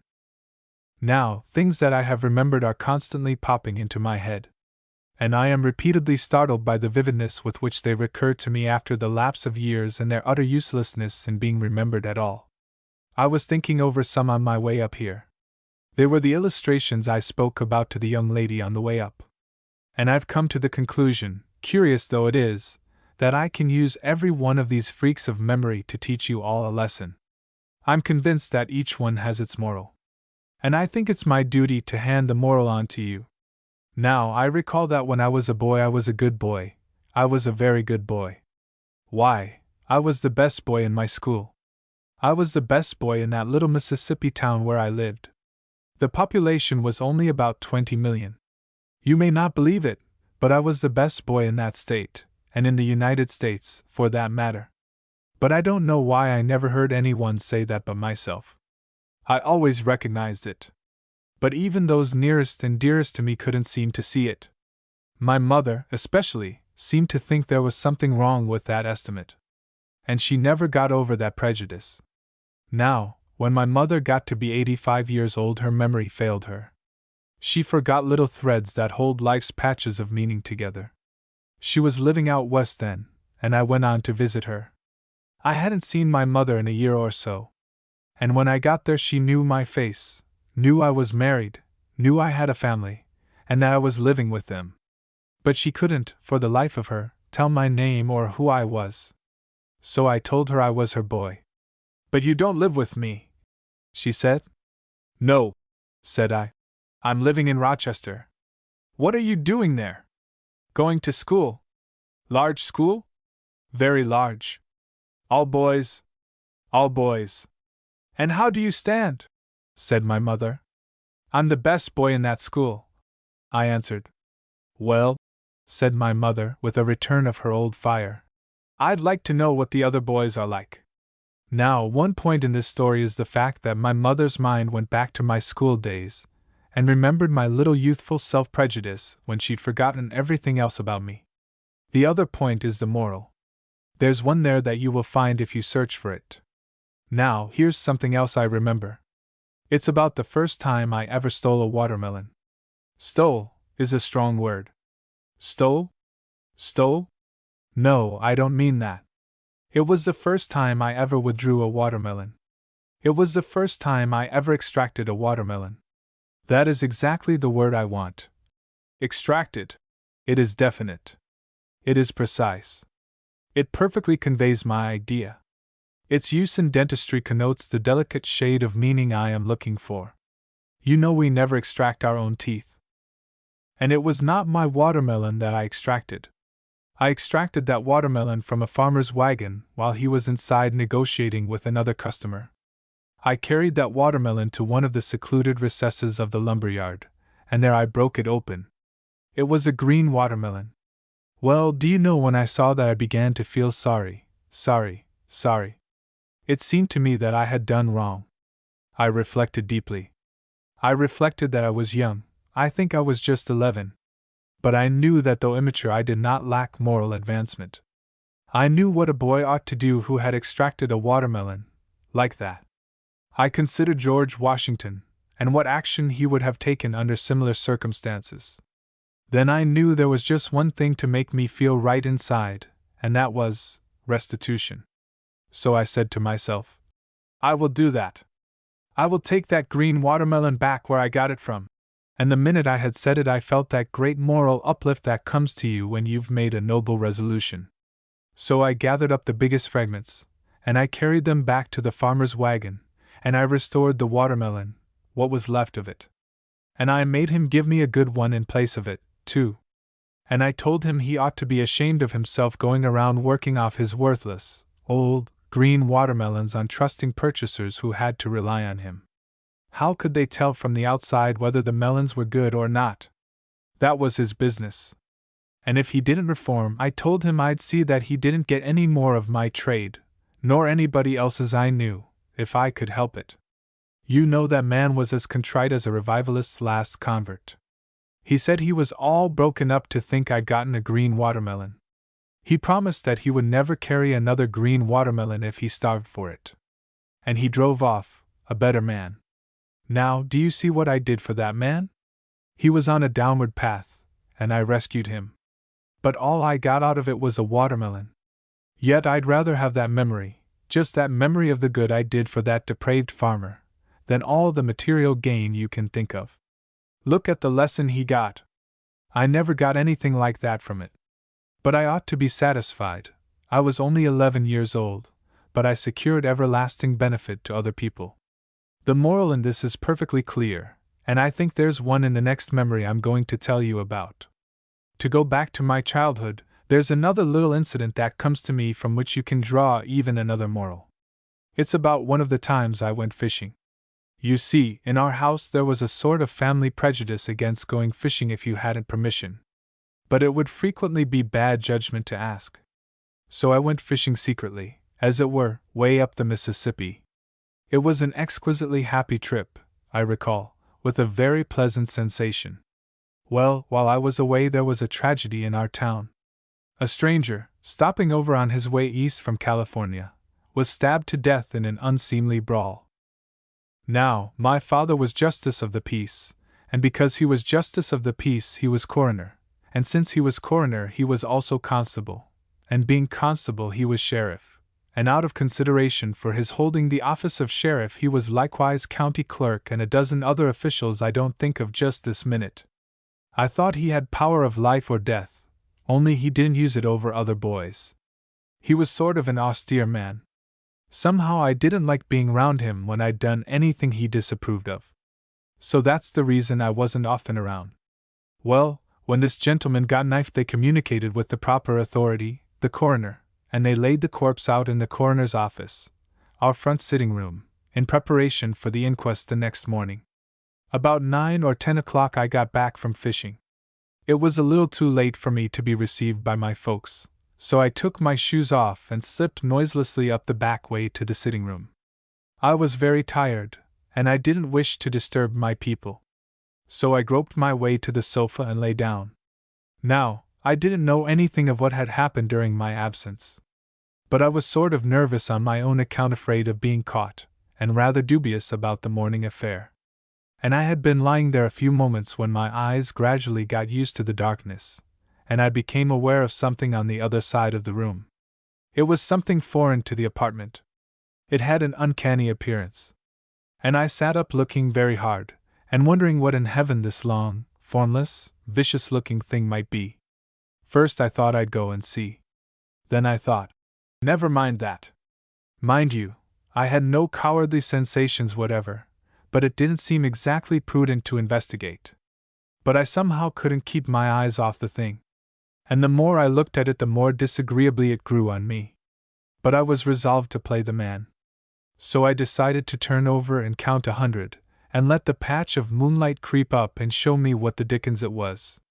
I turned over and tried to count, but I couldn't keep my mind on it. I kept thinking of that gruesome mass. I was losing count all the time, and going back and beginning over again. Oh no, I wasn't frightened, just annoyed. But by the time I'd gotten to the century mark, I turned cautiously over and opened my eyes with great fortitude. The moonlight revealed to me a marble-white human hand. Well, maybe I wasn't embarrassed. But then that changed to a creepy feeling again, and I thought I'd try the counting again. I don't know how many hours or weeks it was that I lay there counting hard. But the moonlight crept up that white arm, and it showed me a lead face and a terrible wound over the heart. I could scarcely say that I was terror-stricken or anything like that. But somehow his eyes interested me so that I went right out of the window. I didn't need the sash. But it seemed easier to take it than leave it behind. Now, let that teach you a lesson. I don't know just what it is. But at 70 years old I find that memory of peculiar value to me. I have been unconsciously guided by it all these years. Things that seem pigeonholed and remote are a perpetual influence. Yes, you're taught in so many ways. And you're so felicitously taught when you don't know it. Here's something else that taught me a good deal. When I was 17 I was very bashful, and a 16-year-old girl came to stay a week with us. She was a peach, and I was seized with a happiness not of this world. One evening my mother suggested that, to entertain her, I take her to the theater. I didn't really like to, because I was 17 and sensitive about appearing in the streets with a girl. I couldn't see my way to enjoying my delight in public. But we went. I didn't feel very happy. I couldn't seem to keep my mind on the play. I became conscious, after a while, that was due less to my lovely company than my boots. They were sweet to look upon, as smooth as skin, but fitted 10 times as close. I got oblivious to the play and the girl and the other people and everything but my boots until I hitched one partly off. The sensation was sensuously perfect. I couldn't help it. I had to get the other off, partly. Then I was obliged to get them off altogether, except that I kept my feet in the legs so they couldn't get away. From that time I enjoyed the play. But the first thing I knew the curtain came down, like that, without my notice, and I hadn't any boots on. What's more, they wouldn't go on. I tugged strenuously. And the people in our row got up and fussed and said things until the peach and I simply had to move on. We moved, the girl on one arm and the boots under the other. We walked home that way, 16 blocks, with a retinue a mile long. Every time we passed a lamp-post, death gripped me at the throat. But we got home, and I had on white socks. If I lived to be 999 years old, I don't suppose I could ever forget that walk. I remember it about as keenly as the chagrin I suffered on another occasion. At one time in our domestic history we had a colored butler who had a failing. He could never remember to ask people who came to the door to state their business. So I used to suffer a good many calls unnecessarily. One morning when I was especially busy he brought me a card engraved with a name I did not know. So I said, "What does he wish to see me for?" And Sylvester said, "I couldn't ask him, sah, he was a gentleman." "Return instantly," I thundered, "and inquire his mission. Ask him what's his game." Well, Sylvester returned with the announcement that he had lightning rods to sell. "Indeed," said I. "Things are coming to a fine pass when lightning rod agents send up engraved cards." "He has pictures," added Sylvester. "Pictures, indeed! He may be peddling etchings. Has he a Russia leather case?" But Sylvester was too frightened to remember. I said, "I am going down to make it hot for that upstart." I went down the stairs, working up my temper all the way. When I got to the parlor I was in a fine frenzy concealed beneath a veneer of frigid courtesy. And when I looked in the door, sure enough he had a Russia leather case in his hand. But I didn't happen to notice that it was our Russia leather case. And if you'd believe me, that man was sitting with a whole gallery of etchings spread out before him. But I didn't happen to notice that they were our etchings, spread out by some member of my family for some unguessed purpose. Very curtly I asked the gentleman his business. With a surprised, timid manner he faltered that he had met my wife and daughter at Antiora, and they had asked him to call. Fine lie, I thought, and I froze him. He seemed to be kind of nonplussed, and sat there fingering the etchings in the case until I told him he needn't bother, because we had those. That pleased him so much that he leaned over, in an embarrassed way, to pick up another from the floor. But I stopped him. I said, "We've got that too." He seemed pitifully amazed, but I was congratulating myself on my great success.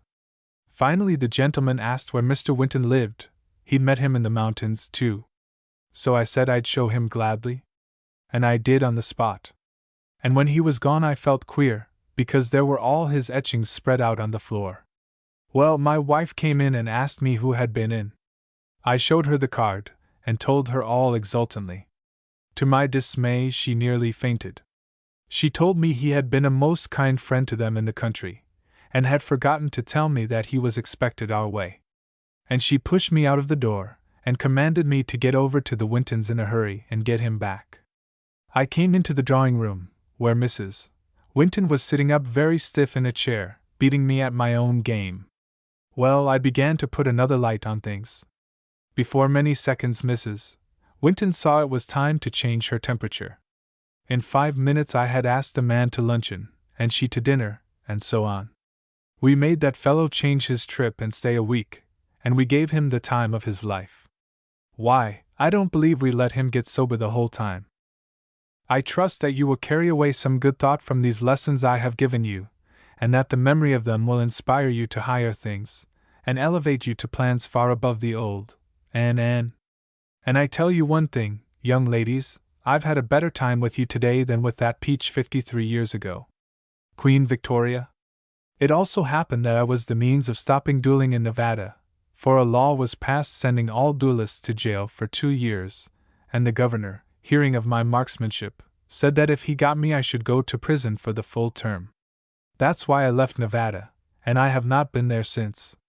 You do me a high honor, indeed, in selecting me to speak of my country in this commemoration of the birthday of that noble lady whose life was consecrated to the virtues and the humanities and to the promotion of lofty ideals, and was a model upon which many a humbler life was formed and made beautiful while she lived, and upon which many such lives will still be formed in the generations that are to come. A life which finds its just image in the star which falls out of its place in the sky and out of existence, but whose light still streams with unfaded luster across the abysses of space long after its fires have been extinguished at their source. As a woman the Queen was all that the most exacting standards could require. As a far-reaching and effective beneficent moral force she had no peer in her time among either monarchs or commoners. As a monarch she was without reproach in her great office. We may not venture, perhaps, to say so sweeping a thing as this in cold blood about any monarch that preceded her upon either her own throne or upon any other. It is a colossal eulogy, but it is justified. In those qualities of the heart which beget affection in all sorts and conditions of men she was rich, surprisingly rich, and for this she will still be remembered and revered in the far-off ages when the political glories of her reign shall have faded from vital history and fallen to a place in that scrap-heap of unverifiable odds and ends which we call tradition. Which is to say, in briefer phrase, that her name will live always. And with it her character, a fame rare in the history of thrones, dominions, principalities, and powers, since it will not rest upon harvested selfish and sordid ambitions, but upon love, earned and freely vouchsafed. She mended broken hearts where she could, but she broke none. What she did for us in America in our time of storm and stress we shall not forget, and whenever we call it to mind we shall always remember the wise and righteous mind that guided her in it, and sustained and supported her, Prince Albert's. We need not talk any idle talk here tonight about either possible or impossible war between the two countries. There will be no war while we remain sane and the son of Victoria and Albert sits upon the throne. In conclusion, I believe I may justly claim to utter the voice of my country in saying that we hold him in deep honor, and also in cordially wishing him a long life and a happy reign. Joan of Arc. Now there is an illustration, pointing to the retreating Joan of Arc. That is exactly what I wanted, precisely what I wanted, when I was describing to myself Joan of Arc, after studying her history and her character for 12 years diligently. That was the product, not the conventional Joan of Arc. Wherever you find the conventional Joan of Arc in history, she is an offense to anybody who knows the story of that wonderful girl. Why, she was almost supreme in several details. She had a marvelous intellect, she had a great heart, had a noble spirit, was absolutely pure in her character, her feeling, her language, her words, her everything. She was only 18 years old. Now put that heart into such a breast, 18 years old, and give it that masterly intellect which showed in the face, and furnish it with that almost godlike spirit, and what are you going to have? The conventional Joan of Arc? Not by any means. That is impossible. I cannot comprehend any such thing as that. You must have a creature like that young and fair and beautiful girl we just saw. And her spirit must look out of the eyes. The figure should be in harmony with all that, but oh, what we get in the conventional picture, and it is always the conventional picture. I hope you will allow me to say that your guild, when you take the conventional, you have got it at second hand. Certainly, if you had studied and studied, then you might have something else as a result, but when you have the common convention, you stick to that. You cannot prevail upon the artist to do it. He always gives you a Joan of Arc, that lovely creature that started a great career at 13, but whose greatness arrived when she was 18, and merely because she was a girl he cannot see the divinity in her, and so he paints a peasant, a coarse and lubberly figure, the figure of a cotton bale, and he clothes that in the coarsest raiment of the peasant region just like a fish woman. Her hair cropped short like a Russian peasant, and that face of hers, which should be beautiful and which should radiate all the glories which are in the spirit and in her heart, that expression in that face is always just the fixed expression of a ham. But now Mr. Beard has intimated a moment ago, and so has Sir Purton Clark also, that the artist, the illustrator, does not often get the idea of the man whose book he is illustrating.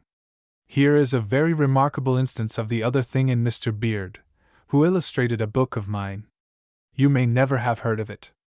I will tell you about it now, A Yankee in King Arthur's Court. Now, Beard got everything that I put into that book and a little more besides. Those pictures of Beard's in that book, oh, from the first page to the last is one vast sardonic laugh at the trivialities, the servilities of our poor human race, and also at the professions and the insolence of priestcraft and kingcraft, those creatures that make slaves of themselves and have not the manliness to shake it off. Beard put it all in that book. I meant it to be there. I put a lot of it there and Beard put the rest.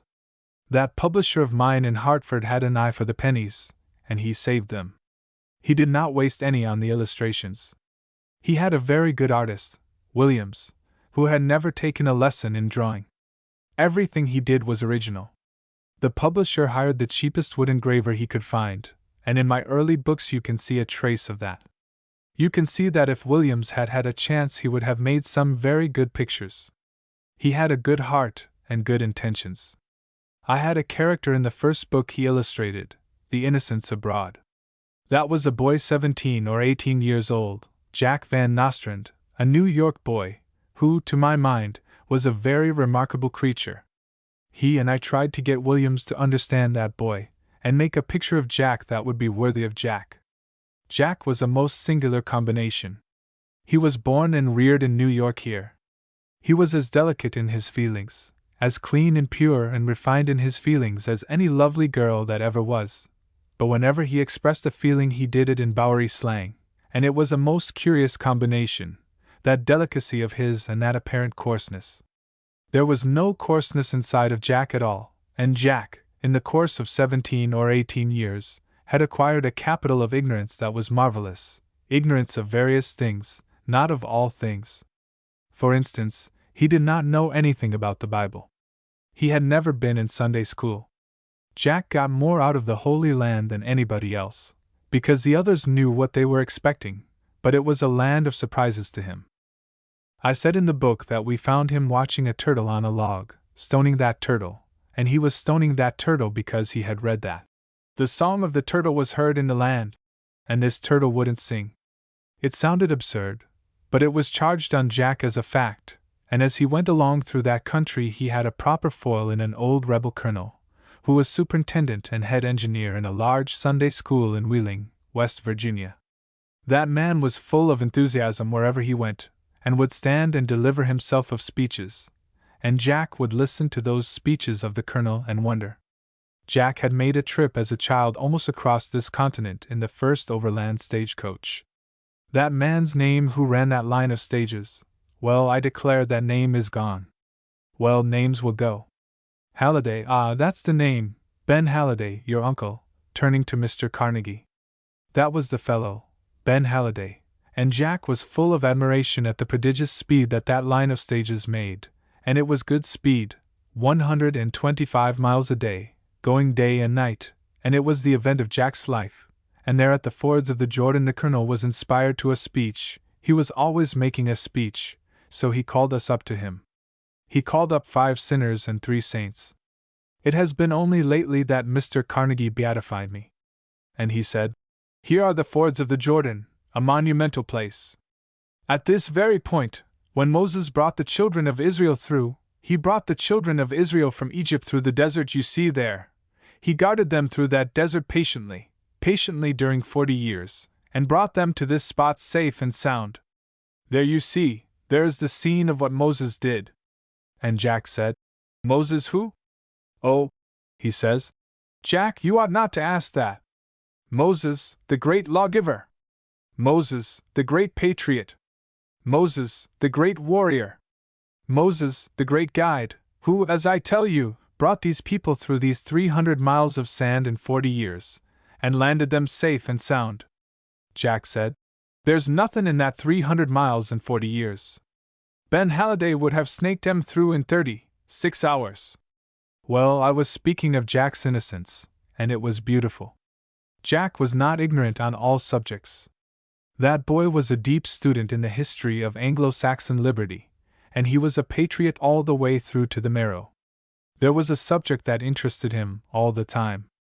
Other subjects were of no concern to Jack, but that quaint, inscrutable innocence of his eye could not get Williams to put into the picture. Yes, Williams wanted to do it. He said, "I will make him as innocent as a virgin." He thought a moment and then said, "I will make him as innocent as an unborn virgin," which covered the ground. I was reminded of Jack because I came across a letter today which is over 30 years old that Jack wrote. Jack was doomed to consumption. He was very long and slim, poor creature, and in a year or 2 after he got back from that excursion to the Holy Land he went on a ride on horseback through Colorado, and he did not last but a year or 2. He wrote this letter, not to me, but to a friend of mine, and he said, "I have ridden horseback." This was 3 years after. "I have ridden horseback 400 miles through a desert country where you never see anything but cattle now and then a cattle station, 10 miles apart, 20 miles apart. Now you tell Clemens that in all that stretch of 400 miles I have seen only 2 books, the Bible and Innocents Abroad. Tell Clemens the Bible was in a very good condition. I say that he had studied, and he had, the real Saxon liberty, the acquirement of our liberty, and Jack used to repeat some verses. I don't know where they came from, but I thought of them today when I saw that letter, that boy could have been talking of himself in those quoted lines from that unknown poet. And he was that kind of a boy. He should have lived, and yet he should not have lived, because he died at that early age. He couldn't have been more than 20. He had seen all there was to see in the world that was worth the trouble of living in it. He had seen all of this world that is valuable. He had seen all of this world that was illusion, and illusion is the only valuable thing in it. He had arrived at that point where presently the illusions would cease and he would have entered upon the realities of life. And God help the man that has arrived at that point. Accident insurance, etc. Gentlemen, I am glad, indeed, to assist in welcoming the distinguished guest of this occasion to a city whose fame as an insurance center has extended to all lands, and given us the name of being a quadruple band of brothers working sweetly hand in hand, the Colts Arms Company making the destruction of our race easy and convenient, our life insurance citizens paying for the victims when they pass away, Mr. Batterson perpetuating their memory with his stately monuments, and our fire insurance. Comrades taking care of their hereafter. I am glad to assist in welcoming our guest, first, because he is an Englishman, and I owe a heavy debt of hospitality to certain of his fellow countrymen, and secondly, because he is in sympathy with insurance, and has been the means of making many other men cast their sympathies in the same direction. Certainly there is no nobler field for human effort than the insurance line of business, especially accident insurance. Ever since I have been a director in an accident insurance company, I have felt that I am a better man. Life has seemed more precious. Accidents have assumed a kindlier aspect. Distressing special providences have lost half their horror. I look upon a cripple now with affectionate interest, as an advertisement. I do not seem to care for poetry any more. I do not care for politics, even agriculture does not excite me. But to me now there is a charm about a railway collision that is unspeakable. There is nothing more beneficent than accident insurance. I have seen an entire family lifted out of poverty and into affluence by the simple boon of a broken leg. I have had people come to me on crutches, with tears in their eyes, to bless this beneficent institution. In all my experience of life, I have seen nothing so seraphic as the look that comes into a freshly mutilated man's face when he feels in his vest pocket with his remaining hand and finds his accident ticket all right. And I have seen nothing so sad as the look that came into another splintered customer's face when he found he couldn't collect on a wooden leg. I will remark here, by way of advertisement, that noble charity which we have named the Hartford Accident Insurance Company is an institution, which is peculiarly to be depended upon. A man is bound to prosper who gives it his custom. No man can take out a policy in it, and not get crippled before the year is out. Now there was one indigent man who had been disappointed so often with other companies that he had grown disheartened. His appetite left him, he ceased to smile, said life was but a weariness. 3 weeks ago I got him to insure with us, and now he is the brightest, happiest spirit in this land, has a good steady income and a stylish suit of new bandages every day, and travels around on a shutter. I will say in conclusion that my share of the welcome to our guest is none the less hearty because I talk so much nonsense, and I know that I can say the same for the rest of the speakers. The speaker was a director of the company named Osteopathy. Mr. Chairman and gentlemen, Dr. Van Fleet is the gentleman who gave me the character. I have heard my character discussed 1,000 times before you were born, sir, and shown the iniquities in it, and you did not get more than half of them. I was touched and distressed when they brought that part of a child in here, and proved that you cannot take a child to pieces in that way. What remarkable names those diseases have! It makes me envious of the man that has them all. I have had many diseases, and am thankful for all I have had. One of the gentlemen spoke of the knowledge of something else found in Sweden, a treatment which I took. It is, I suppose, a kindred thing. There is apparently no great difference between them. I was 1.5 years in London and Sweden, in the hands of that grand old man, Mr. Kildren. I cannot call him a doctor, for he has not the authority to give a certificate if a patient should die, but fortunately they don't. The state stands as a mighty Gibraltar clothed with power. It stands between me and my body, and tells me what kind of a doctor I must employ. When my soul is sick, unlimited spiritual liberty is given me by the state. Now then, it doesn't seem logical that the state shall depart from this great policy, the health of the soul, and change about and take the other position in the matter of smaller consequence, the health of the body. The Bell Bill limitations would drive the osteopaths out of the state. Oh, dear me! When you drive somebody out of the state, you create the same condition as prevailed in the Garden of Eden. You want the thing that you can't have. I didn't care much about the osteopaths, but as soon as I found they were going to drive them out, I got in a state of uneasiness, and I can't sleep nights now. I know how Adam felt in the Garden of Eden about the prohibited apple. Adam didn't want the apple till he found out he couldn't have it, just as he would have wanted osteopathy if he couldn't have it. Whose property is my body? Probably mine. I so regard it. If I experiment with it, who must be answerable? I, not the state. If I choose injudiciously, does the state die? Oh no. I was the subject of my mother's experiment. She was wise. She made experiments cautiously. She didn't pick out just any child in the flock. No, she chose judiciously. She chose one she could spare, and she couldn't spare the others. I was the choice child of the flock, so I had to take all of the experiments. In 1844, Neep filled the world with the wonder of the water cure. Mother wanted to try it, but on sober second thought she put me through. A bucket of ice water was poured over to see the effect. Then I was rubbed down with flannels, sheet was dipped in the water, and I was put to bed. I perspired so much that Mother put a light preserver to bed with me. But this had nothing but a spiritual effect on me, and I didn't care for that. When they took off the sheet, it was yellow from the output of my conscience, the exudation of sin. It purified me spiritually, and it remains until this day. I have experimented with osteopathy and allopathy. I took a chance at the latter for old time's sake, for 3 times, when a boy, Mother's new methods got me so near death's door she had to call in the family physician to pull me out.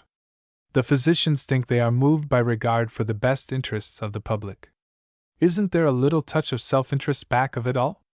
It seems to me there is, and I don't claim to have all the virtues, only 9 or 10 of them. I was born in the Banner State, and by Banner State, I mean Missouri. Osteopathy was born in the same state, and both of us are getting along reasonably well. At a time during my younger days, my attention was attracted to a picture of a house which bore the inscription, "Christ disputing with the doctors."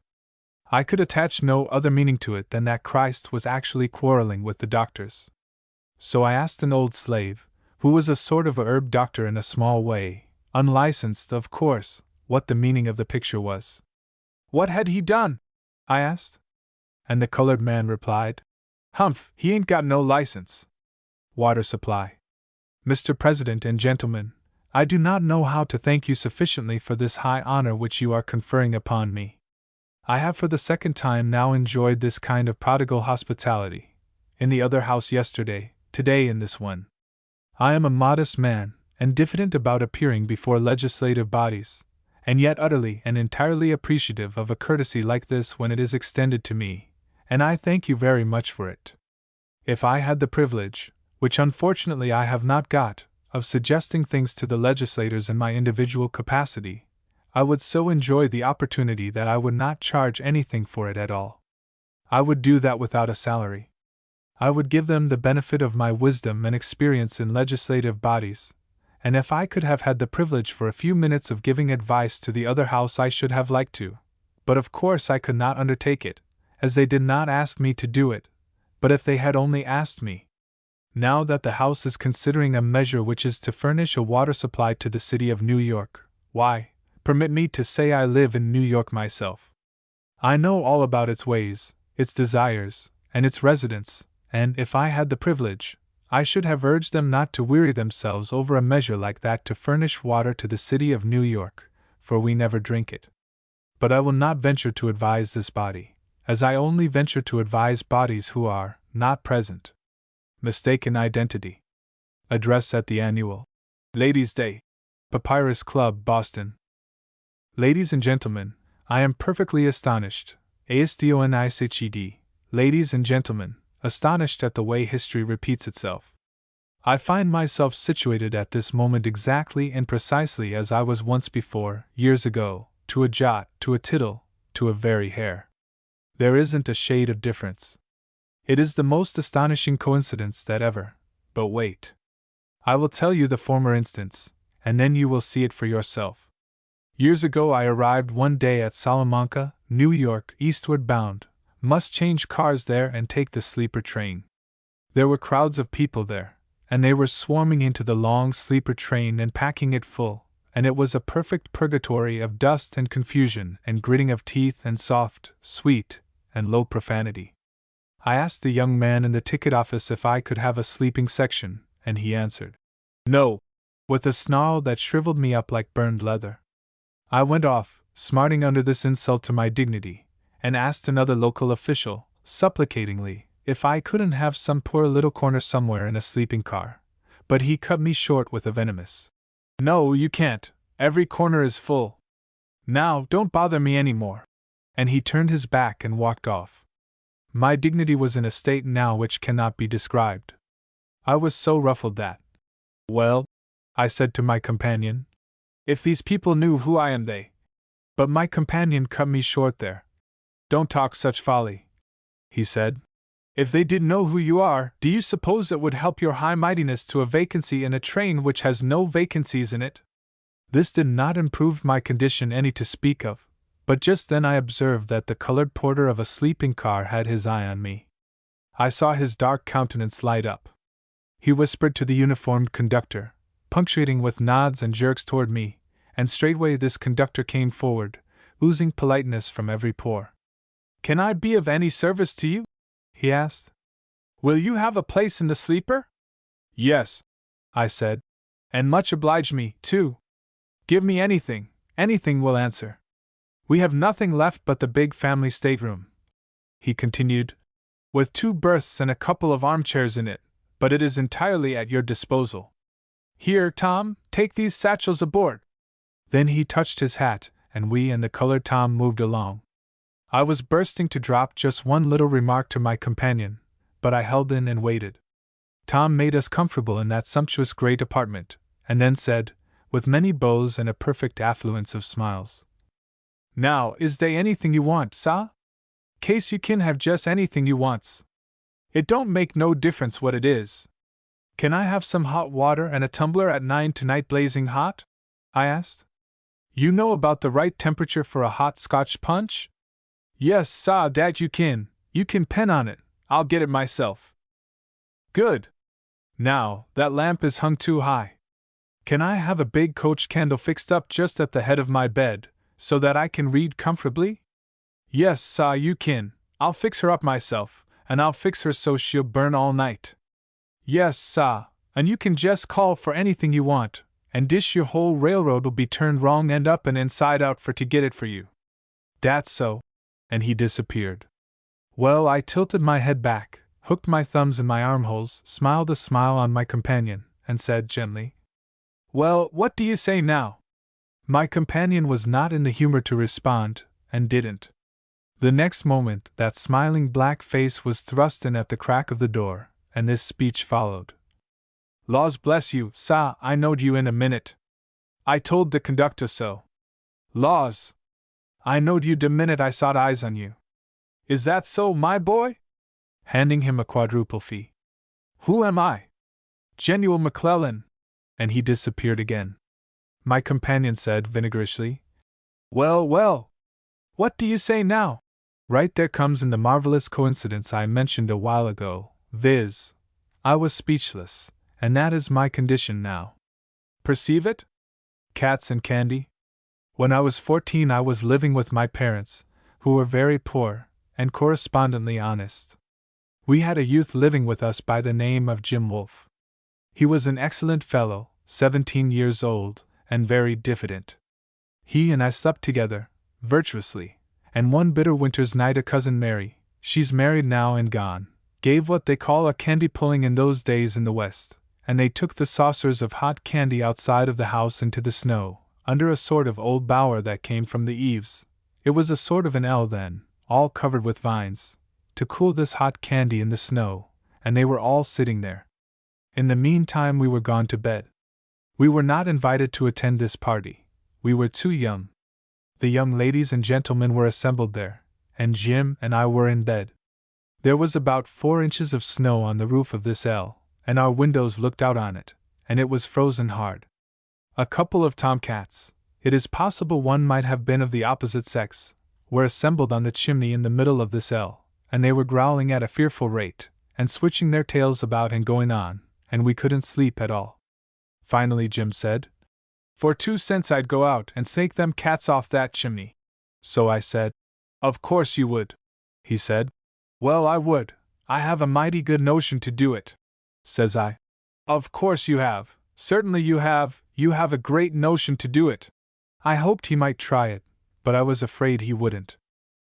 Finally I did get his ambition up, and he raised the window and climbed out on the icy roof, with nothing on but his socks and a very short shirt. He went climbing along on all fours on the roof toward the chimney where the cats were. In the meantime, these young ladies and gentlemen were enjoying themselves down under the eaves, and when Jim got almost to that chimney, he made a pass at the cats, and his heels flew up and he shot down and crashed through those vines, and lit in the midst of the ladies and gentlemen, and sat down in those hot saucers of candy. There was a stampede, of course, and he came upstairs dropping pieces of chinaware and candy all the way up, and when he got up there, now anybody in the world would have gone into profanity or something calculated to relieve the mind, but he didn't. He scraped the candy off his legs, nursed his blisters a little, and said, "I could have catched them cats if I had had on a good ready." Does any reader know what a ready was in 1840? D.W. Obituary poetry. Ladies and gentlemen, this welcome occasion gives me an opportunity to make an explanation that I have long desired to deliver myself of. I rise to the highest honors before a Philadelphia audience. In the course of my checkered career I have, on divers occasions, been charged, maliciously with a more or less serious offense. It is in reply to one of the more, important of these that I wish to speak. More than once I have been accused of writing obituary poetry in the Philadelphia Ledger. I wish right here to deny that dreadful assertion. I will admit that once, when a compositor in the Ledger establishment, I did set up some of that poetry, but for a worse offense than that no indictment can be found against me. I did not write that poetry, at least, not all of it. Cigars and tobacco. My friends for some years now have remarked that I am an inveterate consumer of tobacco. That is true, but my habits with regard to tobacco have changed. I have no doubt that you will say, when I have explained to you what my present purpose is, that my taste has deteriorated, but I do not so regard it. Whenever I held a smoking party at my house, I found that my guests had always just taken the pledge. Let me tell you briefly the history of my personal relation to tobacco. It began, I think, when I was a lad, and took the form of a quid, which I became expert in tucking under my tongue. Afterward I learned the delights of the pipe, and I suppose there was no other youngster of my age who could more deftly cut plug tobacco so as to make it available for pipe smoking. Well, time ran on, and there came a time when I was able to gratify one of my youthful ambitions. I could buy the choicest Havana cigars without seriously interfering with my income. I smoked a good many, changing off from the Havana cigars to the pipe in the course of a day's smoking. At last it occurred to me that something was lacking in the Havana cigar. It did not quite fulfill my youthful anticipations. I experimented. I bought what was called a seed leaf cigar with a Connecticut wrapper. After a while I became satiated of these, and I searched for something else. The Pittsburgh stogie was recommended to me. It certainly had the merit of cheapness, if that be a merit in tobacco, and I experimented with the stogie. Then, once more, I changed off, so that I might acquire the subtler flavor of the Wheeling Toby. Now that palled, and I looked around New York in the hope of finding cigars which would seem to most people vile, but which, I am sure, would be ambrosial to me. I couldn't find any. They put into my hands some of those little things that cost 10 cents a box, but they are a delusion. I said to a friend, "I want to know if you can direct me to an honest tobacco merchant who will tell me what is the worst cigar in the New York market, excepting those made for Chinese consumption. I want real tobacco. If you will do this and I find the man is as good as his word, I will guarantee him a regular market for a fair amount of his cigars." We found a tobacco dealer who would tell the truth, who, if a cigar was bad, would boldly say so. He produced what he called the very worst cigars he had ever had in his shop. He let me experiment with one then and there. The test was satisfactory. This was, after all, the real thing. I negotiated for a box of them and took them away with me, so that I might be sure of having them handy when I want them. I discovered that the worst cigars, so called, are the best for me, after all. Billiards. The game of billiards has destroyed my naturally sweet disposition. Once, when I was an underpaid reporter in Virginia City, whenever I wished to play billiards I went out to look for an easy mark. One day a stranger came to town and opened a billiard parlor. I looked him over casually. When he proposed a game, I answered, "All right. Just knock the balls around a little so that I can get your gait, he said, and when I had done so, he remarked, "I will be perfectly fair with you. I'll play you left-handed." I felt hurt, for he was cross-eyed, freckled, and had red hair, and I determined to teach him a lesson. He won first shot, ran out, took my $50, and all I got was the opportunity to chalk my cue. "If you can play like that with your left hand," I said, "I'd like to see you play with your right." "I can't," he said. "I'm left-handed." The Union right or wrong?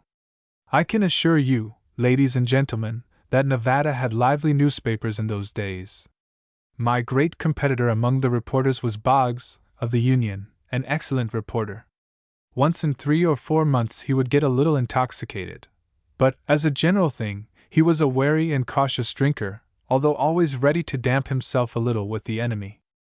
He had the advantage of me in one thing: he could get the monthly public school report and I could not, because the principal hated my sheet, the Enterprise.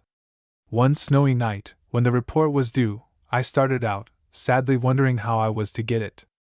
Presently, a few steps up the almost deserted street, I stumbled on Boggs, and asked him where he was going. "After the school report." "I'll go along with you." "No, sir. I'll excuse you. Have it your own way." A saloon-keeper's boy passed by with a steaming pitcher of hot punch, and Boggs snuffed the fragrance gratefully. He gazed fondly after the boy, and saw him start up the Enterprise stairs. I said, "I wish you could help me get that school business, but since you can't, I must run up to the Union office and see if I can get a proof of it after it's set up, though I don't begin to suppose I can. Good night." "Hold on a minute. I don't mind getting the report and sitting around with the boys a little while you copy it, if you're willing to drop down to the principal's with me. Now you talk like a human being. Come along." We plowed a couple of blocks through the snow, got the report, a short document, and soon copied it in our office. Meantime, Boggs helped himself to the punch. I gave the manuscript back to him, and we started back to get an inquest. At 4 o'clock in the morning, when we had gone to press and were having a relaxing concert as usual, for some of the printers were good singers and others good performers on the guitar and on that atrocity the accordion, the proprietor of the Union strode in and asked if anybody had heard anything of Boggs or the school report. We stated the case, and all turned out to help hunt for the delinquent. We found him standing on a table in a saloon, with an old tin lantern in one hand and the school report in the other, haranguing a gang of corned miners on the iniquity of squandering the public money on education, when hundreds and hundreds of honest, hard-working men were literally starving for whiskey. He had been assisting in a regal spree with those parties for hours. We dragged him away, and put him into bed. Of course there was no school report in the Union, and Boggs held me accountable, though I was innocent of any intention or desire to compass its absence from that paper, and was as sorry as any one that the misfortune had occurred. But we were perfectly friendly. The day the next school report was due, the proprietor of the Tennessee mine furnished us a buggy, and asked us to go down and write something about the property, a very common request, and one always gladly acceded to when people furnished buggies, for we were as fond of pleasure excursions as other people. The mine was a hole in the ground 90 feet deep, and no way of getting down into it but by holding onto a rope and being lowered with a windlass. The workmen had just gone off somewhere to dinner. I was not strong enough to lower Boggs's bulk, so I took an unlighted candle in my teeth, made a loop for my foot in the end of the rope, implored Boggs not to go to sleep or let the windlass get the start of him, and then swung out over the shaft. I reached the bottom muddy and bruised about the elbows, but safe. I lit the candle, made an examination of the rock, selected some specimens, and shouted to Boggs to hoist away. No answer. Presently a head appeared in the circle of daylight away aloft, and a voice came down. "Are you all set?" "All set, hoist away." "Are you comfortable?" "Perfectly." "Could you wait a little?" "Oh, certainly, no particular hurry." "Well, goodbye." "Why, where are you going?" "After the school report." And he did. I stayed down there an hour, and surprised the workmen when they hauled up and found a man on the rope instead of a bucket of rock. I walked home, too, 5 miles uphill.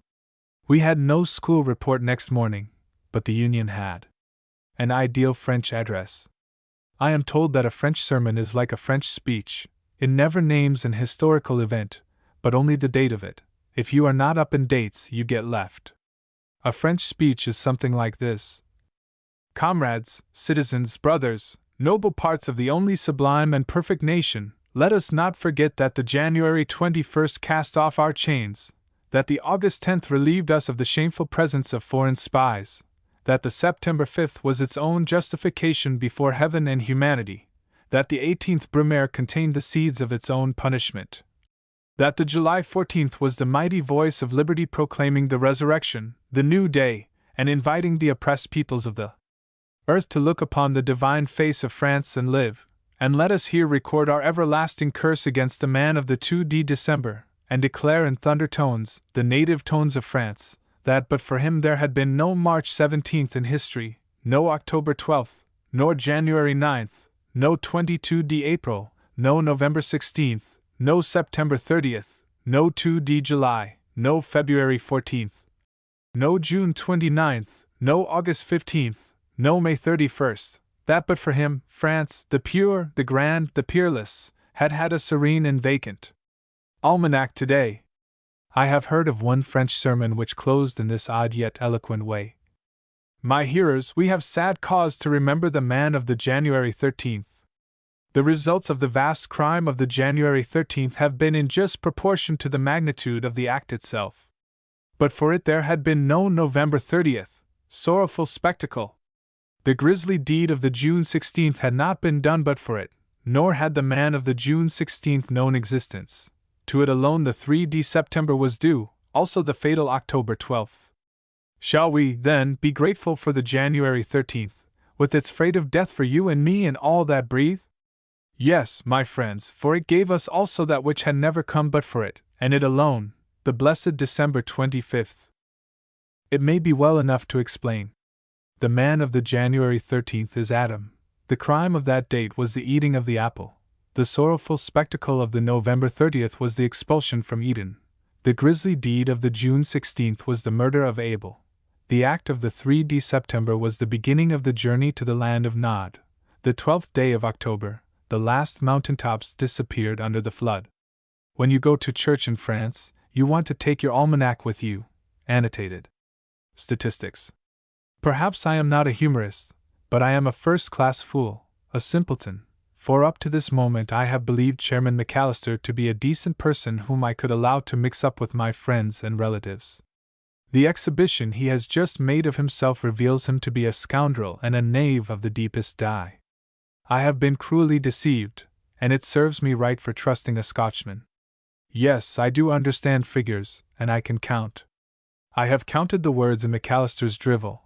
I certainly cannot call it a speech, and there were exactly 3,439. I also carefully counted the lies. There were exactly 3,439. Therefore, I leave McAllister to his fate. I was sorry to have my name mentioned as one of the great authors, because they have a sad habit of dying off. Chaucer is dead, Spencer is dead, so is Milton, so is Shakespeare, and I am not feeling very well myself. Galveston Orphan Bazaar. I expected that the governor of Texas would occupy this place first and would speak to you, and in the course of his remarks would drop a text for me to talk from.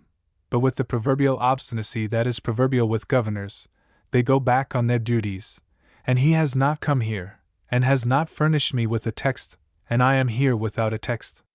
I have no text except what you furnish me with your handsome faces, but I won't continue that, for I could go on forever about attractive faces, beautiful dresses, and other things. But, after all, compliments should be in order in a place like this. I have been in New York 2 or 3 days, and have been in a condition of strict diligence night and day, the object of this diligence being to regulate the moral and political situation on this planet, put it on a sound basis. And when you are regulating the conditions of a planet, it requires a great deal of talk in a great many kinds of ways, and when you have talked a lot, the emptier you get. And get also in a position of corking. When I am situated like that, with nothing to say, I feel as though I were a sort of fraud. I seem to be playing a part, and please consider I am playing a part for want of something better, and this is not unfamiliar to me. I have often done this before. When I was here about 8 years ago, I was coming up in a car of the elevated road. Very few people were in that car, and on one end of it there was no one, except on the opposite seat, where sat a man about 50 years old, with a most winning face and an elegant eye, a beautiful eye, and I took him from his dress to be a master mechanic, a man who had a vocation. He had with him a very fine little child of about 4 or 5 years. I was watching the affection which existed between those two. I judged he was the grandfather, perhaps. It was really a pretty child, and I was admiring her, and as soon as he saw I was admiring her he began to notice me.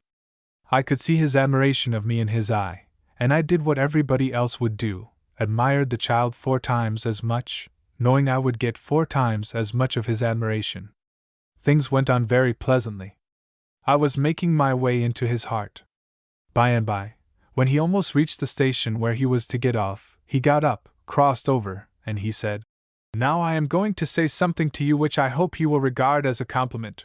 And then he went on to say, "I have never seen Mark Twain, but I have seen a portrait of him, and any friend of mine will tell you that when I have once seen a portrait of a man I place it in my eye and store it away in my memory, and I can tell you now that you look enough like Mark Twain to be his brother." "No," he said. "I hope you take this as a compliment. Yes, you are a very good imitation, but when I come to look closer, you are probably not that man." I said, "I will be frank with you. In my desire to look like that excellent character, I have dressed for the character. I have been playing a part." He said, "That is all right, that is all right. You look very well on the outside, but when it comes to the inside, you are not in it with the original. So when I come to a place like this with nothing valuable to say, I always play a part.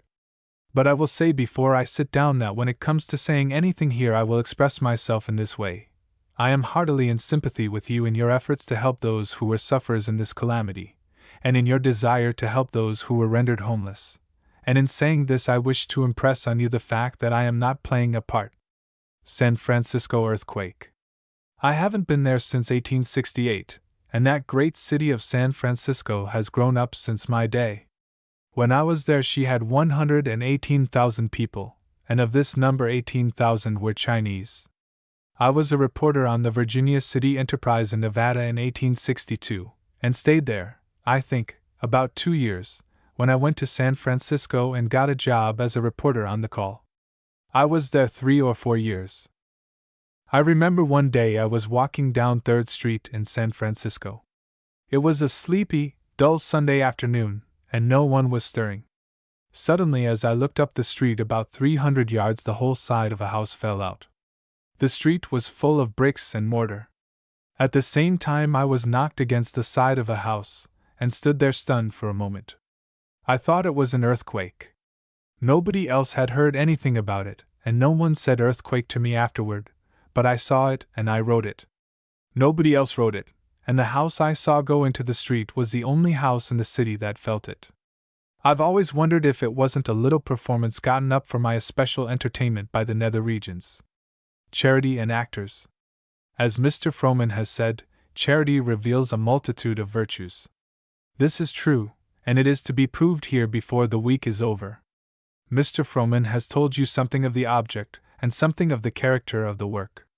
He told me he would do this, and he has kept his word. I had expected to hear of it through the newspapers. I wouldn't trust anything between Froman and the newspapers, except when it's a case of charity. You should all remember that the actor has been your benefactor many and many a year. When you have been weary and downcast, he has lifted your heart out of gloom and given you a fresh impulse. You are all under obligation to him.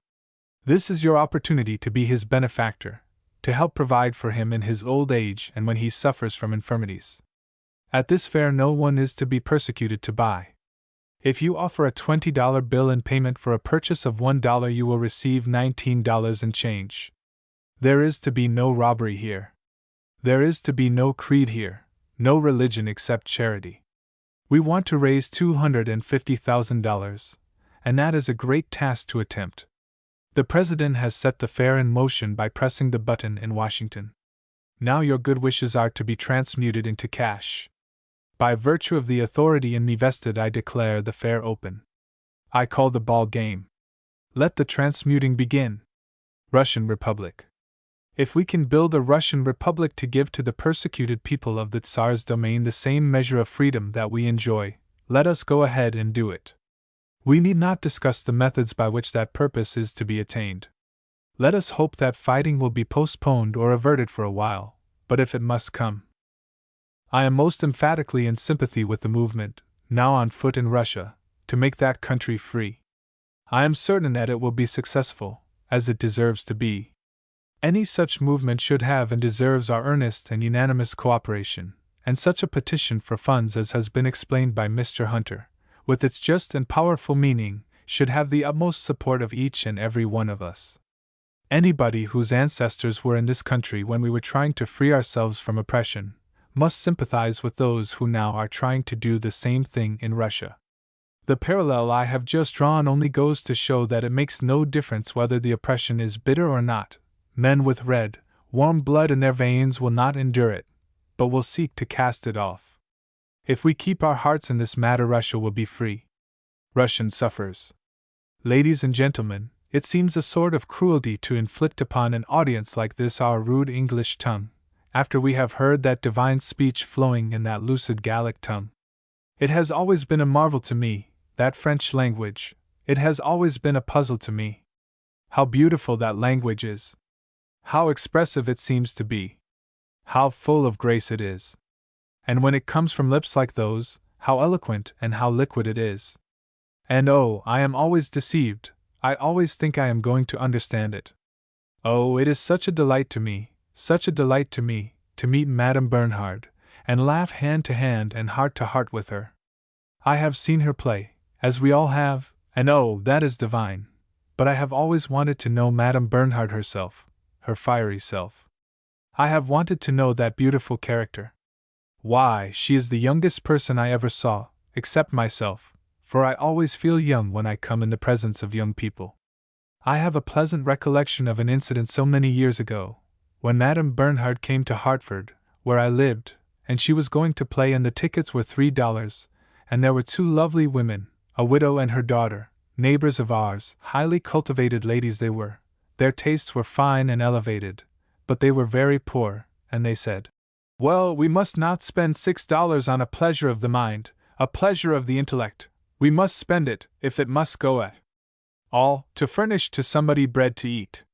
And so they sorrowed over the fact that they had to give up that great pleasure of seeing Madame Bernhardt, but there were two neighbors equally highly cultivated and who could not afford bread, and those good-hearted Joneses sent that $6, deprived themselves of it, and sent it to those poor Smiths to buy bread with. And those Smiths took it and bought tickets with it to see Madame Bernhardt. Oh yes, some people have tastes and intelligence also. Now, I was going to make a speech, I supposed I was, but I am not. It is late, and so I am going to tell a story, and there is this advantage about a story, anyway, that whatever moral or valuable thing you put into a speech, why, it gets diffused among those involuted sentences and possibly your audience goes away without finding out what that valuable thing was that you were trying to confer upon it.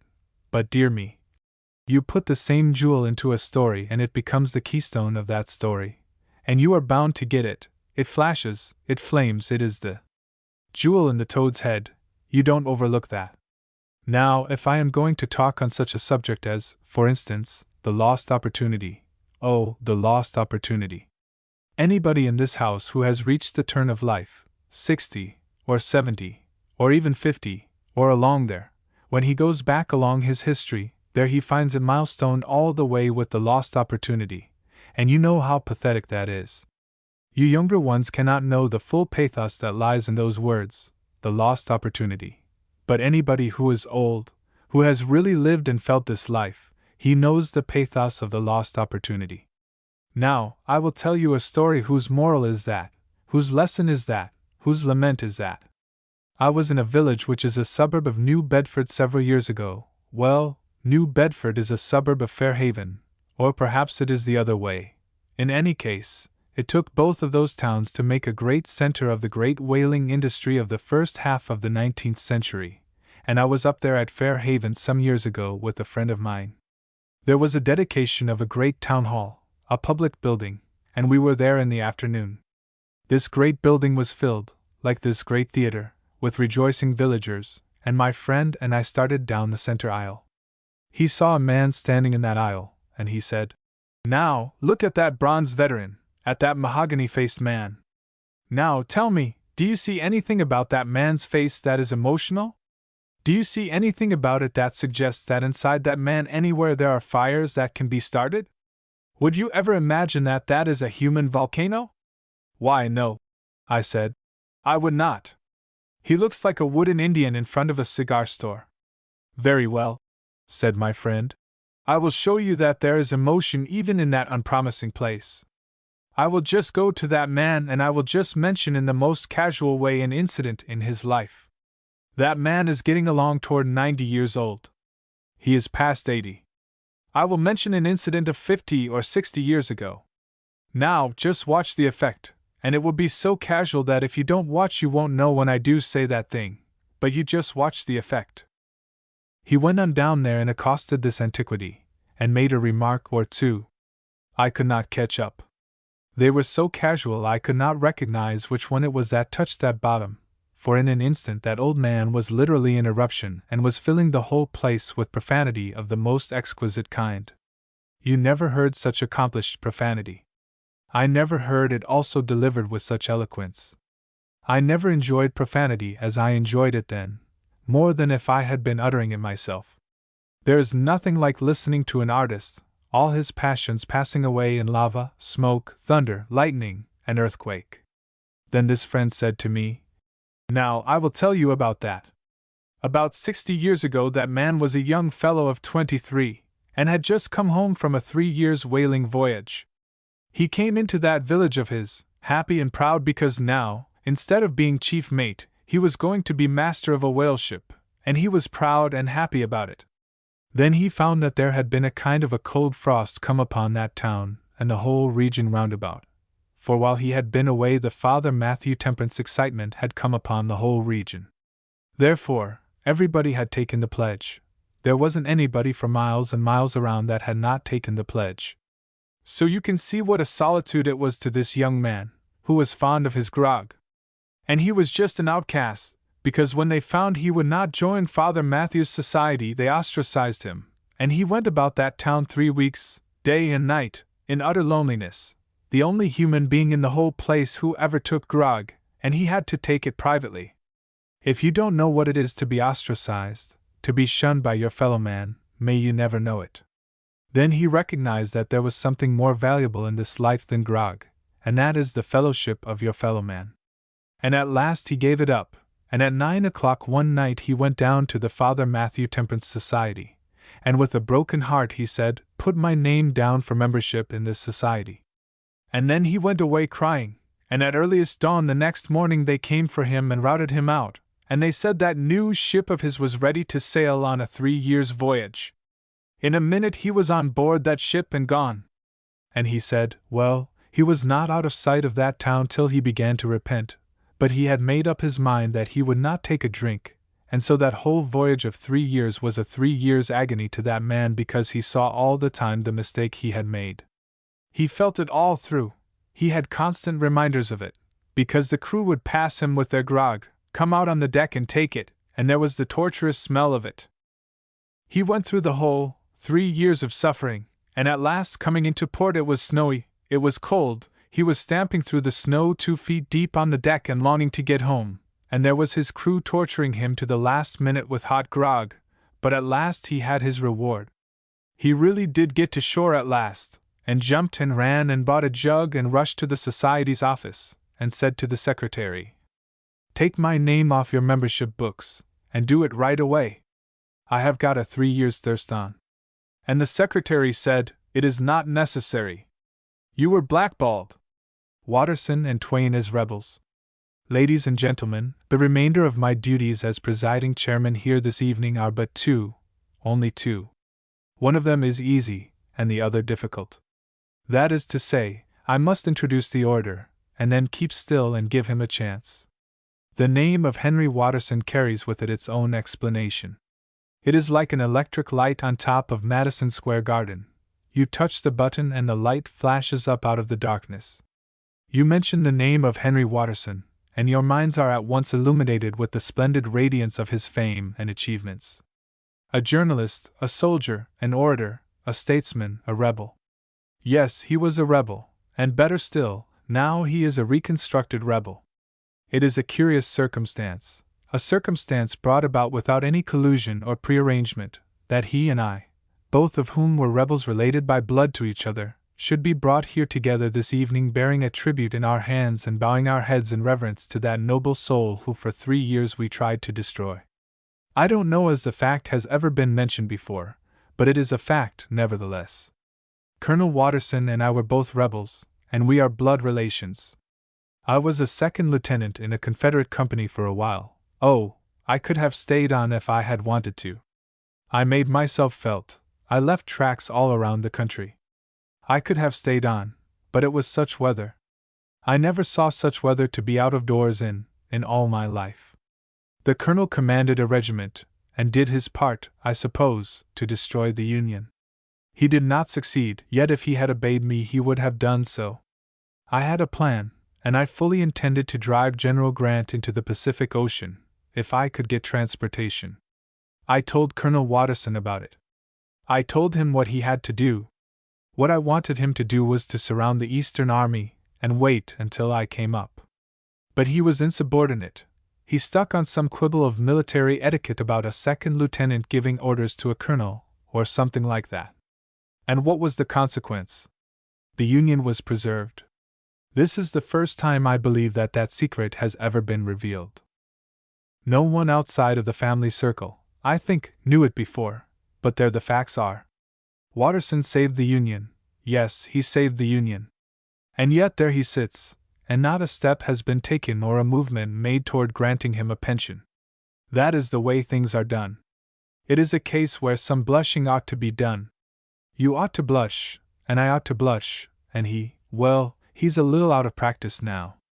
Robert Fulton Fund. I wish to deliver a historical address. I've been studying the history of, let me see, Then he stopped in confusion, and walked over to Gen. Fred D. Grant, who sat at the head of the platform. He leaned over in a whisper, and then returned to the front of the stage and continued.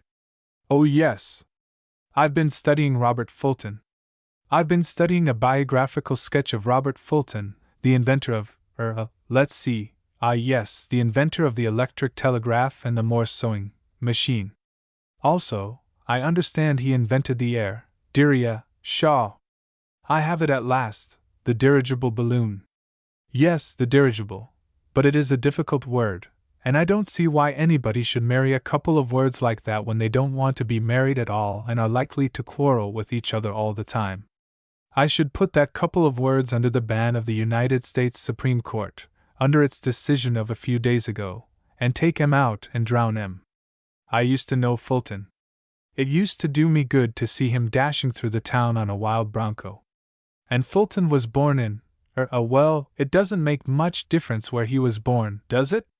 I remember a man who came to interview me once, to get a sketch of my life.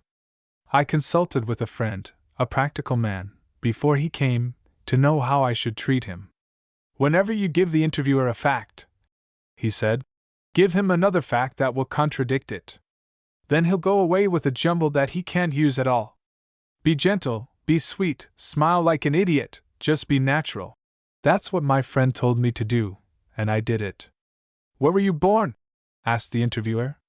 Well, I began. I was born in Alabama, or Alaska, or the Sandwich Islands, I don't know where, but right around there somewhere. And you had better put it down before you forget it. But you weren't born in all those places, he said. Well, I've offered you 3 places. Take your choice. They're all at the same price. How old are you? He asked. I shall be 19 in June, I said. Why, there's such a discrepancy between your age and your looks, he said. Oh, that's nothing, I said. I was born discrepantly. Then we got to talking about my brother Samuel, and he told me my explanations were confusing. I suppose he is dead, I said. Some said that he was dead and some said that he wasn't. Did you bury him without knowing whether he was dead or not? Asked the reporter. There was a mystery, said I. We were twins, and one day when we were 2 weeks old, that is, he was 1 week old, and I was 1 week old, we got mixed up in the bathtub, and one of us drowned. We never could tell which. One of us had a strawberry birthmark on the back of his hand. There it is on my hand. This is the one that was drowned. There's no doubt about it. Where's the mystery? He said. Why, don't you see how stupid it was to bury the wrong twin? I answered. I didn't explain it any more because he said the explanation confused him. To me it is perfectly plain. But to get back to Fulton. I'm going along like an old man I used to know who used to start to tell a story about his grandfather. He had an awfully retentive memory, and he never finished the story, because he switched off into something else. He used to tell about how his grandfather one day went into a pasture, where there was a ram. The old man dropped a silver dime in the grass, and stooped over to pick it up. The ram was observing him, and took the old man's action as an invitation. Just as he was going to finish about the ram, this friend of mine would recall that his grandfather had a niece who had a glass eye. She used to loan that glass eye to another lady friend, who used it when she received company. The eye didn't fit the friend's face, and it was loose. And whenever she winked it would turn over. Then he got on the subject of accidents, and he would tell a story about how he believed accidents never happened. There was an Irishman coming down a ladder with a hod of bricks, he said, and a Dutchman was standing on the ground below. The Irishman fell on the Dutchman and killed him. Accident? Never. If the Dutchman hadn't been there, the Irishman would have been killed. Why didn't the Irishman fall on a dog which was next to the Dutchman? Because the dog would have seen him coming. Then he'd get off from the Dutchman to an uncle named Reginald Wilson. Reginald went into a carpet factory one day, and got twisted into the machinery's belt. He went excursioning around the factory until he was properly distributed and was woven into 69 yards of the best 3-ply carpet. His wife bought the carpet, and then she erected a monument to his memory. It read, and so on he would ramble about telling the story of his grandfather until we never were told whether he found the 10-cent piece or whether something else happened. Fulton Day, Jamestown. Ladies and gentlemen, I am but human, and when you give me a reception like that I am obliged to wait a little while I get my voice. When you appeal to my head I don't feel it, but when you appeal to my heart I do feel it. We are here to celebrate one of the greatest events of American history, and not only in American history, but in the world's history. Indeed it was, the application of steam by Robert Fulton. It was a world event. There are not many of them. It is peculiarly an American event, that is true, but the influence was very broad in effect. We should regard this day as a very great American holiday. We have not many that are exclusively American holidays. We have the 4th of July, which we regard as an American holiday, but it is nothing of the kind.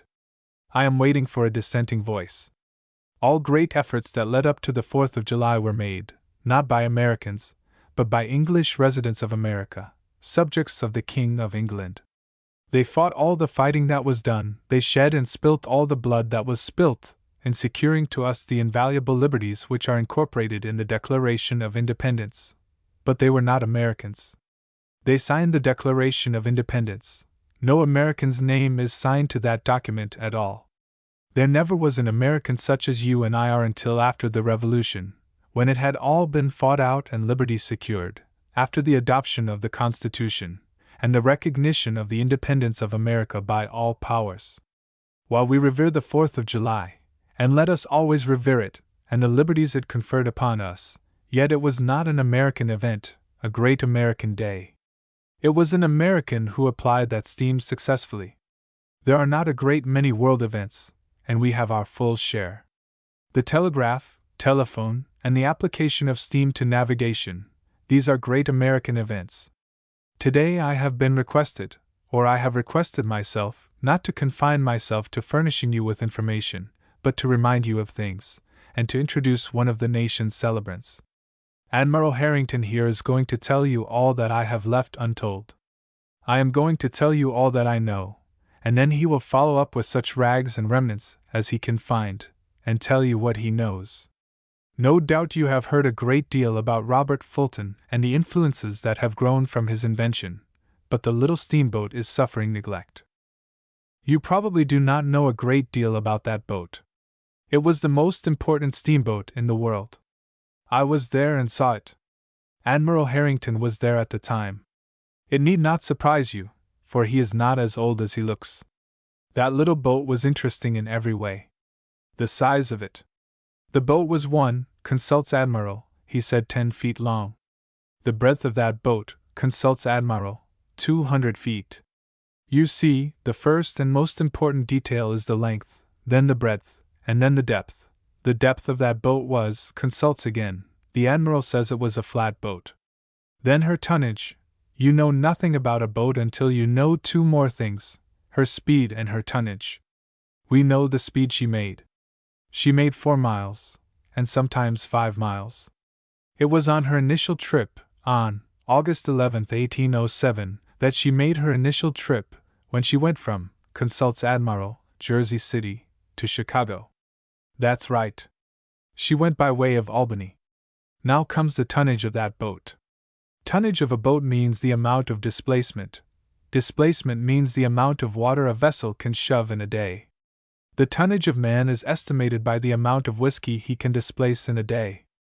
Robert Fulton named the Clermont in honor of his bride, that is, Clermont was the name of the county seat. I feel that it surprises you that I know so much. In my remarks of welcome of Admiral Harrington, I am not going to give him compliments. Compliments always embarrass a man. You do not know anything to say. It does not inspire you with words. There is nothing you can say in answer to a compliment.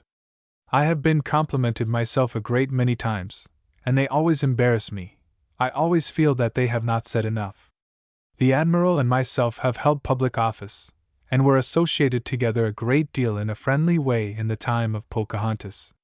That incident where Pocahontas saves the life of Smith from her father, Powhatan's Club, was gotten up by the Admiral and myself to advertise Jamestown. At that time the Admiral and myself did not have the facilities of advertising that you have. I have known Admiral Harrington in all kinds of situations, in public service, on the platform, and in the chain gang now and then, but it was a mistake. A case of mistaken identity. I do not think it is at all a necessity to tell you Admiral Harrington's public history. You know that it is in the histories. I am not here to tell you anything about his public life, but to expose his private life. I am something of a poet. When the great poet laureate, Tennyson, died, and I found that the place was open, I tried to get it, but I did not get it. Anybody can write the first line of a poem, but it is a very difficult task to make the second line rhyme with the first. When I was down in Australia there were 2 towns named Johnswood and Parham. I made this rhyme. I do not want to compliment Admiral Harrington, but as long as such men as he devote their lives to the public service the credit of the country will never cease.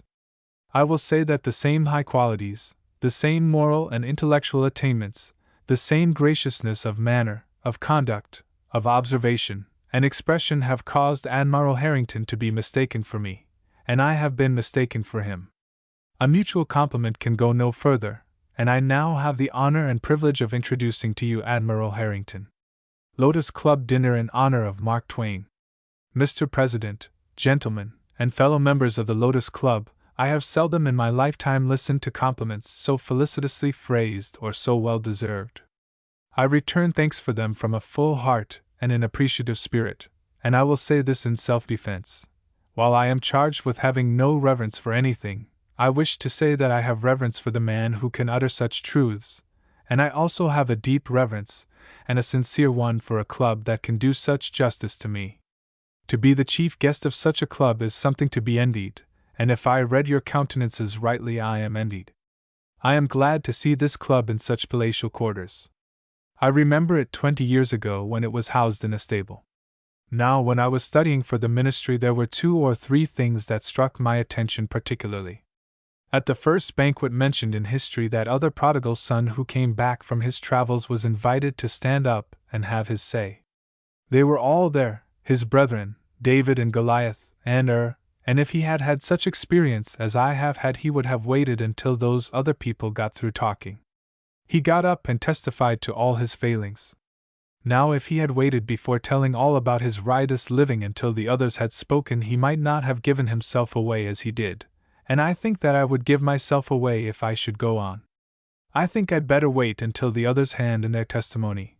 Then, if it is necessary for me to make an explanation, I will get up and explain, and if I cannot do that, I'll deny it happened. I don't see that I have a great deal to explain. I got off very well, considering the opportunities that these other fellows had. I don't see that Mr. Lowe said anything against me, and neither did Mr. Dana. However, I will say that I never heard so many lies told in one evening as were told by Mr. McElway, and I consider myself very capable. But even in his case, when he got through, I was gratified by finding how much he hadn't found out. By accident he missed the very things that I didn't want to have said. And now, gentlemen, about Americanism. I have been on the continent of Europe for 2.5 years. I have met many Americans there, some sojourning for a short time only, others making protracted stays, and it has been very gratifying to me to find that nearly all preserve their Americanism. I have found they all like to see the flag fly, and that their hearts rise when they see the stars and stripes. I met only one lady who had forgotten the land of her birth and glorified monarchical institutions. I think it is a great thing to say that in 2.5 years I met only one person who had fallen a victim to the shams, I think we may call them shams, of nobilities and of heredities. She was entirely lost in them. After I had listened to her for a long time, I said to her, "At least you must admit that we have one merit. We are not like the Chinese, who refuse to allow their citizens who are tired of the country to leave it. Thank God we don't. Copyright. I have read this bill. At least I have read such portions as I could understand. Nobody but a practiced legislator can read the bill and thoroughly understand it, and I am not a practiced legislator. I am interested particularly and especially in the part of the bill which concerns my trade. I like that extension of copyright life to the author's life and 50 years afterward. I think that would satisfy any reasonable author, because it would take care of his children. Let the grandchildren take care of themselves. That would take care of my daughters, and after that I am not particular. I shall then have long been out of this struggle, independent of it, indifferent to it. It isn't objectionable to me that all the trades and professions in the United States are protected by the bill. I like that. They are all important and worthy, and if we can take care of them under the copyright law, I should like to see it done. I should like to see oyster culture added, and anything else. I am aware that copyright must have a limit, because that is required by the Constitution of the United States, which sets aside the earlier Constitution, which we call the Decalogue.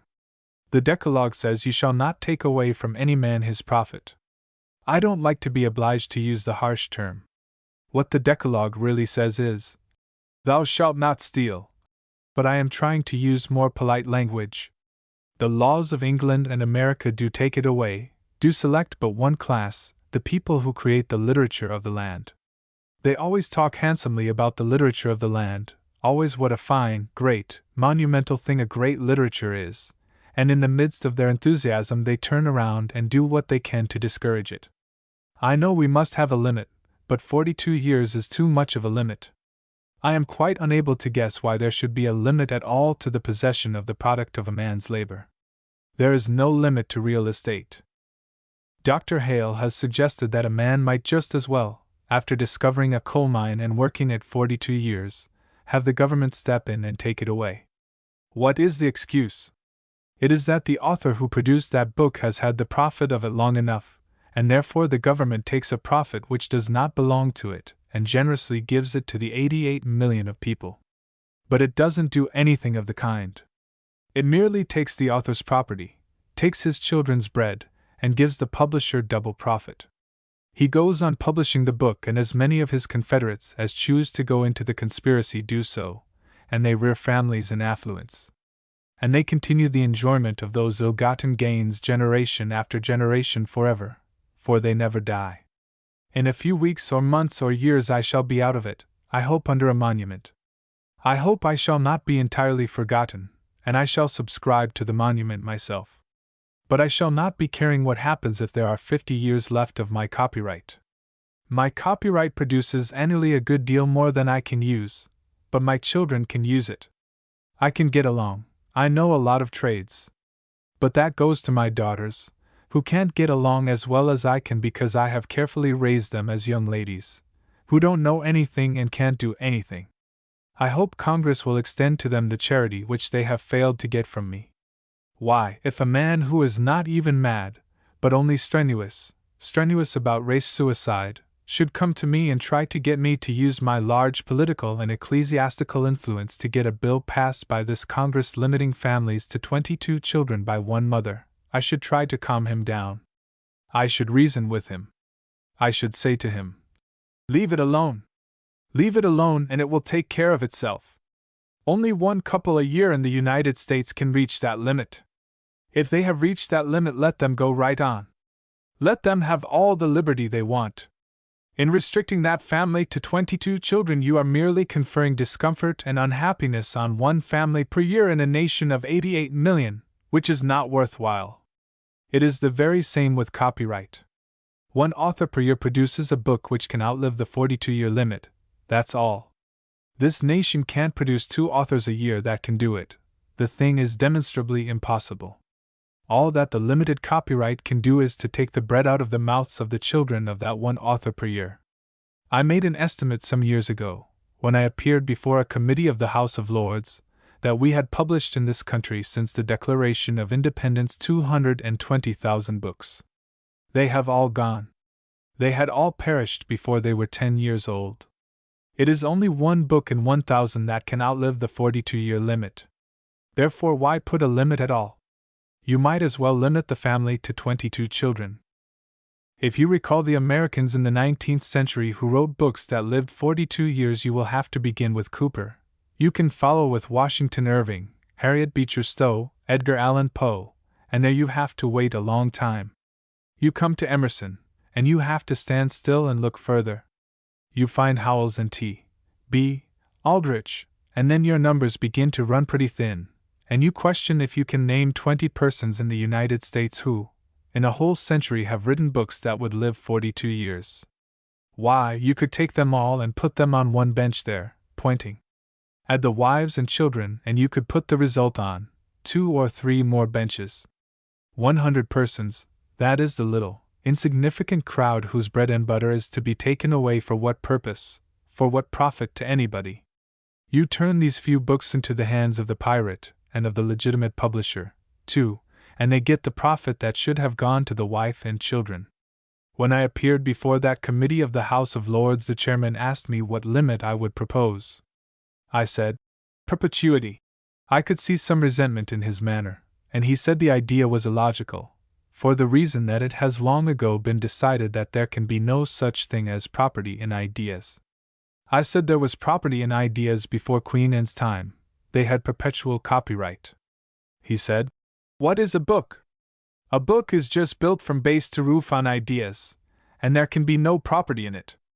I said I wished he could mention any kind of property on this planet that had a pecuniary value which was not derived from an idea or ideas. He said real estate. I put a supposititious case, a dozen Englishmen who travel through South Africa and camp out, and 11 of them see nothing at all. They are mentally blind. But there is one in the party who knows what this harbor means and what the lay of the land means. To him it means that some day a railway will go through here, and there on that harbor a great city will spring up. That is his idea.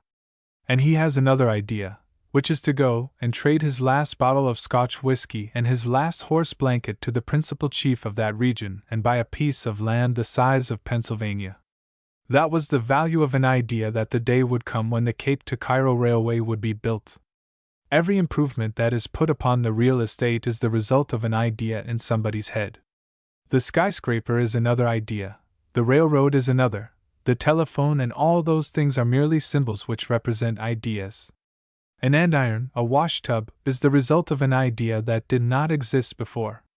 So if, as that gentleman said, a book does consist solely of ideas, that is the best argument in the world that it is property, and should not be under any limitation at all. We don't ask for that. 50 years from now we shall ask for it. I hope the bill will pass without any deleterious amendments.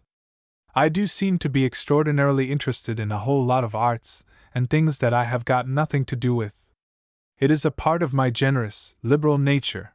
I can't help it. I feel the same sort of charity to everybody that was manifested by a gentleman who arrived at home at 2 o'clock in the morning from the club and was feeling so perfectly satisfied with life, so happy, and so comfortable, and there was his house weaving around. He watched his chance, and by when the steps got in his neighborhood he made a jump and climbed up and got on the portico. And the house went on weaving, but he watched the door, and when it came around his way he plunged through it. He got to the stairs, and when he went up on all fours the house was so unsteady that he could hardly make his way, but at last he got to the top and raised his foot and put it on the top step. But only the toe hitched on the step, and he rolled down and fetched up on the bottom step, with his arm around the newel post, and he said, "God pity the poor sailors out at sea on a night like this." In aid of the blind. If you detect any awkwardness in my movements and infelicities in my conduct, I will offer the explanation that I never presided at a meeting of any kind before in my life, and that I do find it out of my line. I supposed I could do anything anybody else could, but I recognize that experience helps, and I do feel the lack of that experience.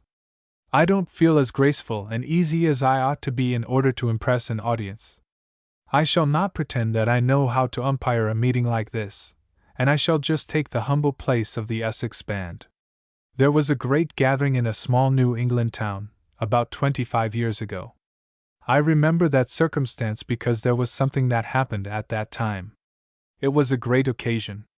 They gathered in the militia and orators and everybody from all the towns around.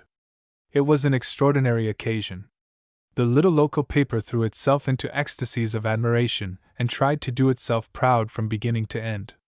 It praised the orators, the militia, and all the bands that came from everywhere, and all this in honest country newspaper detail, but the writer ran out of adjectives toward the end. Having exhausted his whole magazine of praise and glorification, he found he still had one band left over. He had to say something about it, and he said, "The Essex Band done the best it could. I am an Essex Band on this occasion, and I am going to get through as well as inexperience and good intentions will enable me.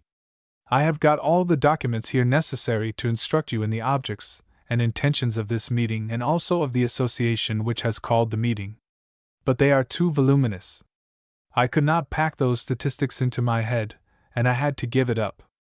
I shall have to just reduce all that mass of statistics to a few salient facts. There are too many statistics and figures for me. I never could do anything with figures, never had any talent for mathematics, never accomplished anything in my efforts at that rugged study, and today the only mathematics I know is multiplication, and the minute I get away up in that, as soon as I reach 9 times 7. Mr. Clemens lapsed into deep thought for a moment. He was trying to figure out 9 times 7, but it was a hopeless task, and he turned to St. Clair McElway, who sat near him. Mr. McElway whispered the answer, and the speaker resumed. "I've got it now. It's 84. Well, I can get that far all right with a little hesitation. After that I am uncertain, and I can't manage a statistic. This association for the..." Mr. Clemens was in another dilemma. Again he was obliged to turn to Mr. McElway. "Oh yes, for promoting the interests of the blind. It's a long name. If I could I would write it out for you and let you take it home and study it, but I don't know how to spell it. And Mr. Carnegie is down in Virginia somewhere. Well, anyway, the object of that association, which has been recently organized, 5 months ago, in fact, is in the hands of very, very energetic, intelligent, and capable people, and they will push it to success very surely, and all the more surely if you will give them a little of your assistance out of your pockets.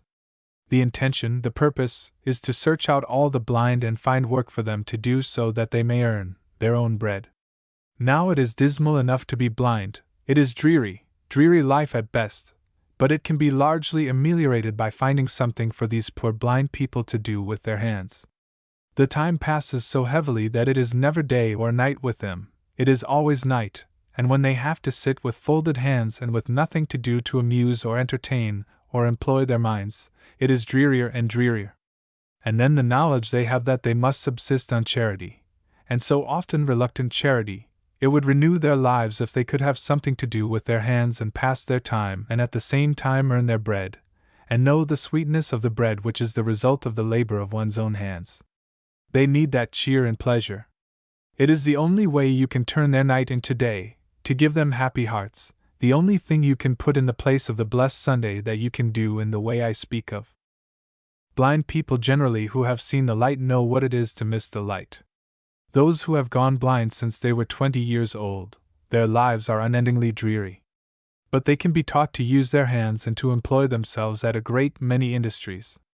That association from which this draws its birth in Cambridge, Massachusetts, has taught its blind to make many things. They make them better than most people, and more honest than people who have the use of their eyes. The goods they make are readily saleable. People like them. And so they are supporting themselves, and it is a matter of cheer. They pass their time now not too irksomely as they formerly did. What this association needs and wants is $15,000. The figures are set down, and what the money is for, and there is no graft in it or I would not be here. And they hope to beguile that out of your pockets, and you will find affixed to the program an opportunity, that little blank which you will fill out and promise so much money now or tomorrow or some time. Then, there is another opportunity which is still better, and that is that you shall subscribe an annual sum. I have invented a good many useful things in my time, but never anything better than that of getting money out of people who don't want to part with it. It is always for good objects, of course. This is the plan: when you call upon a person to contribute to a great and good object, and you think he should furnish about $1,000, he disappoints you as like as not. Much the best way to work him to supply that $1,000 is to split it into parts and contribute, say $100 a year, or 50, or whatever the sum may be. Let him contribute 10 or 20 a year. He doesn't feel that, but he does feel it when you call upon him to contribute a large amount. When you get used to it, you would rather contribute than borrow money. I tried it in Helen Keller's case. Mr. Hutton wrote me in 1896 or 1897 when I was in London and said, "The gentleman who has been so liberal in taking care of Helen Keller has died without making provision for her in his will, and now they don't know what to do." They were proposing to raise a fund, and he thought $50,000 enough to furnish an income of $2,400 or $2,500 a year for the support of that wonderful girl and her wonderful teacher, Miss Sullivan, now Mrs. Macy. I wrote to Mr. Hutton and said, "Go on, get up your fund. It will be slow, but if you want quick work, I propose this system." The system I speak of asking people to contribute such and such a sum from year to year and drop out whenever they please, and he would find there wouldn't be any difficulty, people wouldn't feel the burden of it. And he wrote back saying he had raised the $2,400 a year indefinitely by that system in a single afternoon. We would like to do something just like that tonight. We will take as many checks as you care to give. You can leave your donations in the big room outside. I knew once what it was to be blind. I shall never forget that experience. I have been as blind as anybody ever was for 3 or 4 hours, and the sufferings that I endured and the mishaps and the accidents that are burning in my memory make my sympathy rise when I feel for the blind and always shall feel. I once went to Heidelberg on an excursion. I took a clergyman along with me, the Rev. Joseph Twitchell, of Hartford, who is still among the living despite that fact. I always travel with clergymen when I can. It is better for them, it is better for me. And any preacher who goes out with me in stormy weather, and without a lightning rod, is a good one. The Reverend Twitchell is one of those people filled with patience and endurance, 2 good ingredients for a man traveling with me, so we got along very well together. In that old town they have not altered a house nor built one in 1500 years. We went to the inn and they placed Twitchell and me in a most colossal bedroom, the largest I ever saw or heard of. It was as big as this room. I didn't take much notice of the place. I didn't really get my bearings. I noticed Twitchell got a German bed about 2 feet wide, the kind in which you've got to lie on your edge, because there isn't room to lie on your back, and he was way down south in that big room, and I was way up north at the other end of it, with a regular Sahara in between. We went to bed. Twitchell went to sleep, but then he had his conscience loaded, and it was easy for him to get to sleep. I couldn't get to sleep. It was one of those torturing kinds of lovely summer nights when you hear various kinds of noises now and then. A mouse away off in the southwest. You throw things at the mouse. That encourages the mouse. But I couldn't stand it, and about 2 o'clock I got up and thought I would give it up and go out in the square where there was one of those tinkling fountains, and sit on its brink and dream, full of romance. I got out of bed, and I ought to have lit a candle, but I didn't think of it until it was too late. It was the darkest place that ever was. There has never been darkness any thicker than that. It just lay in cakes. I thought that before dressing I would accumulate my clothes. I pawed around in the dark and found everything packed together on the floor except one sock. I couldn't get on the track of that sock. It might have occurred to me that maybe it was in the wash. But I didn't think of that. I went excursioning on my hands and knees. Presently I thought, I am never going to find it, I'll go back to bed again. That is what I tried to do during the next 3 hours. I had lost the bearings of that bed. I was going in the wrong direction all the time. By and by I came in collision with a chair, and that encouraged me. It seemed to me, as far as I could recollect, there was only a chair here and there and yonder, 5 or 6 of them scattered over this territory, and I thought maybe after I found that chair I might find the next one. Well, I did. And I found another and another and another. I kept going around on my hands and knees, having those sudden collisions, and finally when I banged into another chair I almost lost my temper. And I raised up, garbed as I was, not for public exhibition, right in front of a mirror 15 or 16 feet high. I hadn't noticed the mirror, didn't know it was there. And when I saw myself in the mirror I was frightened out of my wits. I don't allow any ghost to bite me, and I took up a chair and smashed at it. 1,000,000 pieces. Then I reflected. That's the way I always do, and it's unprofitable unless a man has had much experience that way and has clear judgment. And I had judgment, and I would have had to pay for that mirror if I hadn't recollected to say it was Twitchell who broke it. Then I got down, on my hands and knees, and went on another exploring expedition. As far as I could remember there were 6 chairs in that Oklahoma, and 1 table, a great big heavy table, not a good table to hit with your head when rushing madly along.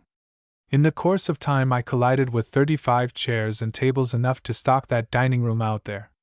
It was a hospital for decayed furniture, and it was in a worse condition when I got through with it.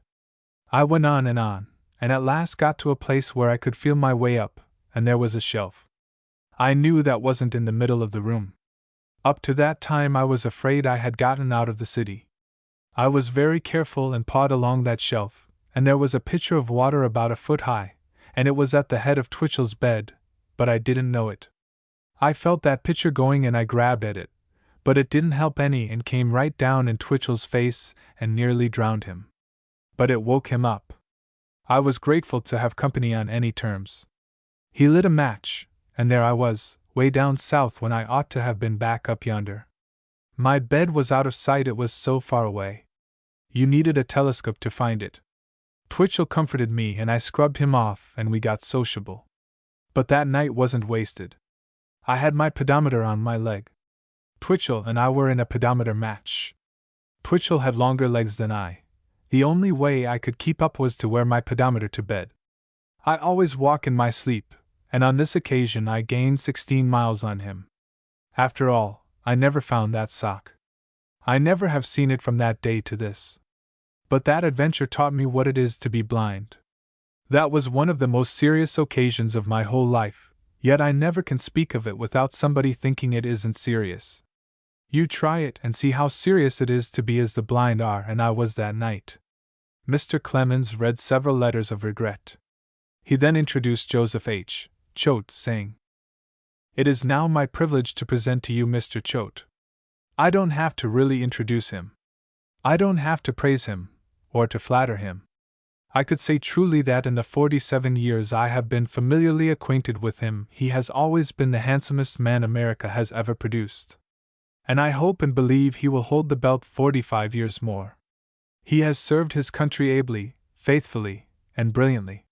He stands at the summit, at the very top in the esteem and regard of his countrymen, and if I could say one word which would lift him any higher in his countrymen's esteem and affection, I would say that word whether it was true or not.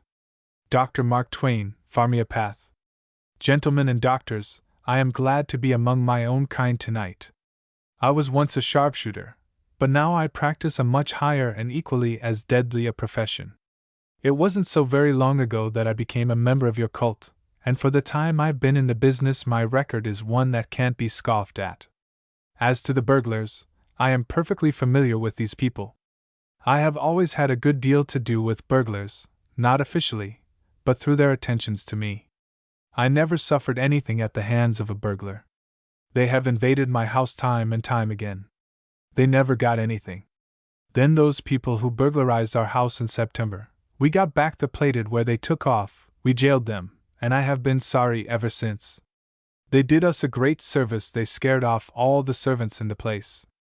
I consider the Children's Theatre, of which I am president, and the postgraduate medical school as the two greatest institutions in the country. This school, in bringing its 20,000 physicians from all parts of the country, bringing them up to date, and sending them back with renewed confidence, has surely saved hundreds of thousands of lives which otherwise would have been lost. I have been practicing now for 7 months. When I settled on my farm in Connecticut in June, I found the community very thinly settled, and since I have been engaged in practice it has become more thinly settled still. This gratifies me, as indicating that I am making an impression on my community. I suppose it is the same with all of you. I have always felt that I ought to do something for you, and so I organized a Reading, Connecticut, branch of the postgraduate school. I am only a country farmer up there, but I am doing the best I can. Of course, the practice of medicine and surgery in a remote country district has its disadvantages, but in my case I am happy in a division of responsibility. I practice in conjunction with a horse doctor, a sexton, and an undertaker. The combination is airtight, and once a man is stricken in our district, escape is impossible for him. These 4 of us, 3 in the regular profession and the 4th an undertaker, are all good men. There is Bill Ferguson, the Reading undertaker. Bill is there in every respect. He is a little lukewarm on general practice, and writes his name with a rubber stamp. Like my old Southern friend, he is one of the finest planters anywhere. Then there is Jim Ruggles, the horse doctor. Ruggles is one of the best men I have got. He also is not much on general medicine, but he is a fine horse doctor. Ferguson doesn't make any money off him. You see, the combination started this way. When I got up to Reading and had become a doctor, I looked around to see what my chances were for aiding in the great work. The first thing I did was to determine what manner of doctor I was to be. Being a Connecticut farmer, I naturally consulted my pharmacopoeia, and at once decided to become a pharmaeopath. Then I got circulating about, and got in touch with Ferguson and Ruggles. Ferguson joined readily in my ideas, but Ruggles kept saying that, while it was all right for an undertaker to get aboard, he couldn't see where it helped horses. Well, we started to find out what was the trouble with the community, and it didn't take long to find out that there was just one disease, and that was race suicide. And driving about the countryside, I was told by my fellow farmers that it was the only rational, human, and valuable disease. But it is cutting into our profits, so that we'll either have to stop it or we'll have to move. We've had some funny experiences up there in Reading. Not long ago a fellow came along with a rolling gait and a distressed face. We asked him what was the matter. We always hold consultations on every case, as there isn't business enough for 4. He said he didn't know, but that he was a sailor, and perhaps that might help us to give a diagnosis. We treated him for that, and I never saw a man die more peacefully. That same afternoon my dog Tige treed an African gentleman. We chained up the dog, and then the gentleman came down and said he had appendicitis. We asked him if he wanted to be cut open, and he said yes, that he'd like to know if there was anything in it. So we cut him open and found nothing in him but darkness. So we diagnosed his case as infidelity, because he was dark inside.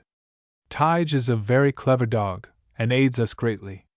The other day a patient came to me and inquired if I was old Dr. Clemens. As a practitioner, I have given a great deal of my attention to Bright's disease. I have made some rules for treating it that may be valuable. Listen. Rule 1. When approaching the bedside of one whom an all-wise president, I mean an all-wise providence, well, anyway, it's the same thing, has seen fit to afflict with disease, well, the rule is simple, even if it is old-fashioned. Rule 2. I've forgotten just what it is, but. Rule 3. This is always indispensable: bleed your patient. Missouri University speech. As you are all standing, he drawled in his characteristic voice, I suppose I had better stand too. Then came a laugh and loud cries for a speech. As the great humorist spoke of his recent visit to Hannibal, his old home, his voice trembled. You cannot know what a strain it was on my emotions, he said. In fact, when I found myself shaking hands with persons I had not seen for 50 years and looking into wrinkled faces that were so young and joyous when I last saw them, I experienced emotions that I had never expected, and did not know were in me. I was profoundly moved and saddened to think that this was the last time, perhaps, that I would ever behold those kind old faces and dear old scenes of childhood. The humorist then changed to a lighter mood, and for a time the audience was in a continual roar of laughter. He was particularly amused at the eulogy on himself read by Gardiner Lathrop in conferring the degree. He has a fine opportunity to distinguish himself, said Mr. Clemens, by telling the truth about me. I have seen it stated in print that as a boy I had been guilty of stealing peaches, apples, and watermelons. I read a story to this effect very closely not long ago, and I was convinced of one thing, which was that the man who wrote it was of the opinion that it was wrong to steal, and that I had not acted right in doing so. I wish now, however, to make an honest statement, which is that I do not believe, in all my checkered career, I stole a ton of peaches. One night I removed, a watermelon from a wagon while the owner was attending to another customer.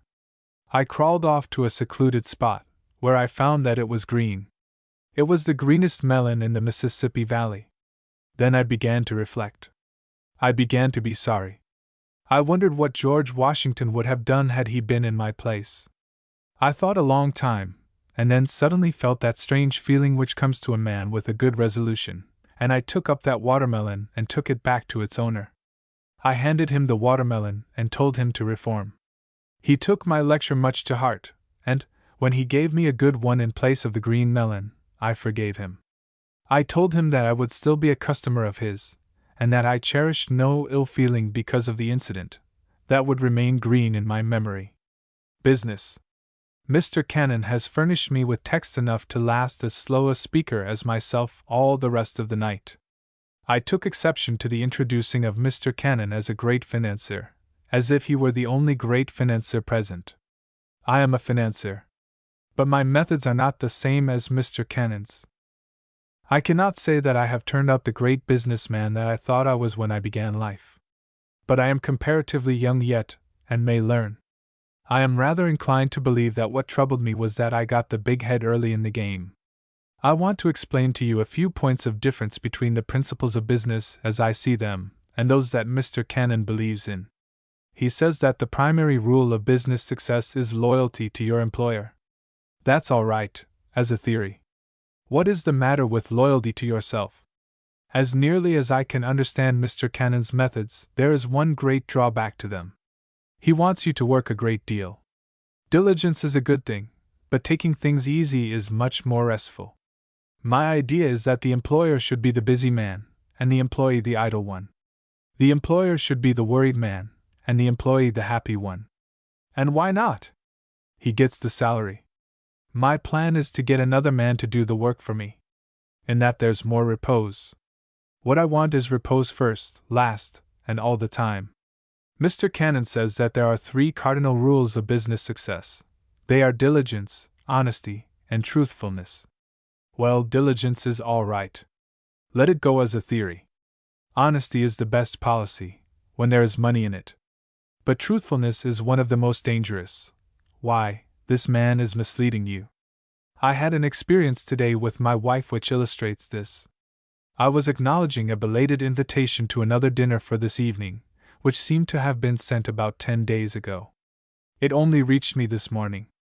I was mortified at the discourtesy into which I had been brought by this delay, and wondered what was being thought of me by my hosts. As I had accepted your invitation, of course I had to send regrets to my other friends. When I started to write this note, my wife came up and stood looking over my shoulder. "Women always want to know what is going on," said she. "Should not that read in the third person?" I conceded that it should, put aside what I was writing, and commenced over again. That seemed to satisfy her, and so she sat down and let me proceed. I then finished my first note, and so sent what I intended. I never could have done this if I had let my wife know the truth about it. Here is what I wrote. I want to tell you of some of my experiences in business, and then I will be in a position to lay down one general rule for the guidance of those who want to succeed in business. My first effort was about 25 years ago. I took hold of an invention. I don't know now what it was all about, but someone came to me and told me it was a good thing, and that there was lots of money in it. He persuaded me to invest $15,000, and I lived up to my beliefs by engaging a man to develop it. To make a long story short, I sunk $40,000 in it. Then I took up the publication of a book. I called in a publisher and said to him, "I want you to publish this book along lines which I shall lay down. I am the employer, and you are the employee. I am going to show them some new kinks in the publishing business. And I want you to draw on me for money as you go along." Which he did. He drew on me for $56,000. Then I asked him to take the book and call it off. But he refused to do that. My next venture was with a machine for doing something or other. I knew less about that than I did about the invention. But I sunk $170,000 in the business, and I can't for the life of me recollect what it was the machine was to do. I was still undismayed. You see, one of the strong points about my business life was that I never gave up. I undertook to publish General Grant's book, and made $140,000 in 6 months. My axiom is, to succeed in business, avoid my example. Carnegie the benefactor. The state of Missouri has for its coat of arms a barrelhead with 2 Missourians, one on each side of it, and mark the motto. United we stand, divided we fall. Mr. Carnegie, this evening, has suffered from compliments. It is interesting to hear what people will say about a man. Why, at the banquet given by this club in my honor, Mr. Carnegie had the inspiration for which the club is now honoring him. If Dunfermline contributed so much to the United States in contributing Mr. Carnegie, what would have happened if all Scotland had turned out? These Dunfermline folk have acquired advantages in coming to America. Dr. Meckelway paid the top compliment, the cumulation, when he said of Mr. Carnegie, "There is a man who wants to pay more taxes than he is charged." Richard Watson Gilder did very well for a poet. He advertised his magazine. He spoke of hiring Mr. Carnegie. The next thing he will be trying to hire me. If I undertook to pay compliments, I would do it stronger than any others have done it, for what Mr. Carnegie wants are strong compliments. Now, the other side of 70 I have preserved, as my chiefest virtue, modesty. On poetry, veracity, and suicide. I always had taken an interest in young people who wanted to become poets. I remember I was particularly interested in one budding poet when I was a reporter. His name was Butter. One day he came to me and said disconsolately that he was going to commit suicide. He was tired of life, not being able to express his thoughts in poetic form. Butter asked me what I thought of the idea. I said I would, that it was a good idea. "You can do me a friendly turn. You go off in a private place and do it there, and I'll get it all. You do it, and I'll do as much for you some time." At first he determined to drown himself. Drowning is so nice and clean, and writes up so well in a newspaper. But things ne'er do go smoothly in weddings, suicides, or courtships. Only there at the edge of the water, where Butter was to end himself, lay a light preserver, a big round canvas one, which would float after the scrap iron was soaked out of it. Butter wouldn't kill himself with the light preserver in sight, and so I had an idea. I took it to a pawnshop, and soaked it for a revolver, The pawnbroker didn't think much of the exchange, but when I explained the situation, he acquiesced. We went up on top of a high building, and this is what happened to the poet. He put the revolver to his forehead and blew a tunnel straight through his head. The tunnel was about the size of your finger. You could look right through it. The job was complete. There was nothing in it. Well, after that man never could write prose, but he could write poetry. He could write it after he had blown his brains out. There is lots of that talent all over the country, but the trouble is they don't develop it. I am suffering now from the fact that I, who have told the truth a good many times in my life, have lately received more letters than anybody else urging me to lead a righteous life. I have more friends who want to see me develop on a high level than anybody else. Young John D. Rockefeller, 2 weeks ago, taught his Bible class all about veracity, and why it was better that everybody should always keep a plentiful supply on hand. Some of the letters I have received suggest that I ought to attend his class and learn, too. Why, I know Mr. Rockefeller, and he is a good fellow. He is competent in many ways to teach a Bible class, but when it comes to veracity, he is only 35 years old. I'm 70 years old. I have been familiar with veracity twice as long as he. And the story about George Washington and his little hatchet has also been suggested to me in these letters, in a fugitive way, as if I needed some of George Washington and his hatchet in my constitution. Why, dear me, they overlook the real point in that story. The point is not the one that is usually suggested, and you can readily see that. The point is not that George said to his father, "Yes, father, I cut down the cherry tree, I can't tell a lie," but that the little boy, only 7 years old, should have his sagacity developed under such circumstances. He was a boy wise beyond his years. His conduct then was a prophecy of later years. Yes, I think he was the most remarkable man the country ever produced up to my time, anyway. Now then, little George realized that circumstantial evidence was against him. He knew that his father would know from the size of the chips that no full-grown hatchet cut that tree down, and that no man would have haggled it so.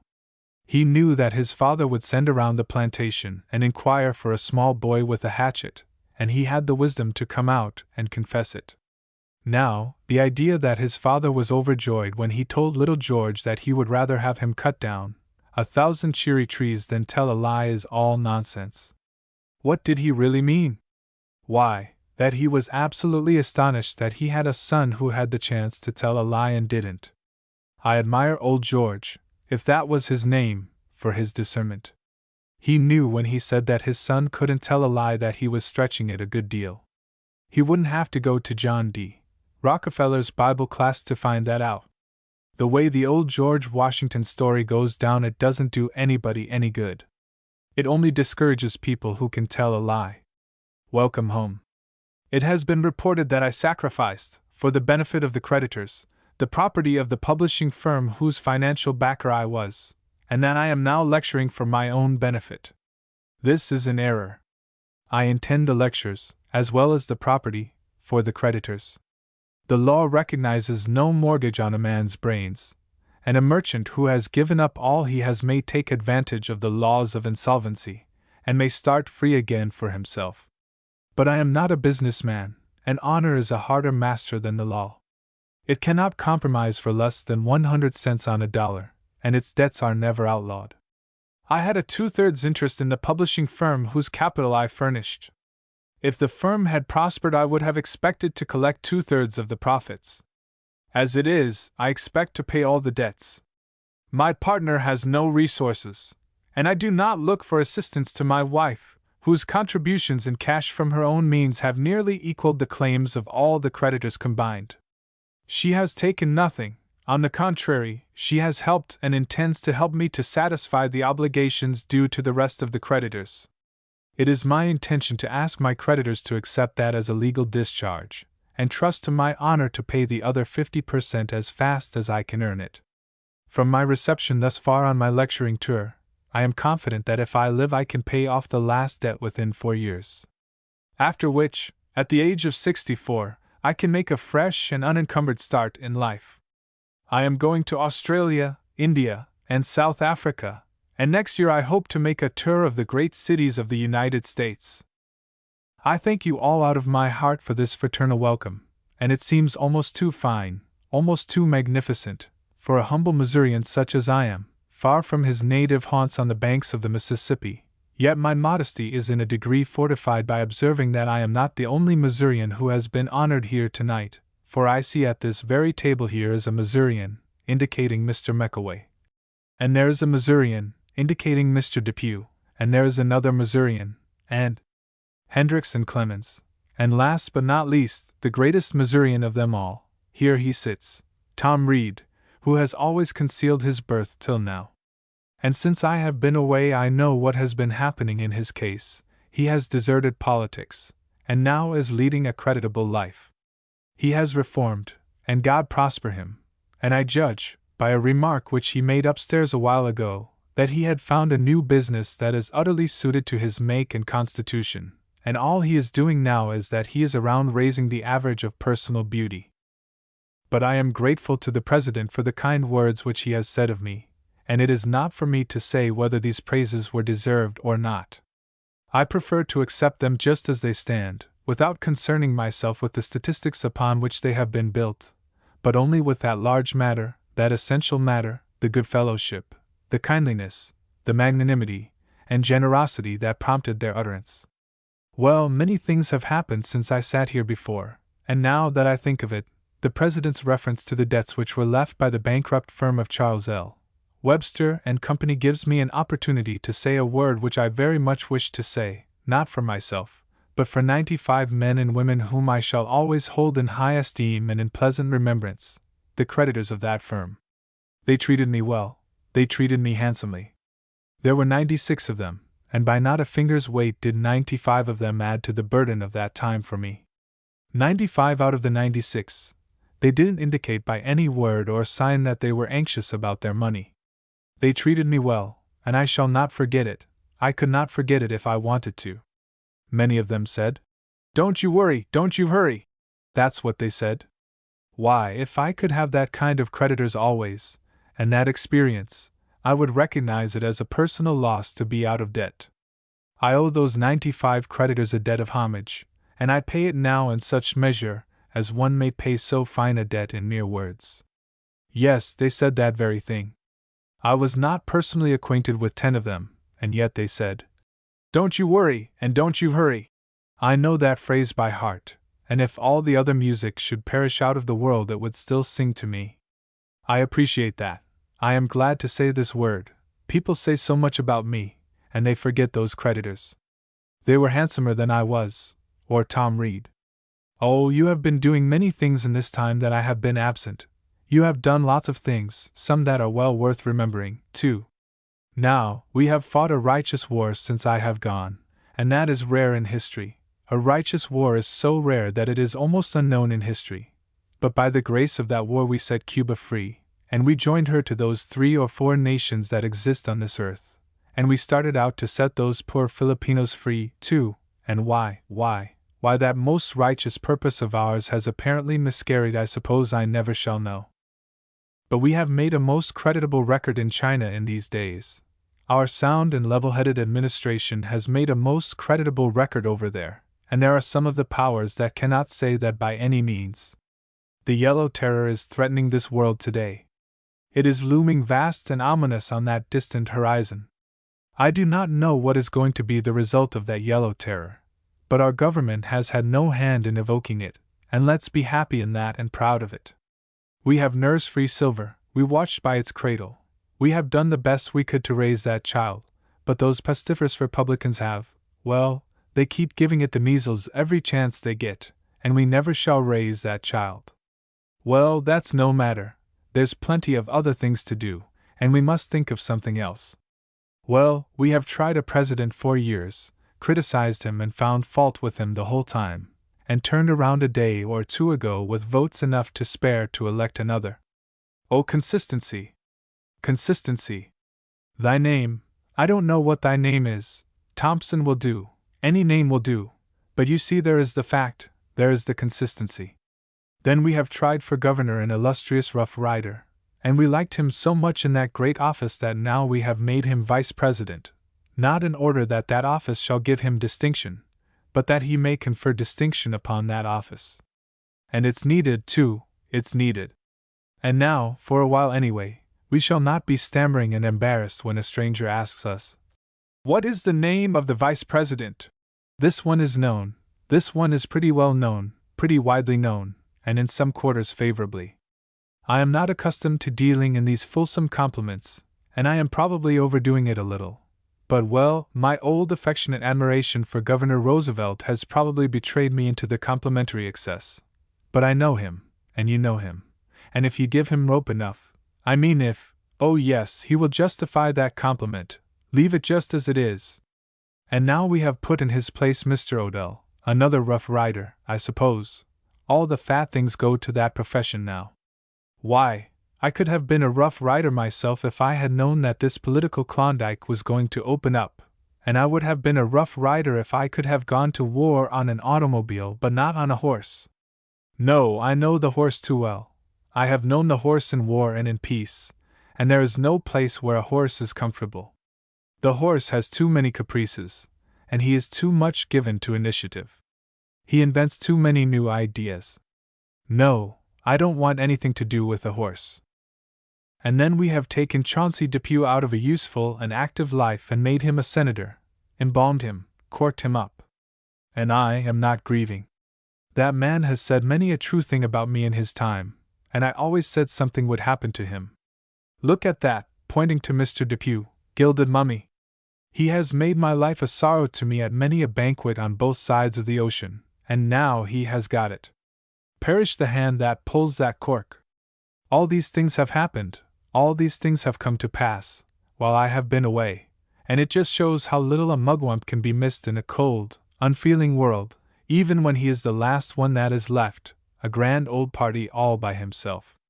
And there is another thing that has happened, perhaps the most imposing event of them all. The institution called the Daughters of the Crown, the Daughters of the Royal Crown, has established itself and gone into business. Now, there's an American idea for you. There's an idea born of God knows what kind of specialized insanity, but not softening of the brain. You cannot soften a thing that doesn't exist. The Daughters of the Royal Crown. Nobody eligible but American descendants of Charles II. Dear me, how the fancy product of that old harem still holds out. Well, I am truly glad to foregather with you again, and partake of the bread and salt of this hospitable house once more. 7 years ago, when I was your guest here, when I was old and despondent, you gave me the grip and the word that lift a man up and make him glad to be alive. And now I come back from my exile young again, fresh and alive, and ready to begin life once more, and your welcome puts the finishing touch upon my restored youth and makes it real to me, and not a gracious dream that must vanish with the morning. I thank you. An undelivered speech. Day after tomorrow I sail for England in a ship of this line, the Paris. It will be my 14th crossing in 3 years and a half. Therefore, my presence here, as you see, is quite natural, quite commercial. I am interested in ships. They interest me more now than hotels do. When a new ship is launched I feel a desire to go and see if she will be good quarters for me to live in, particularly if she belongs to this line, for it is by this line that I have done most of my ferrying. People wonder why I go so much. Well, I go partly for my health, partly to familiarize myself with the road. I have gone over the same road so many times now that I know all the whales that belong along the route, and latterly it is an embarrassment to me to meet them, for they do not look glad to see me, but annoyed, and they seem to say, "Here is this old derelict again." Earlier in life this would have pained me and made me ashamed, but I am older now, and when I am behaving myself, and doing right, I do not care for a whale's opinion about me. When we are young we generally estimate an opinion by the size of the person that holds it, but later we find that that is an uncertain rule, for we realize that there are times when a hornet's opinion disturbs us more than an emperor's. I do not mean that I care nothing at all for a whale's opinion, for that would be going to too great a length.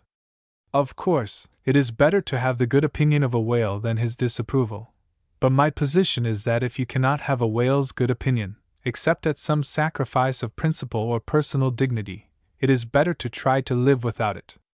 That is my idea about Wales. Yes, I have gone over that same route so often that I know my way without a compass, just by the waves. I know all the large waves and a good many of the small ones. Also the sunsets.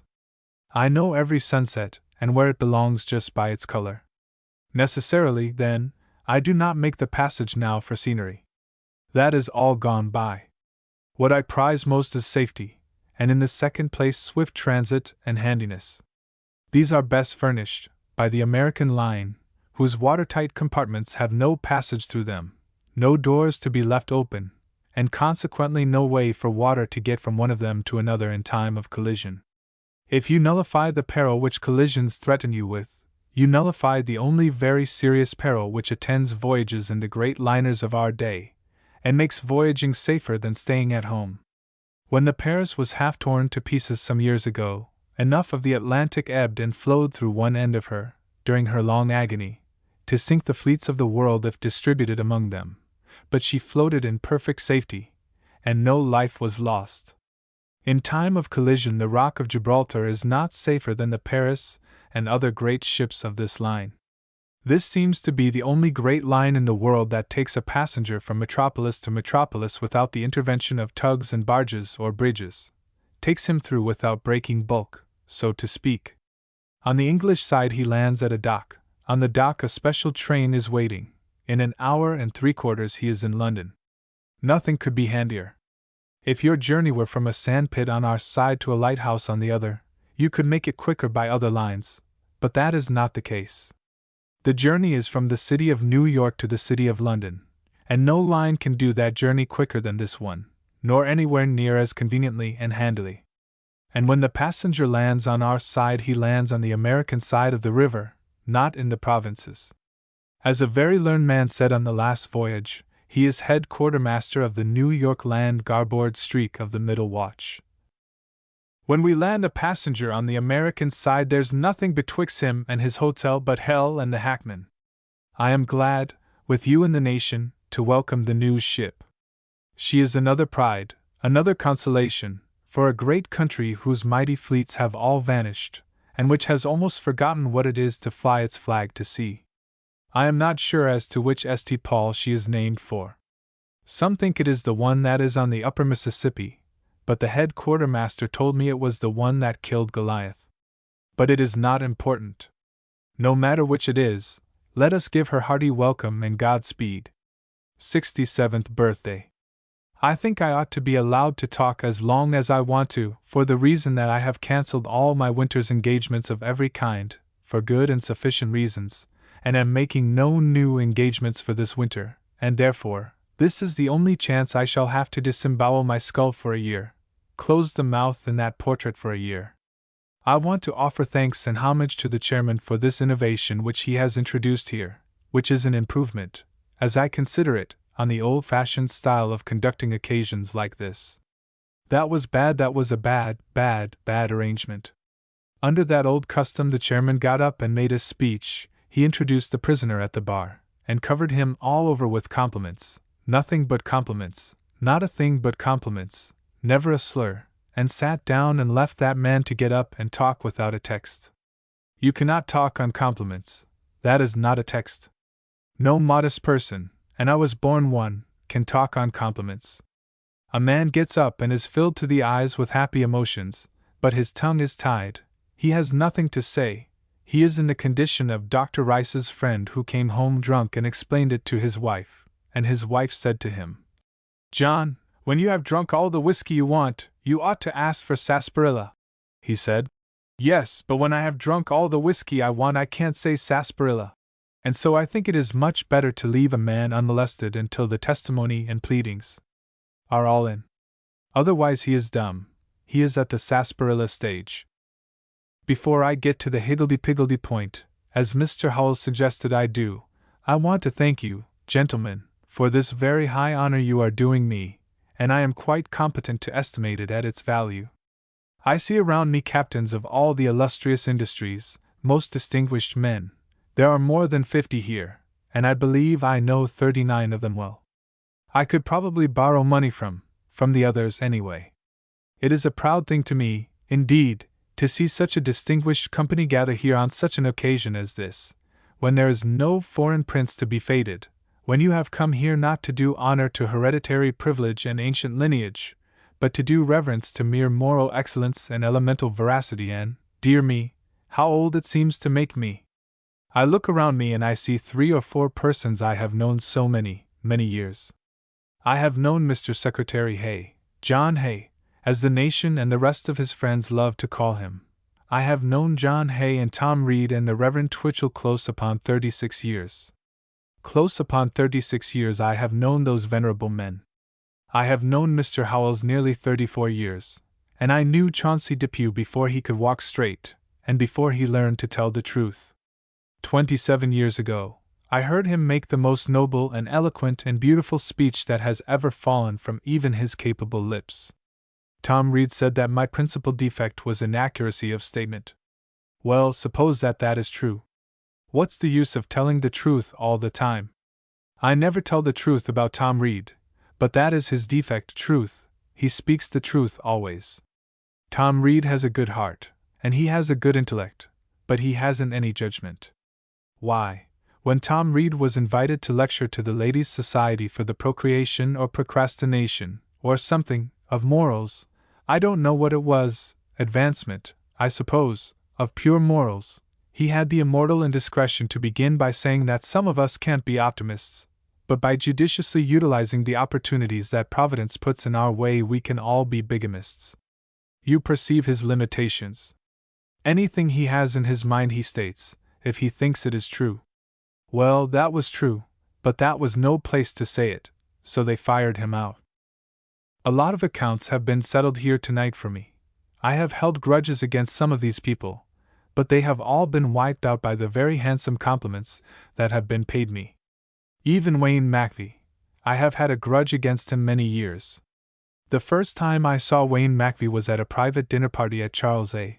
Dana's, and when I got there he was clattering along, and I tried to get a word in here and there. But you know what Wayne MacVie is when he is started, and I could not get in 5 words to his 1, or 1 word to his 5.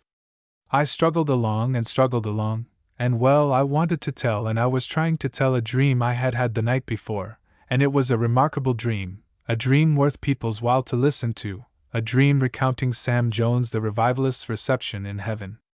I was on a train, and was approaching the Celestial Way station. I had a through ticket, and I noticed a man sitting alongside of me asleep, and he had his ticket in his hat. He was the remains of the Archbishop of Canterbury. I recognized him by his photograph. I had nothing against him, so I took his ticket and let him have mine. He didn't object, he wasn't in a condition to object, and presently when the train stopped at the Heavenly Station, well, I got off, and he went on by request, but there they all were, the angels, you know, millions of them, every one with a torch. They had arranged for a torchlight procession. They were expecting the Archbishop, and when I got off they started to raise a shout, but it didn't materialize. I don't know whether they were disappointed. I suppose they had a lot of superstitious ideas about the Archbishop and what he should look like, and I didn't fill the bill, and I was trying to explain to St. Peter, and was doing it in the German tongue, because I didn't want to be too explicit. Well, I found it was no use, I couldn't get along, for Wayne MacVie was occupying the whole place, and I said to Mr. Dana, "What is the matter with that man? Who is that man with the long tongue? What's the trouble with him, that long, lank cadaver, old Eric out of a job, who is that?" "Well now," Mr. Dana said, "you don't want to meddle with him, you had better keep quiet, just keep quiet, because that's a bad man. Talk. He was born to talk. Don't let him get out with you, he'll skin you." I said, "I have been skinned, and skinned for years, there is nothing left." He said, "Oh, you'll find there is. That man is the very seed and inspiration of that proverb which says, no matter how close you skin an onion, a clever man can always peel it again." Well, I reflected and I quieted down. That would never occur to Tom Reed. He's got no discretion. Well, MacVie is just the same man. He hasn't changed a bit in all those years. He has been peeling Mr. Mitchell lately. That's the kind of man he is. Mr. Howells, That poem of his is admirable. That's the way to treat a person. Howells has a peculiar gift for seeing the merits of people, and he has always exhibited them in my favor. Howells has never written anything about me that I couldn't read 6 or 7 times a day. He is always just and always fair. He has written more appreciatively of me than any one in this world, and published it in the North American Review. He did me the justice to say that my intentions, he italicized that my intentions were always good, that I wounded people's conventions rather than their convictions. Now, I wouldn't want anything handsomer than that said of me. I would rather wait, with anything harsh I might have to say, till the convictions become conventions. Bangs has traced me all the way down. He can't find that honest man, but I will look for him in the looking-glass when I get home. It was intimated by the Colonel that it is New England that makes New York and builds up this country and makes it great, overlooking the fact that there's a lot of people here who came from elsewhere, like John Hay from away out west, and Howells from Ohio, and St. Clair McAway and me from Missouri, and we are doing what we can to build up New York a little elevated. Why, when I was living in that village of Hannibal, Missouri, on the banks of the Mississippi, and Hay up in the town of Warsaw, also on the banks of the Mississippi River, it is an emotional bit of the Mississippi, and when it is low water you have to climb up to it on a ladder, and when it floods you have to hunt for it, with a deep sea lead, but it is a great and beautiful country. In that old time it was a paradise for simplicity. It was a simple life, cheap but comfortable, and full of sweetness, and there was nothing of this rage of modern civilization there at all. It was a delectable land. I went out there last June, and I met in that town of Hannibal a schoolmate of mine, John Briggs, whom I had not seen for more than 50 years. I tell you, that was a meeting. That pal whom I had known as a little boy long ago, and knew now as a stately man 3 or 4 inches over 6 feet and brown by exposure to many climes, he was back there to see that old place again. We spent a whole afternoon going about here and there and yonder, and hunting up the scenes and talking of the crimes which we had committed so long ago. It was a heartbreaking delight, full of pathos, laughter, and tears, all mixed together, and we called the roll of the boys and girls that we picnicked and sweethearted with so many years ago, and there were hardly half a dozen of them left. The rest were in their graves, and we went up there on the summit of that hill, a treasured place in my memory, the summit of Holliday's Hill, and looked out again over that magnificent panorama of the Mississippi River, sweeping along league after league, a level green paradise on one side, and retreating capes and promontories as far as you could see on the other, fading away in the soft, rich lights of the remote distance. I recognized then that I was seeing now the most enchanting river view the planet could furnish. I never knew it when I was a boy. It took an educated eye that had traveled over the globe to know and appreciate it. And John said, "Can you point out the place where Bear Creek used to be before the railroad came?" I said, "Yes, it ran along yonder." "And can you point out the swimming hole?" "Yes, out there." And he said, "Can you point out the place where we stole the skiff?" Well, I didn't know which one he meant. Such a wilderness of events had intervened since that day, more than 50 years ago. It took me more than 5 minutes to call back that little incident, and then I did call it back. It was a white skiff, and we painted it red to allay suspicion. And the saddest man came along, a stranger he was, and he looked that red skiff over so pathetically, and he said, "Well, if it weren't for the complexion I'd know whose skiff that was." He said it in that pleading way, you know, that appeals for sympathy and suggestion. We were full of sympathy for him, but we weren't in any condition to offer suggestions. I can see him yet as he turned away with that same sad look on his face and vanished out of history forever. I wonder what became of that man. I know what became of the skiff. Well, it was a beautiful life, a lovely life. There was no crime. Merely little things like pillaging orchards and watermelon patches and breaking the Sabbath. We didn't break the Sabbath often enough to signify, once a week perhaps. But we were good boys, good Presbyterian boys, all Presbyterian boys, and loyal and all that. Anyway, we were good Presbyterian boys when the weather was doubtful. When it was fair, we did wander a little from the fold. Look at John Hay and me. There we were in obscurity, and look where we are now. Consider the ladder which he has climbed, the illustrious vocations he has served, and vocations is the right word. He has in all those vocations acquitted himself with high credit and honor to his country and to the mother that bore him. Scholar, soldier, diplomat, poet, historian, now see where we are. He is Secretary of State, and I am a gentleman. It could not happen in any other country. Our institutions give men the positions that of right belong to them through merit. All you men have won your places, not by heredities, and not by family influence or extraneous help, but only by the natural gifts God gave you at your birth, made effective by your own energies. This is the country to live in. Now, there is one invisible guest here. A part of me is present. The larger part, the better part, is yonder at her home.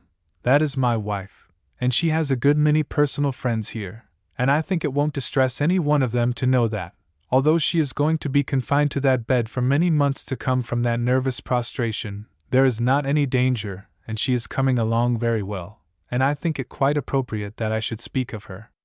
I knew her for the first time just in the same year that I first knew John Hay and Tom Reed and Mr. Twitchell, 36 years ago, and she has been the best friend I have ever had, and that is saying a good deal. She has reared me, she and Twitchell together, and what am I owed to them? Twitchell, why, it is such a pleasure to look upon Twitchell's face. For 25 years I was under the Rev. Mr. Twitchell's tuition. I was in his pastorate, occupying a pew in his church, and held him in due reverence. That man is full of all the graces that go to make a person companionable and beloved, and wherever Twitchell goes to start a church the people flock there to buy the land. They find real estate goes up all around the spot, and the envious and the thoughtful always tried to get Twitchell to move to their neighborhood and start a church. And wherever you see him go you can go and buy land there with confidence, feeling sure that there will be a double price for you before very long. I am not saying this to flatter Mr. Twitchell, it is the fact. Many and many a time I have attended the annual sale in his church, and bought up all the pews on a margin, and it would have been better for me spiritually and financially if I had stayed under his wing. I have tried to do good in this world, and it is marvelous in how many different ways I have done good, and it is comfortable to reflect. Now, there's Mr. Rogers, just out of the affection I bear that man many a time I have given him points in finance that he had never thought of, and if he could lay aside envy, prejudice, and superstition, and utilize those ideas in his business, it would make a difference in his bank account. Well, I like the poetry. I like all the speeches and the poetry, too. I like Dr. Van Dyke's poem. I wish I could return thanks in proper measure to you, gentlemen, who have spoken and violated your feelings to pay me compliments. Some were merited and some you overlooked, it is true, and Colonel Harvey did slander every one of you, and put things into my mouth that I never said, never thought of at all. And now, my wife and I, out of our single heart, return you our deepest and most grateful thanks, and yesterday was her birthday. To the Whitefriars. Mr. Chairman and brethren of the vow, in whatever the vow is, for although I have been a member of this club for 25 years, I don't know any more about what that vow is than Mr. Austin seems to. But whatever the vow is, I don't care what it is. I have made 1,000 vows. There is no pleasure comparable to making a vow in the presence of one who appreciates that vow, in the presence of men who honor and appreciate you for making the vow, and men who admire you for making the vow. There is only one pleasure higher than that, and that is to get outside and break the vow. A vow is always a pledge of some kind or other for the protection of your own morals and principles or somebody else's, and generally, by the irony of fate, it is for the protection of your own morals. Hence we have pledges that make us eschew tobacco or wine, and while you are taking the pledge there is a holy influence about that makes you feel you are reformed, and that you can never be so happy again in this world until you get outside and take a drink. I had forgotten that I was a member of this club, it is so long ago. But now I remember that I was here 25 years ago, and that I was then at a dinner of the Whitefriars Club, and it was in those old days when you had just made 2 great finds. All London was talking about nothing else than that they had found Livingstone, and that the lost Sir Roger Tichborne had been found, and they were trying him for it. And at the dinner chairman, I do not know who he was, failed to come to time. The gentleman who had been appointed to pay me the customary compliments, and to introduce me forgot the compliments, and did not know what they were. And George Augustus Sala came in at the last moment, just when I was about to go without compliments altogether. And that man was a gifted man. They just called on him instantaneously, while he was going to sit down, to introduce the stranger, and Sala made one of those marvelous speeches which he was capable of making. I think no man talked so fast as Sala did. One did not need wine while he was making a speech. The rapidity of his utterance made a man drunk in a minute. An incomparable speech was that, an impromptu speech, and an impromptu speech is a seldom thing, and he did it so well. He went into the whole history of the United States, and made it entirely new to me. He filled it with episodes and incidents that Washington never heard of, and he did it so convincingly that although I knew none of it had happened, from that day to this I do not know any history but Sala's. I do not know anything so sad as a dinner where you are going to get up and say something by and by, and you do not know what it is. You sit and wonder what the gentleman is going to say who is going to introduce you. You know that if he says something severe, that if he will deride you, or traduce you, or do anything of that kind, he will furnish you with a text, because anybody can get up and talk against that. Anybody can get up and straighten out his character. But when a gentleman gets up and merely tells the truth about you, what can you do? Mr. Austin has done well. He has supplied so many texts that I will have to drop out a lot of them, and that is about as difficult as when you do not have any text at all. Now, he made a beautiful and smooth speech without any difficulty at all, and I could have done that if I had gone on with the schooling with which I began. I see here a gentleman on my left who was my master in the art of oratory more than 25 years ago. When I look upon the inspiring face of Mr. Depew, it carries me a long way back. An old and valued friend of mine is he, and I saw his career as it came along, and it has reached pretty well up to now, when he, by another miscarriage of justice, is a United States Senator. But those were delightful days when I was taking lessons in oratory. My other master, the ambassador, is not here yet. Under those two gentlemen I learned to make after-dinner speeches, and it was charming. You know the New England dinner is the great occasion on the other side of the water. It is held every year to celebrate the landing of the Pilgrims. Those Pilgrims were a lot of people who were not needed in England, and you know they had great rivalry, and they were persuaded to go elsewhere, and they chartered a ship called Mayflower and set sail, and I have heard it said that they pumped the Atlantic Ocean through that ship 16 times. They fell in over there with the Dutch from Rotterdam, Amsterdam, and a lot of other places with profane names, and it is from that gang that Mr. Depew is descended. On the other hand, Mr. Choate is descended from those Puritans who landed on a bitter night in December.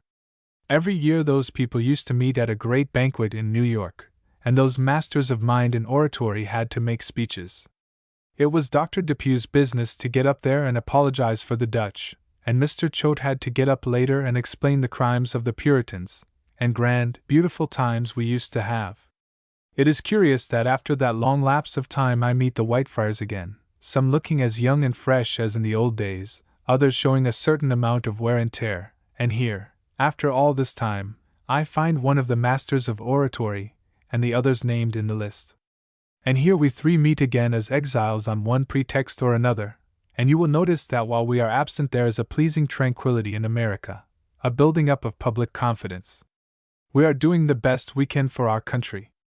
I think we have spent our lives in serving our country, and we never serve it to greater advantage than when we get out of it. But impromptu speaking, that is what I was trying to learn. That is a difficult thing. I used to do it in this way. I used to begin about a week ahead, and write out my impromptu speech and get it by heart. Then I brought it to the New England dinner printed on a piece of paper in my pocket, so that I could pass it to the reporters all cut and dried, and in order to do an impromptu speech as it should be done you have to indicate the places for pauses and hesitations. I put them all in it. And then you want the applause in the right places. When I got to the place where it should come in, if it did not come in I did not care, but I had it marked in the paper. And these masters of mind used to wonder why it was my speech came out in the morning in the first person, while theirs went through the butchery of synopsis. I do that kind of speech, I mean an offhand speech, and do it well, and make no mistake in such a way to deceive the audience completely and make that audience believe it is an impromptu speech. That is art. I was frightened out of it at last by an experience of Dr. Hayes. He was a sort of Nansen of that day. He had been to the North Pole, and it made him celebrated. He had even seen the polar bear climb the pole. He had made one of those magnificent voyages such as Nansen made, and in those days when a man did anything which greatly distinguished him for the moment he had to come on to the lecture platform and tell all about it. Dr. Hayes was a great, magnificent creature like Nansen, superbly built. He was to appear in Boston. He wrote his lecture out, and it was his purpose to read it from manuscript, but in an evil hour he concluded that it would be a good thing to preface it with something rather handsome, poetical, and beautiful that he could get off by heart and deliver as if it were the thought of the moment. He had not had my experience, and could not do that. He came on the platform, held his manuscript down, and began with a beautiful piece of oratory. He spoke something like this: "When a lonely human being, a pygmy in the midst of the architecture of nature, stands solitary on those icy waters and looks abroad to the horizon and sees mighty castles and temples of eternal ice raising up their pinnacles tipped by the pencil of the departing sun." Here a man came across the platform and touched him on the shoulder and said, "1 minute," and then to the audience, "Is Mrs. John Smith in the house? Her husband has slipped on the ice and broken his leg." And you could see the Mrs. John Smiths get up everywhere and drift out of the house, and it made great gaps everywhere. Then Dr. Hayes began again. "When a lonely man, a pygmy in the architecture." The janitor came in again and shouted, "It is not Mrs. John Smith. It is Mrs. John Jones." Then all the Mrs. Jones got up and left. Once more the speaker started, and was in the midst of the sentence when he was interrupted again, and the result was that the lecture was not delivered. But the lecturer interviewed the janitor afterward in a private room, and of the fragments of the janitor they took 12 baskets full. Now, I don't want to sit down just in this way. I have been talking with so much levity that I have said no serious thing, and you are really no better or wiser, although Robert Buchanan has suggested that I am a person who deals in wisdom. I have said nothing which would make you better than when you came here. I should be sorry to sit down without having said one serious word which you can carry home and relate to your children and the old people who are not able to get away. And this is just a little maxim which has saved me from many a difficulty and many a disaster, and in times of tribulation and uncertainty has come to my rescue, as it shall to yours if you observe it as I do day and night. I always use it in an emergency, and you can take it home as a legacy from me, and it is: when in doubt, tell the truth. The Ascot Gold Cup. I do assure you that I am not so dishonest as I look. I have been so busy trying to rehabilitate my honor about that Ascot Cup that I have had no time to prepare a speech. I was not so honest in former days as I am now, but I have always been reasonably honest. Well, you know how a man is influenced by his surroundings. Once upon a time I went to a public meeting where the oratory of a charitable worker so worked on my feelings that, in common with others, I would have dropped something substantial in the hat, if it had come round at that moment. The speaker had the power of putting those vivid pictures before one. We were all affected. That was the moment for the hat. I would have put $200 in. Before he had finished I could have put in $400. I felt I could have filled up a blank check, with somebody else's name, and dropped it in. Well, now, another speaker got up, and in 15 minutes damped my spirit, and during the speech of the third speaker all my enthusiasm went away. When at last the hat came round I dropped in 10 cents, and took out 25. I came over here to get the honorary degree from Oxford, and I would have encompassed the 7 C's for an honor like that, the greatest honor that has ever fallen to my share. I am grateful to Oxford for conferring that honor upon me, and I am sure my country appreciates it, because first and foremost it is an honor to my country. And now I am going home again across the sea. I am in spirit young but in the flesh old, so that it is unlikely that when I go away I shall ever see England again. But I shall go with the recollection of the generous and kindly welcome I have had. I suppose I must say goodbye. I say it not with my lips only, but from the heart. The Savage Club Dinner. Mr. Chairman and fellow savages, I am very glad indeed to have that portrait. I think it is the best one that I have ever had, and there have been opportunities before to get a good photograph. I have sat to photographers 22 times today. Those sittings added to those that have preceded them since I have been in Europe, if we average at that rate, must have numbered 100 to 200 sittings. Out of all those there ought to be some good photographs. This is the best I have had, and I am glad to have your honored names on it. I did not know Harold Frederick personally, but I have heard a great deal about him, and nothing that was not pleasant, and nothing except such things as lead a man to honor another man and to love him. I consider that it is a misfortune of mine that I have never had the luck to meet him, and if any book of mine read to him in his last hours made those hours easier for him and more comfortable, I am very glad and proud of that. I called to mind such a case many years ago of an English authoress, well known in her day, who wrote such beautiful child tales, touching and lovely in every possible way. In a little biographical sketch of her I found that her last hours were spent partly in reading a book of mine, until she was no longer able to read. That has always remained in my mind, and I have always cherished it as one of the good things of my life. I had read what she had written, and had loved her for what she had done. Stanley apparently carried a book of mine feloniously away to Africa, and I have not a doubt that it had a noble and uplifting influence there in the wilds of Africa, because on his previous journeys he never carried anything to read except Shakespeare and the Bible. I did not know of that circumstance. I did not know that he had carried a book of mine. I only noticed that when he came back he was a reformed man. I knew Stanley very well in those old days. Stanley was the first man who ever reported a lecture of mine, and that was in St. Louis. When I was down there the next time to give the same lecture I was told to give them something fresh, as they had read that in the papers. I met Stanley here when he came back from that first expedition of his which closed with the finding of Livingstone. You remember how he would break out at the meetings of the British Association, and find fault with what people said, because Stanley had notions of his own, and could not contain them. They had to come out or break him up, and so he would go round and address geographical societies. He was always on the warpath in those days, and people always had to have Stanley contradicting their geography for them and improving it. But he always came back and sat drinking beer with me in the hotel up to 2 in the morning, and he was then one of the most civilized human beings that ever was. I saw in a newspaper this evening a reference to an interview which appeared in one of the papers the other day, in which the interviewer said that I characterized Mr. Birrell's speech the other day at the Pilgrims Club as bully. Now, if you will excuse me, I never use slang to an interviewer or anybody else. That distresses me.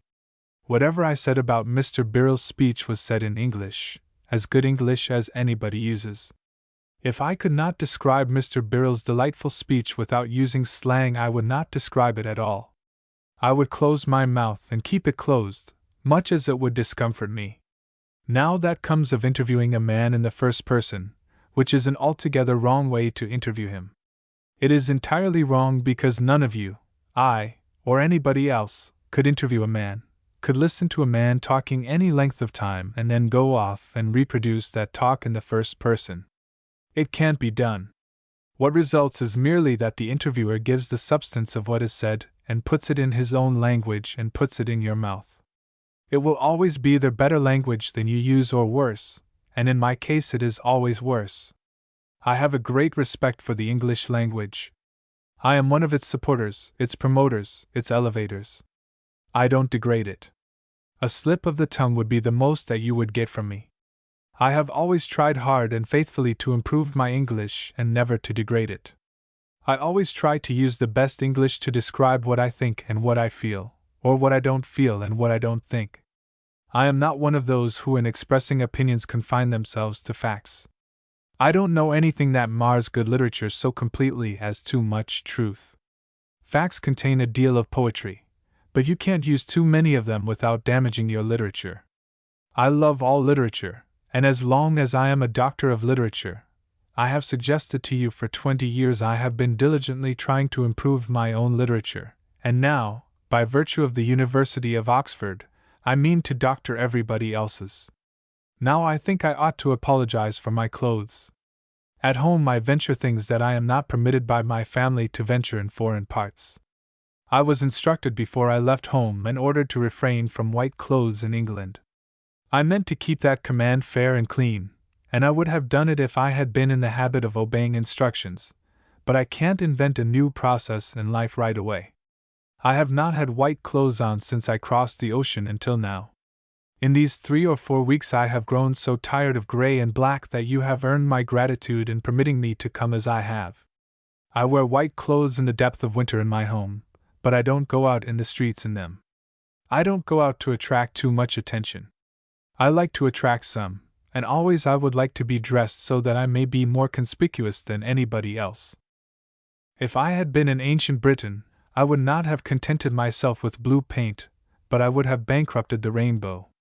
I so enjoy gay clothes in which women clothe themselves that it always grieves me when I go to the opera to see that, while women look like a flower bed, the men are a few gray stumps among them in their black evening dress. These are 2 or 3 reasons why I wish to wear white clothes. When I find myself in assemblies like this, with everybody in black clothes, I know I possess something that is superior to everybody else's. Clothes are never clean. You don't know whether they are clean or not, because you can't see. Here or anywhere you must scour your head every 2 or 3 days, or it is full of grit. Your clothes must collect just as much dirt as your hair. If you wear white clothes you are clean, and your cleaning bill gets so heavy that you have to take care. I am proud to say that I can wear a white suit of clothes without a blemish for 3 days. If you need any further instruction in the matter of clothes I shall be glad to give it to you. I hope I have convinced some of you that it is just as well to wear white clothes as any other kind. I do not want to boast. I only want to make you understand that you are not clean. As to age, the fact that I am nearly 72 years old does not clearly indicate how old I am, because part of every day, it is with me as with you, you try to describe your age, and you cannot do it. Sometimes you are only 15, sometimes you are 25. It is very seldom in a day that I am 72 years old. I am older now sometimes than I was when I used to rob orchards, a thing which I would not do today, if the orchards were watched. I am so glad to be here tonight. I am so glad to renew with the savages that now ancient time when I first sat with a company of this club in London in 1872. That is a long time ago. But I did stay with the savages a night in London long ago, and as I had come into a very strange land, and was with friends, as I could see, that has always remained in my mind as a peculiarly blessed evening, since it brought me into contact with men of my own kind and my own feelings. I am glad to be here, and to see you all again, because it is very likely that I shall not see you again. It is easier than I thought to come across the Atlantic. I have been received, as you know, in the most delightfully generous way in England ever since I came here. It keeps me choked up all the time. Everybody is so generous, and they do seem to give you such a hearty welcome. Nobody in the world can appreciate it higher than I do. It did not wait till I got to London, but when I came ashore at Tilbury the stevedores on the dock raised the first welcome, a good and hearty welcome from the men who do the heavy labor in the world, and save you and me having to do it. They are the men who with their hands build empires and make them prosper. It is because of them that the others are wealthy and can live in luxury. They received me with a hurrah! That went to my heart. They are the men that build civilization, and without them no civilization can be built. So I came first to the authors and creators of civilization, and I blessedly end this happy meeting with the savages who destroy it. General Miles and the dog. It is hard work to make a speech when you have listened to compliments from the powers in authority. A compliment is a hard text to preach to. When the chairman introduces me as a person of merit, and when he says pleasant things about me, I always feel like answering simply that what he says is true, that it is all right, that, as far as I am concerned, the things he said can stand as they are. But you always have to say something, and that is what frightens me. I remember out in Sydney once having to respond to some complimentary toasts, and my one desire was to turn in my tracks like any other worm, and run for it. I was remembering that occasion at a later date when I had to introduce a speaker. Hoping, then, to spur his speech by putting him, in joke, on the defensive, I accused him in my introduction of everything I thought it impossible for him to have committed. When I finished, there was an awful calm. I had been telling his life history by mistake. One must keep up one's character. Earn a character first if you can, and if you can't, then assume one.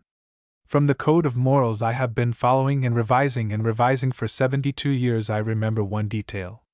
All my life I have been honest, comparatively honest. I could never use money I had not made honestly. I could only lend it. Last spring I met General Miles again, and he commented on the fact that we had known each other 30 years. He said it was strange that we had not met years before, when we had both been in Washington. At that point I changed the subject, and I changed it with art.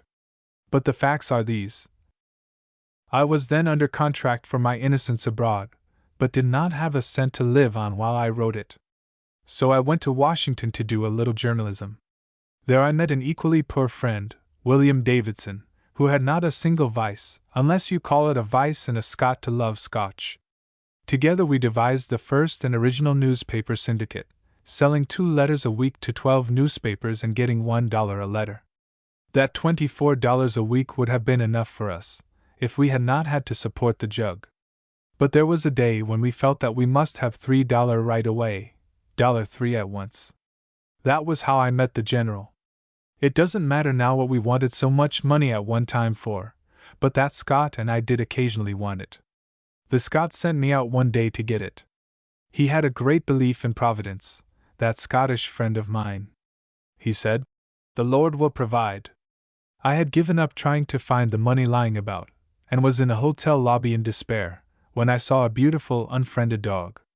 The dog saw me, too, and at once we became acquainted. Then General Miles came in, admired the dog, and asked me to price it. I priced it at $3.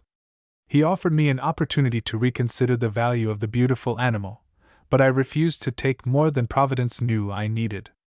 The General carried the dog to his room. Then came in a sweet little middle-aged man, who at once began looking around the lobby. "Did you lose a dog?" I asked. He said he had. "I think I could find it," I volunteered, "for a small sum." "How much?" he asked. And I told him $3. He urged me to accept more, but I did not wish to outdo Providence. Then I went to the General's room and asked for the dog back. He was very angry, and wanted to know why I had sold him a dog that did not belong to me. "That's a singular question to ask me, sir," I replied. "Didn't you ask me to sell him? You started it, and he let me have him." I gave him back his $3 and returned the dog, collect, to its owner. That second $3 I carried home to the Scot, and we enjoyed it, but the first $3, the money I got from the General, I would have had to lend. The General seemed not to remember my part in that adventure, and I never had the heart to tell him about it. When in doubt, tell the truth. Mr. Chairman, Mr. Putzel, and gentlemen of the Freundschaft, that maxim I did invent, but never expected it to be applied to me. I did say, "When you are in doubt," but when I am in doubt myself I use more sagacity. Mr. Grout suggested that if I have anything to say against Mr. Putzel, or any criticism of his career or his character, I am the last person to come out on account of that maxim and tell the truth. That is altogether a mistake. I do think it is right for other people to be virtuous so that they can be happy hereafter, but if I knew every impropriety that even Mr. Putzel has committed in his life, I would not mention one of them. My judgment has been maturing for 70 years, and I have got to that point where I know better than that. Mr. Putzel stands related to me in a very tender way, through the tax office, and it does not behoove me to say anything which could by any possibility militate against that condition of things. Now, that word, taxes, taxes, taxes. I have heard it tonight. I have heard it all night. I wish somebody would change that subject. That is a very sore subject to me. I was so relieved when Judge Leventritt did find something that was not taxable, when he said that the commissioner could not tax your patients. And that comforted me. We've got so much taxation. I don't know of a single foreign product that enters this country untaxed except the answer to prayer. On an occasion like this, the proprieties require that you merely pay compliments to the guest of the occasion, and I am merely here to pay compliments to the guest of the occasion, not to criticize him in any way, and I can say only complimentary things to him. When I went down to the tax office some time ago, for the first time in New York, I saw Mr. Putzel sitting in the seat of perjury. I recognized him right away. I warmed to him on the spot.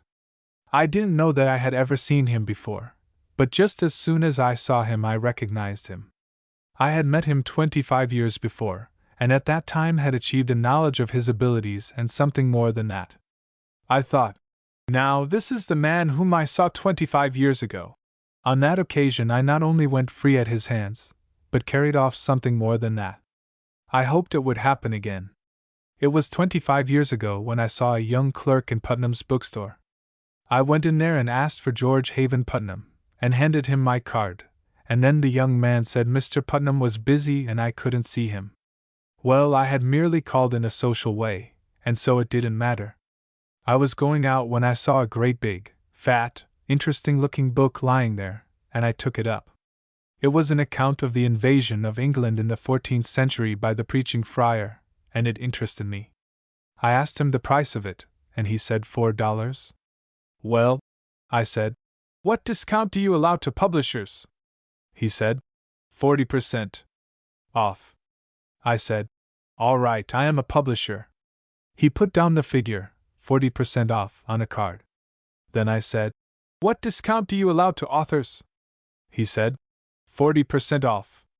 Well, I said, set me down as an author. No, said I. What discount do you allow to the clergy? He said, 40% off. I said to him that I was only on the road, and that I was studying for the ministry. I asked him wouldn't he knock off 20% for that. He set down the figure, and he never smiled once. I was working off these humorous brilliancies on him and getting no return, not a scintillation in his eye, not a spark of recognition of what I was doing there. I was almost in despair. I thought I might try him once more, so I said, now I am also a member of the human race. Will you let me have the 10% off for that? He set it down, and never smiled. Well, I gave it up. I said, there is my card with my address on it, but I have not any money with me. Will you please send the bill to Hartford? I took up the book and was going away. He said, wait a minute. There is 40 cents coming to you. When I met him in the tax office I thought maybe I could make something again, but I could not. But I had not any idea I could when I came, and as it turned out I did get off entirely free. I put up my hand and made a statement. It gave me a good deal of pain to do that. I was not used to it. I was born and reared in the higher circles of Missouri, and there we don't do such things, didn't in my time, but we have got that little matter settled, got a sort of tax levied on me. Then he touched me. Yes, he touched me this time, because he cried. He was moved to tears to see that I, a virtuous person only a year before, after immersion for 1 year, during 1 year in the New York morals, had no more conscience than a millionaire. The day we celebrate. I noticed in Ambassador Choate's speech that he said, you may be Americans or Englishmen, but you cannot be both at the same time. You responded by applause. Consider the effect of a short residence here. I find the ambassador rises first to speak to a toast, followed by a senator, and I come third.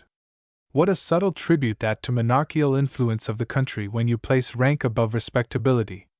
I was born modest, and if I had not been things like this would force it upon me. I understand it quite well. I am here to see that between them they do justice to the day we celebrate, and in case they do not I must do it myself. But I notice they have considered this day merely from one side, its sentimental, patriotic, poetic side. But it has another side. It has a commercial, a business side that needs reforming. It has a historical side. I do not say, an historical side, because I am speaking the American language. I do not see why our cousins should continue to say, an hospital, an historical fact, and horse. It seems to me the Congress of Women, now in session, should look to it. I think, is having a little too much to do with it. It comes of habit, which accounts for many things. Yesterday, for example, I was at a luncheon party. At the end of the party, a great dignitary of the English Established Church went away half an hour before anybody else and carried off my hat. Now, that was an innocent act on his part. He went out first, and of course had the choice of hats. As a rule, I try to get out first myself. But I hold that it was an innocent, unconscious act due, perhaps, to heredity. He was thinking about ecclesiastical matters, and when a man is in that condition of mind he will take anybody's hat. The result was that the whole afternoon I was under the influence of his clerical hat, and could not tell a lie. Of course, he was hard at it.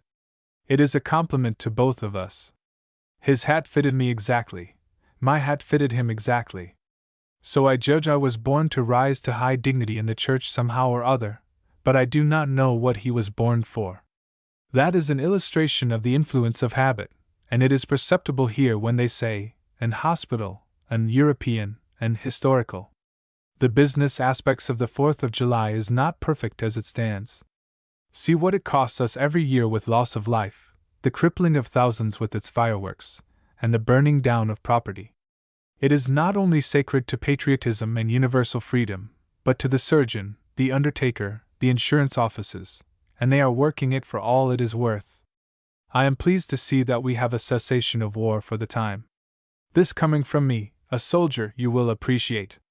I was a soldier in the Southern War for 2 weeks, and when gentlemen get up to speak of the great deeds our Army and Navy have recently done, why, it goes all through me and fires up the old war spirit. I had in my first engagement 3 horses shot under me.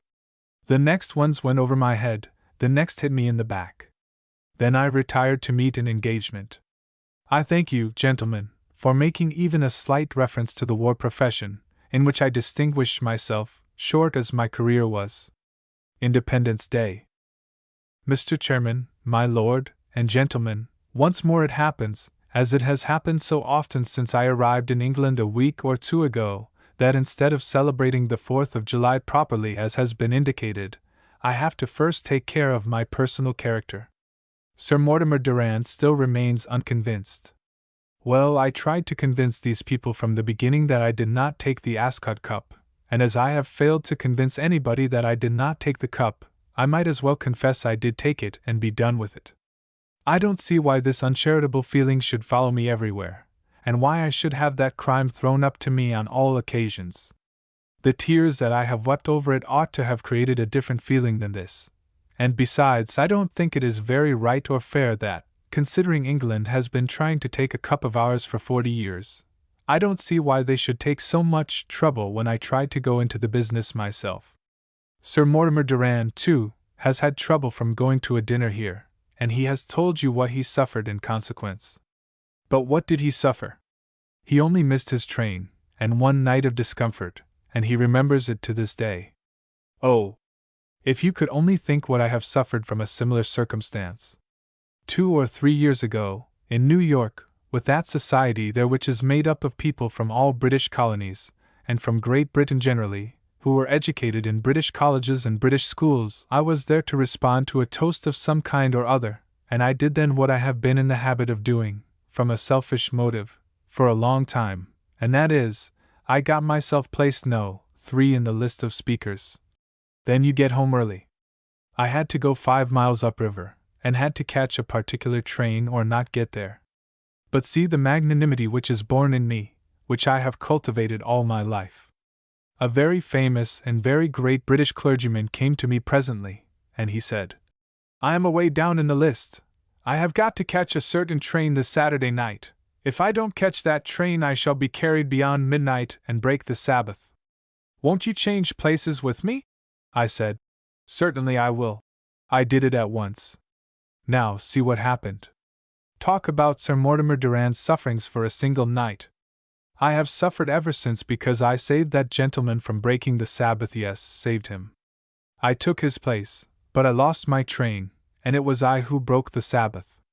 Up to that time I never had broken the Sabbath in my life, and from that day to this I never have kept it. Oh! I am learning much here tonight. I find I didn't know anything about the American society, that is, I didn't know its chief virtue. I didn't know its chief virtue until His Excellency our Ambassador revealed it, I may say, exposed it. I was intending to go home on the 13th of this month, but I look upon that in a different light now. I am going to stay here until the American Society pays my passage.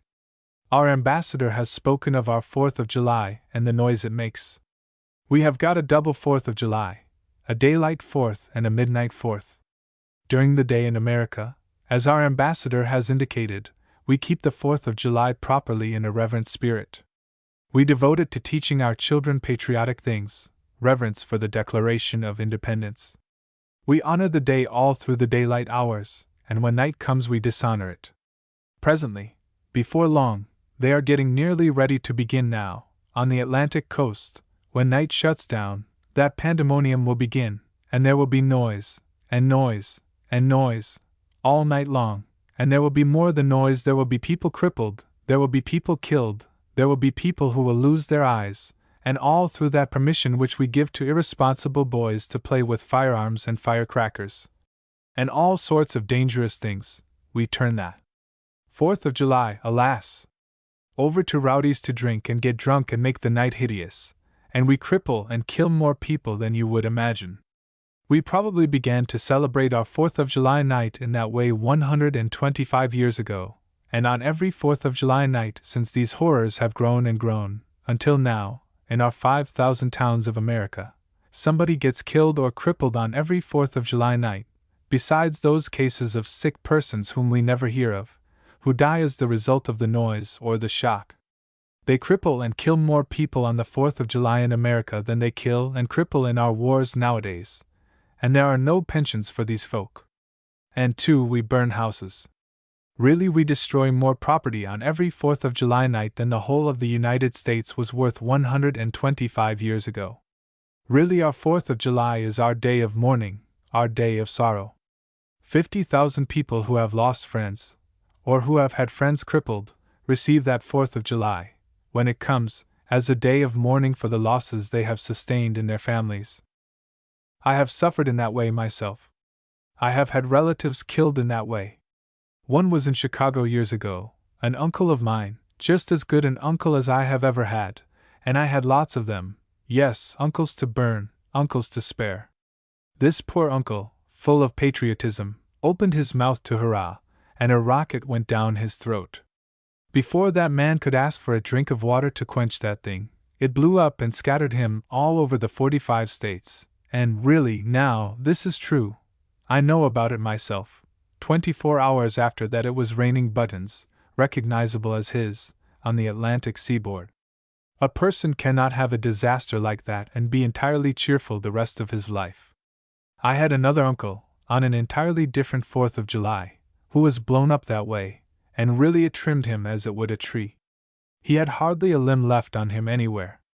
All we have left now is an expurgated edition of that uncle. But never mind about these things. They are merely passing matters. Don't let me make you sad. Sir Mortimer Durand said that you, the English people, gave up your colonies over there, got tired of them, and did it with reluctance. Now I wish you just to consider that he was right about that, and that he had his reasons for saying that England did not look upon our revolution as a foreign war, but as a civil war fought by Englishmen. Our 4th of July, which we honor so much, and which we love so much, and which we take so much pride in, is an English institution, not an American one, and it comes of a great ancestry. The first 4th of July in that noble genealogy dates back 7 centuries lacking 8 years.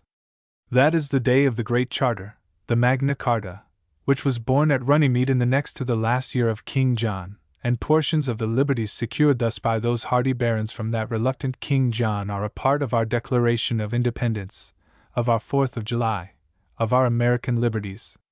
And the second of those 4ths of July was not born until 4 centuries later, in Charles I's time, in the Bill of Rights, and that is ours, that is part of our liberties. The next one was still English, in New England, where they established that principle which remains with us to this day, and will continue to remain with us, no taxation without representation. That is always going to stand, and that the English colonies in New England gave us. The 4th of July, and the one which you are celebrating now, born in Philadelphia on the 4th of July 1776, that is English, too. It is not American. Those were English colonists, subjects of King George III, Englishmen at heart, who protested against the oppressions of the home government.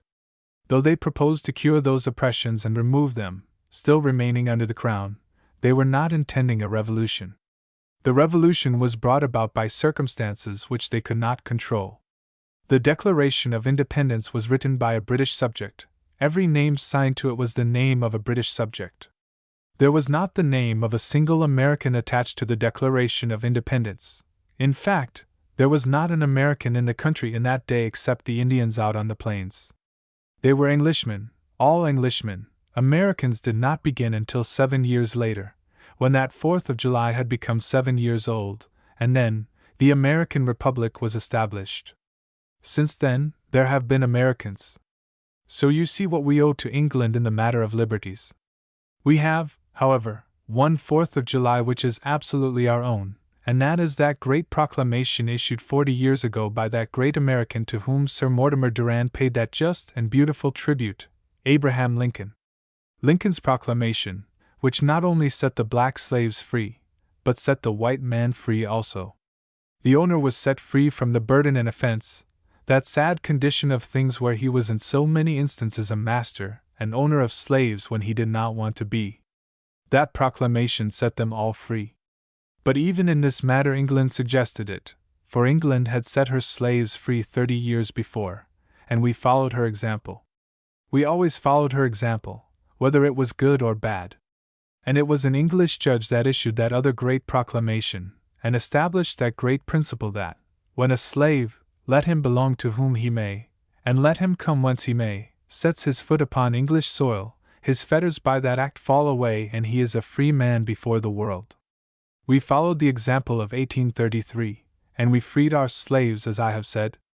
It is true, then, that all our 4ths of July, and we have 5 of them, England gave to us, except that one that I have mentioned, the Emancipation Proclamation, and lest we forget, let us all remember that we owe these things to England. Let us be able to say to old England, this great-hearted, venerable old mother of the race, you gave us our 4ths of July that we love and that we honor and revere, you gave us the Declaration of Independence, which is the charter of our rights, you, the venerable mother of liberties, the protector of Anglo-Saxon freedom, you gave us these things, and we do most honestly thank you for them. Americans and the English. Mr. Chairman and ladies and gentlemen, I thank you for the compliment which has just been tendered me, and to show my appreciation of it I will not afflict you with many words. It is pleasant to celebrate in this peaceful way, upon this old mother soil, the anniversary of an experiment which was born of war with this same land so long ago, and wrought out to a successful issue by the devotion of our ancestors. It has taken nearly 100 years to bring the English and Americans into kindly and mutually appreciative relations, but I believe it has been accomplished at last. It was a great step when the 2 last misunderstandings were settled by arbitration instead of canon. It is another great step when England adopts our sewing machines without claiming the invention, as usual. It was another when they imported one of our sleeping cars the other day. And it warmed my heart more than I can tell, yesterday, when I witnessed the spectacle of an Englishman ordering an American sherry cobbler of his own free will and accord, and not only that but with a great brain and a level head reminding the barkeeper not to forget the strawberries. With a common origin, a common language, a common literature, a common religion, and common drinks, what is longer needful to the cementing of the 2 nations together in a permanent bond of brotherhood? This is an age of progress, and ours is a progressive land. A great and glorious land, too, a land which has developed a Washington, a Franklin, a W.M. Tweed, a Longfellow, a Motley, a Jay Gould, a Samuel C. Palmer, a recent Congress which has never had its equal, in some respects, and a United States Army which conquered 60 Indians in 8 months by tiring them out, which is much better than uncivilized slaughter, God knows. We have a criminal jury system which is superior to any in the world, and its efficiency is only marred by the difficulty of finding 12 men every day who don't know anything and can't read. And I may observe that we have an insanity plea that would have saved Cain. I think I can say, and say with pride, that we have some legislatures that bring higher prices than any in the world. I refer with effusion to our railway system, which consents to let us live, though it might do the opposite, being our owners. It only destroyed 3,070 lives last year by collisions, and 27,260 by running over heedless and unnecessary people at crossings. The company seriously regretted the killing of these 30,000 people, and went so far as to pay for some of them, voluntarily, of course, for the meanest of us would not claim that we possess a court treacherous enough to enforce a law against a railway company. But, thank heaven, the railway companies are generally disposed to do the right and kindly thing without compulsion. I know of an instance which greatly touched me at the time. After an accident, the company sent home the remains of a dear distant old relative of mine in a basket, with the remark, "Please state what figure you hold him at, and return the basket." Now there couldn't be anything friendlier than that. But I must not stand here and brag all night. However, you won't mind a body bragging a little about his country on the 4th of July. It is a fair and legitimate time to fly the eagle. I will say only one more word of brag, and a hopeful one. It is this. We have a form of government which gives each man a fair chance and no favor. With us, no individual is born with a right to look down upon his neighbor and hold him in contempt. Let such of us as are not dukes find our consolation in that. And we may find hope for the future in the fact that, as unhappy as is the condition of our political morality today, England has risen up out of a far fouler since the days when Charles I. ennobled courtesans, and all political place was a matter of bargain and sale. There is hope for us yet, about London. It affords me sincere pleasure to meet this distinguished club, a club which has extended its hospitalities and its cordial welcome to so many of my countrymen. I hope, and here the speaker's voice became low and fluttering, you will excuse these clothes. I am going to the theater. That will explain these clothes. I have other clothes than these.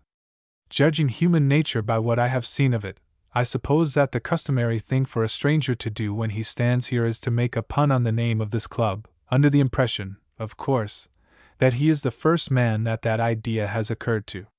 It is a credit to our human nature, not a blemish upon it, for it shows that underlying all our depravity, and God knows and you know we are depraved enough, and all our sophistication, and untarnished by them, there is a sweet germ of innocence and simplicity still. When a stranger says to me, with a glow of inspiration in his eye, some gentle, innocuous little thing about Twain and one flesh, and all that sort of thing, I don't try to crush that man into the earth. No, I feel like saying, "Let me take you by the hand, sir, let me embrace you. I have not heard that pun for weeks." We will deal in palpable puns. We will call parties named King, Your Majesty, and we will say to the Smiths that we think we have heard that name before somewhere. Such is human nature. We cannot alter this. It is God that made us so for some good and wise purpose. Let us not repine. But though I may seem strange, may seem eccentric, I mean to refrain from punning upon the name of this club, though I could make a very good one if I had time to think about it, a week. I cannot express to you what entire enjoyment I find in this first visit to this prodigious metropolis of yours. Its wonders seem to me to be limitless. I go about as in a dream, as in a realm of enchantment, where many things are rare and beautiful, and all things are strange and marvelous. Hour after hour I stand spellbound, as it were, and gaze upon the statuary in Leicester Square.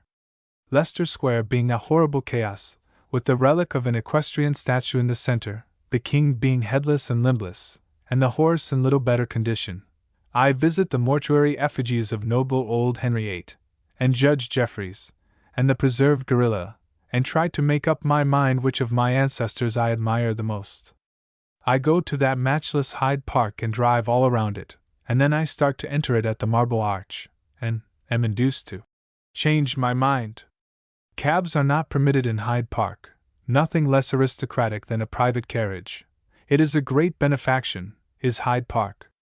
There, in his hansom cab, the invalid can go, the poor, sad child of misfortune, and insert his nose between the railings, and breathe the pure, health-giving air of the country and of heaven. And if he is a swell invalid, who isn't obliged to depend upon parks for his country air, he can drive inside, if he owns his vehicle. I drive round and round Hyde Park, and the more I see of the edges of it the more grateful I am that the margin is extensive. And I have been to the Zoological Gardens. What a wonderful place that is! I never have seen such a curious and interesting variety of wild animals in any garden before, except Mabley. I never believed before there were so many different kinds of animals in the world as you can find there, and I don't believe it yet. I have been to the British Museum. I would advise you to drop in there sometime when you have nothing to do for 5 minutes, if you have never been there. It seems to me the noblest monument that this nation has yet erected to her greatness. I say to her, our greatness, as a nation. True, she has built other monuments, and stately ones, as well, but these she has uplifted in honor of 2 or 3 colossal demigods who have stalked across the world stage, destroying tyrants and delivering nations, and whose prodigies will still live in the memories of men ages after their monuments shall have crumbled to dust. I refer to the Wellington and Nelson monuments, and the Albert Memorial. Sarcasm.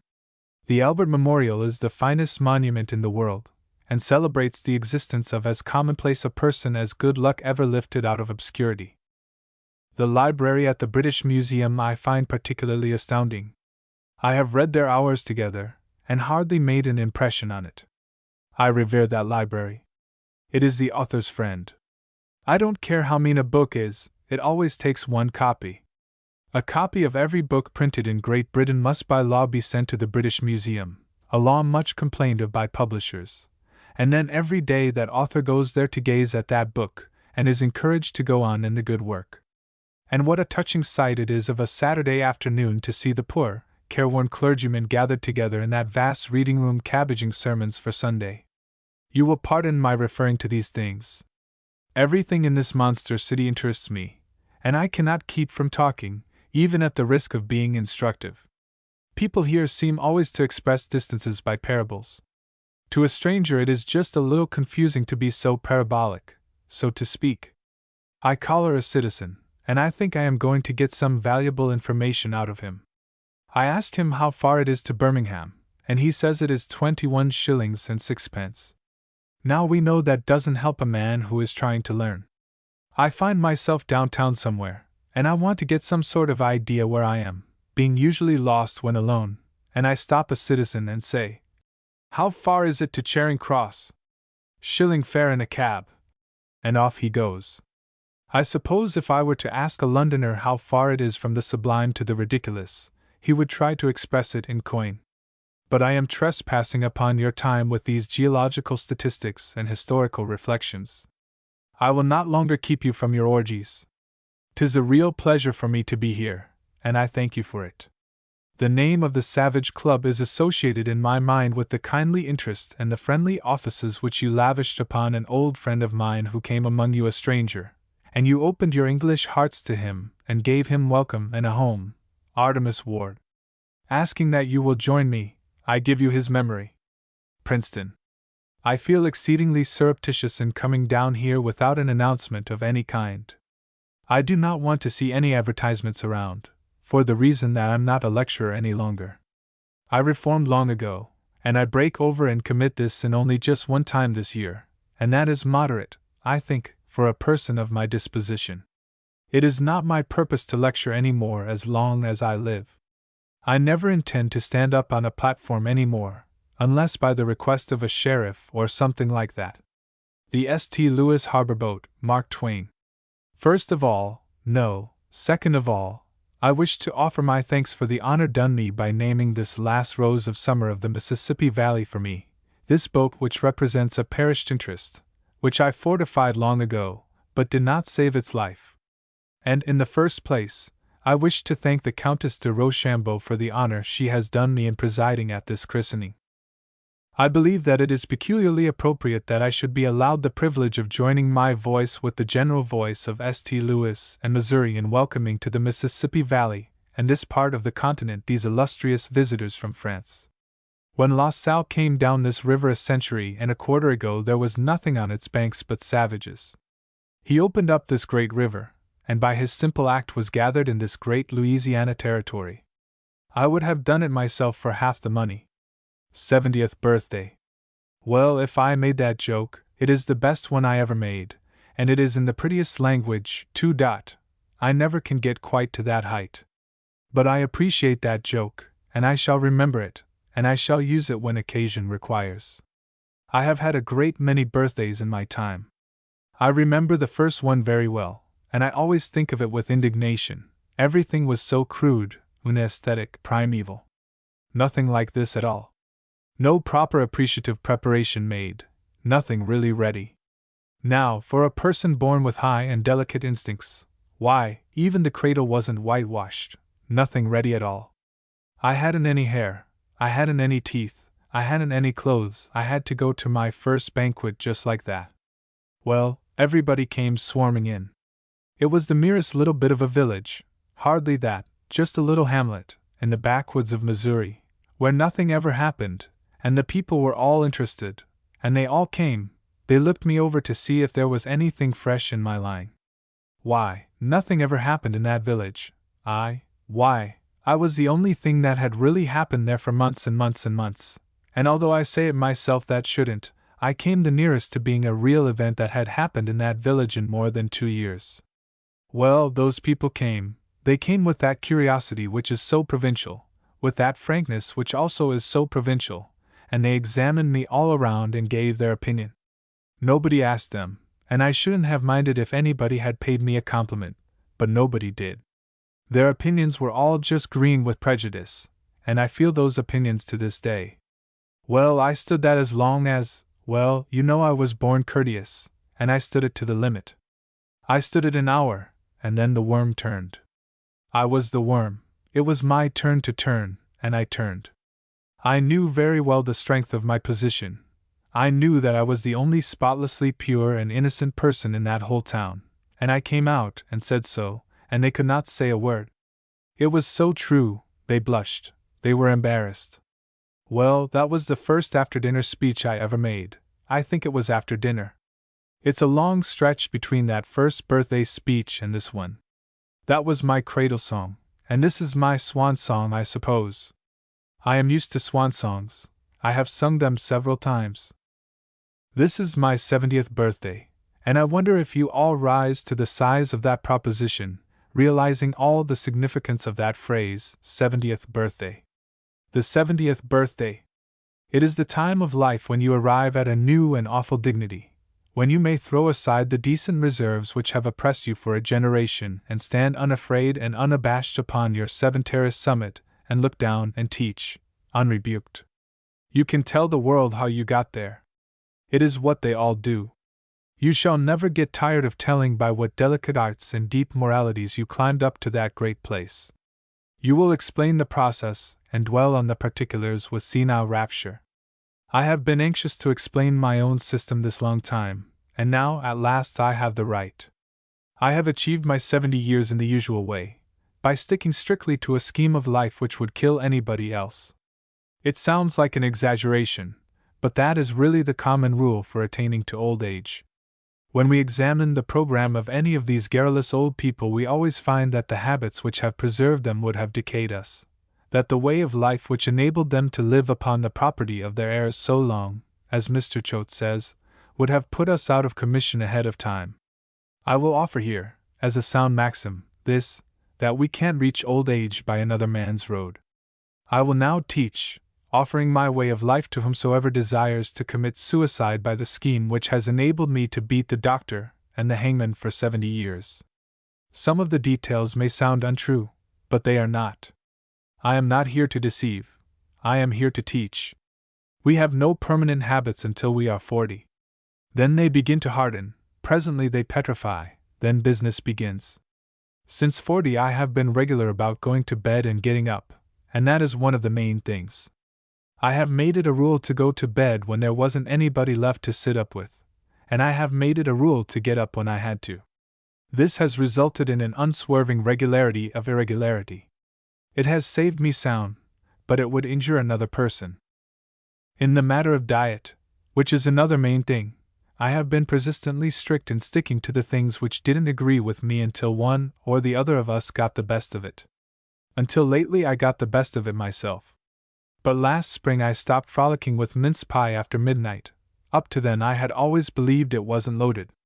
For 30 years I have taken coffee and bread at 8 in the morning, and no bite nor sup until 7:30 in the evening.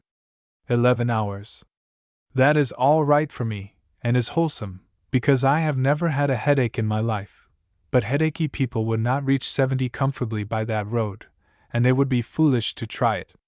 And I wish to urge upon you this, which I think is wisdom, that if you find you can't make 70 by any but an uncomfortable road, don't you go. When they take off the Pullman and retire you to the Rancid Smoker, put on your things, count your checks, and get out at the first way station where there's a cemetery. I have made it a rule never to smoke more than one cigar at a time. I have no other restriction as regards smoking. I do not know just when I began to smoke. I only know that it was in my father's lifetime, and that I was discreet. He passed from this life early in 1847, when I was a shade past 11. Ever since then I have smoked publicly. As an example to others, and not that I care for moderation myself, it has always been my rule never to smoke when asleep, and never to refrain when awake. It is a good rule. I mean, for me, but some of you know quite well that it wouldn't answer for everybody that's trying to get to be 70. I smoke in bed until I have to go to sleep. I wake up in the night, sometimes once, sometimes twice, sometimes 3 times, and I never waste any of these opportunities to smoke. This habit is so old and dear and precious to me that I would feel as you, sir, would feel if you should lose the only moral you've got, meaning the chairman, if you've got one. I am making no charges. I will grant, here, that I have stopped smoking now and then, for a few months at a time, but it was not on principle, it was only to show off, it was to pulverize those critics who said I was a slave to my habits and couldn't break my bonds.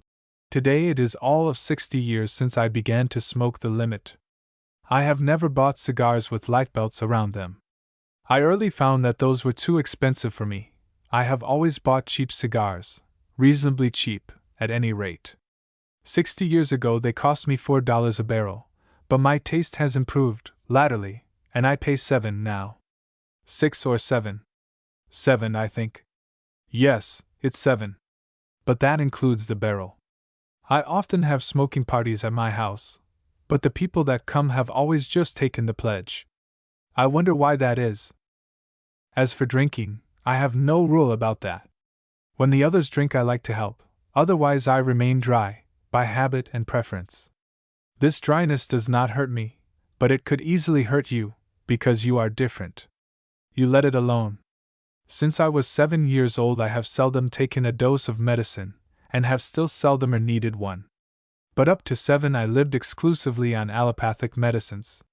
Not that I needed them, for I don't think I did. It was for economy. My father took a drugstore for a debt, and it made cod liver oil cheaper than the other breakfast foods. We had 9 barrels of it, and it lasted me 7 years. Then I was weaned.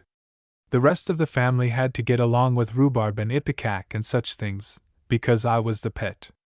I was the first Standard Oil Trust. I had it all. By the time the drugstore was exhausted my health was established, and there has never been much the matter with me since. But you know very well it would be foolish for the average child to start for 70 on that basis. It happened to be just the thing for me, but that was merely an accident. It couldn't happen again in a century. I have never taken any exercise, except sleeping and resting, and I never intend to take any. Exercise is loathsome. And it cannot be any benefit when you are tired, and I was always tired. But let another person try my way, and see where he will come out. I desire now to repeat and emphasize that maxim: we can't reach old age by another man's road. My habits protect my life, but they would assassinate you. I have lived a severely moral life. But it would be a mistake for other people to try that, or for me to recommend it. Very few would succeed. You have to have a perfectly colossal stock of morals, and you can't get them on a margin. You have to have the whole thing, and put them in your box. Morals are an acquirement, like music, like a foreign language, like piety, poker, paralysis, No man is born with them. I wasn't myself, I started poor. I hadn't a single moral. There is hardly a man in this house that is poorer than I was then. Yes, I started like that. The world before me, not a moral in the slot. Not even an insurance moral. I can remember the first one I ever got. I can remember the landscape, the weather, I can remember how everything looked. It was an old moral, an old second-hand moral, all out of repair, and didn't fit, anyway. But if you are careful with a thing like that, and keep it in a dry place, and save it for processions, and chautauquas, and world's fairs, and so on, and disinfect it now and then, and give it a fresh coat of whitewash once in a while, you will be surprised to see how well she will last, and how long she will keep sweet, or at least inoffensive. When I got that moldy old moral, she had stopped growing, because she hadn't any exercise. But I worked her hard, I worked her Sundays and all. Under this cultivation she waxed in might and stature beyond belief, and served me well and was my pride and joy for 63 years. Then she got to associating with insurance presidents, and lost flesh and character, and was a sorrow to look at, and no longer competent for business. She was a great loss to me. Yet not all loss. I sold her, pathetic skeleton, as she was, I sold her to Leopold, the pirate king of Belgium. He sold her to our Metropolitan Museum, and it was very glad to get her, for without a rag on, she stands 57 feet long and 16 feet high, and they think she's a brontosaur. Well, she looks it. They believe it will take 19 geological periods to breed her match. Morals are of inestimable value, for every man is born crammed with sin microbes, and the only thing that can extirpate these sin microbes is morals. Now you take a sterilized Christian, you take the sterilized Christian, for there's only one. Dear sir, I wish you wouldn't look at me like that. 70 years and 10. It is the scriptural statute of limitations. After that, you owe no active duties, for you the strenuous life is over. You are a time-expired man, to use Kipling's military phrase. You have served your term, well or less well, and you are mustered out. You are become an honorary member of the Republic, you are emancipated, compulsions are not for you, nor any bugle call but lights out. You pay the time-worn duty bills if you choose, or decline if you prefer, and without prejudice, for they are not legally collectible. The previous engagement plea, which in 40 years has cost you so many twinges, you can lay aside forever. On this side of the grave you will never need it again. If you shrink at thought of night, and winter, and the late homecoming from the banquet and the lights and the laughter through the deserted streets, a desolation which would not remind you now, as for a generation it did, that your friends are sleeping, and you must creep in a tiptoe and not disturb them, but would only remind you that you need not tiptoe, you can never disturb them more, if you shrink at thought of these things. You need only reply. Your invitation honors me, and pleases me. Because you still keep me in your remembrance, but I am 70, and would nestle in the chimney corner, and smoke my pipe, and read my book, and take my rest, wishing you well in all affection, and that when you in your return shall arrive at pier number 70 you may step aboard your waiting ship with a reconciled spirit, and lay your course toward the sinking sun with a contented heart.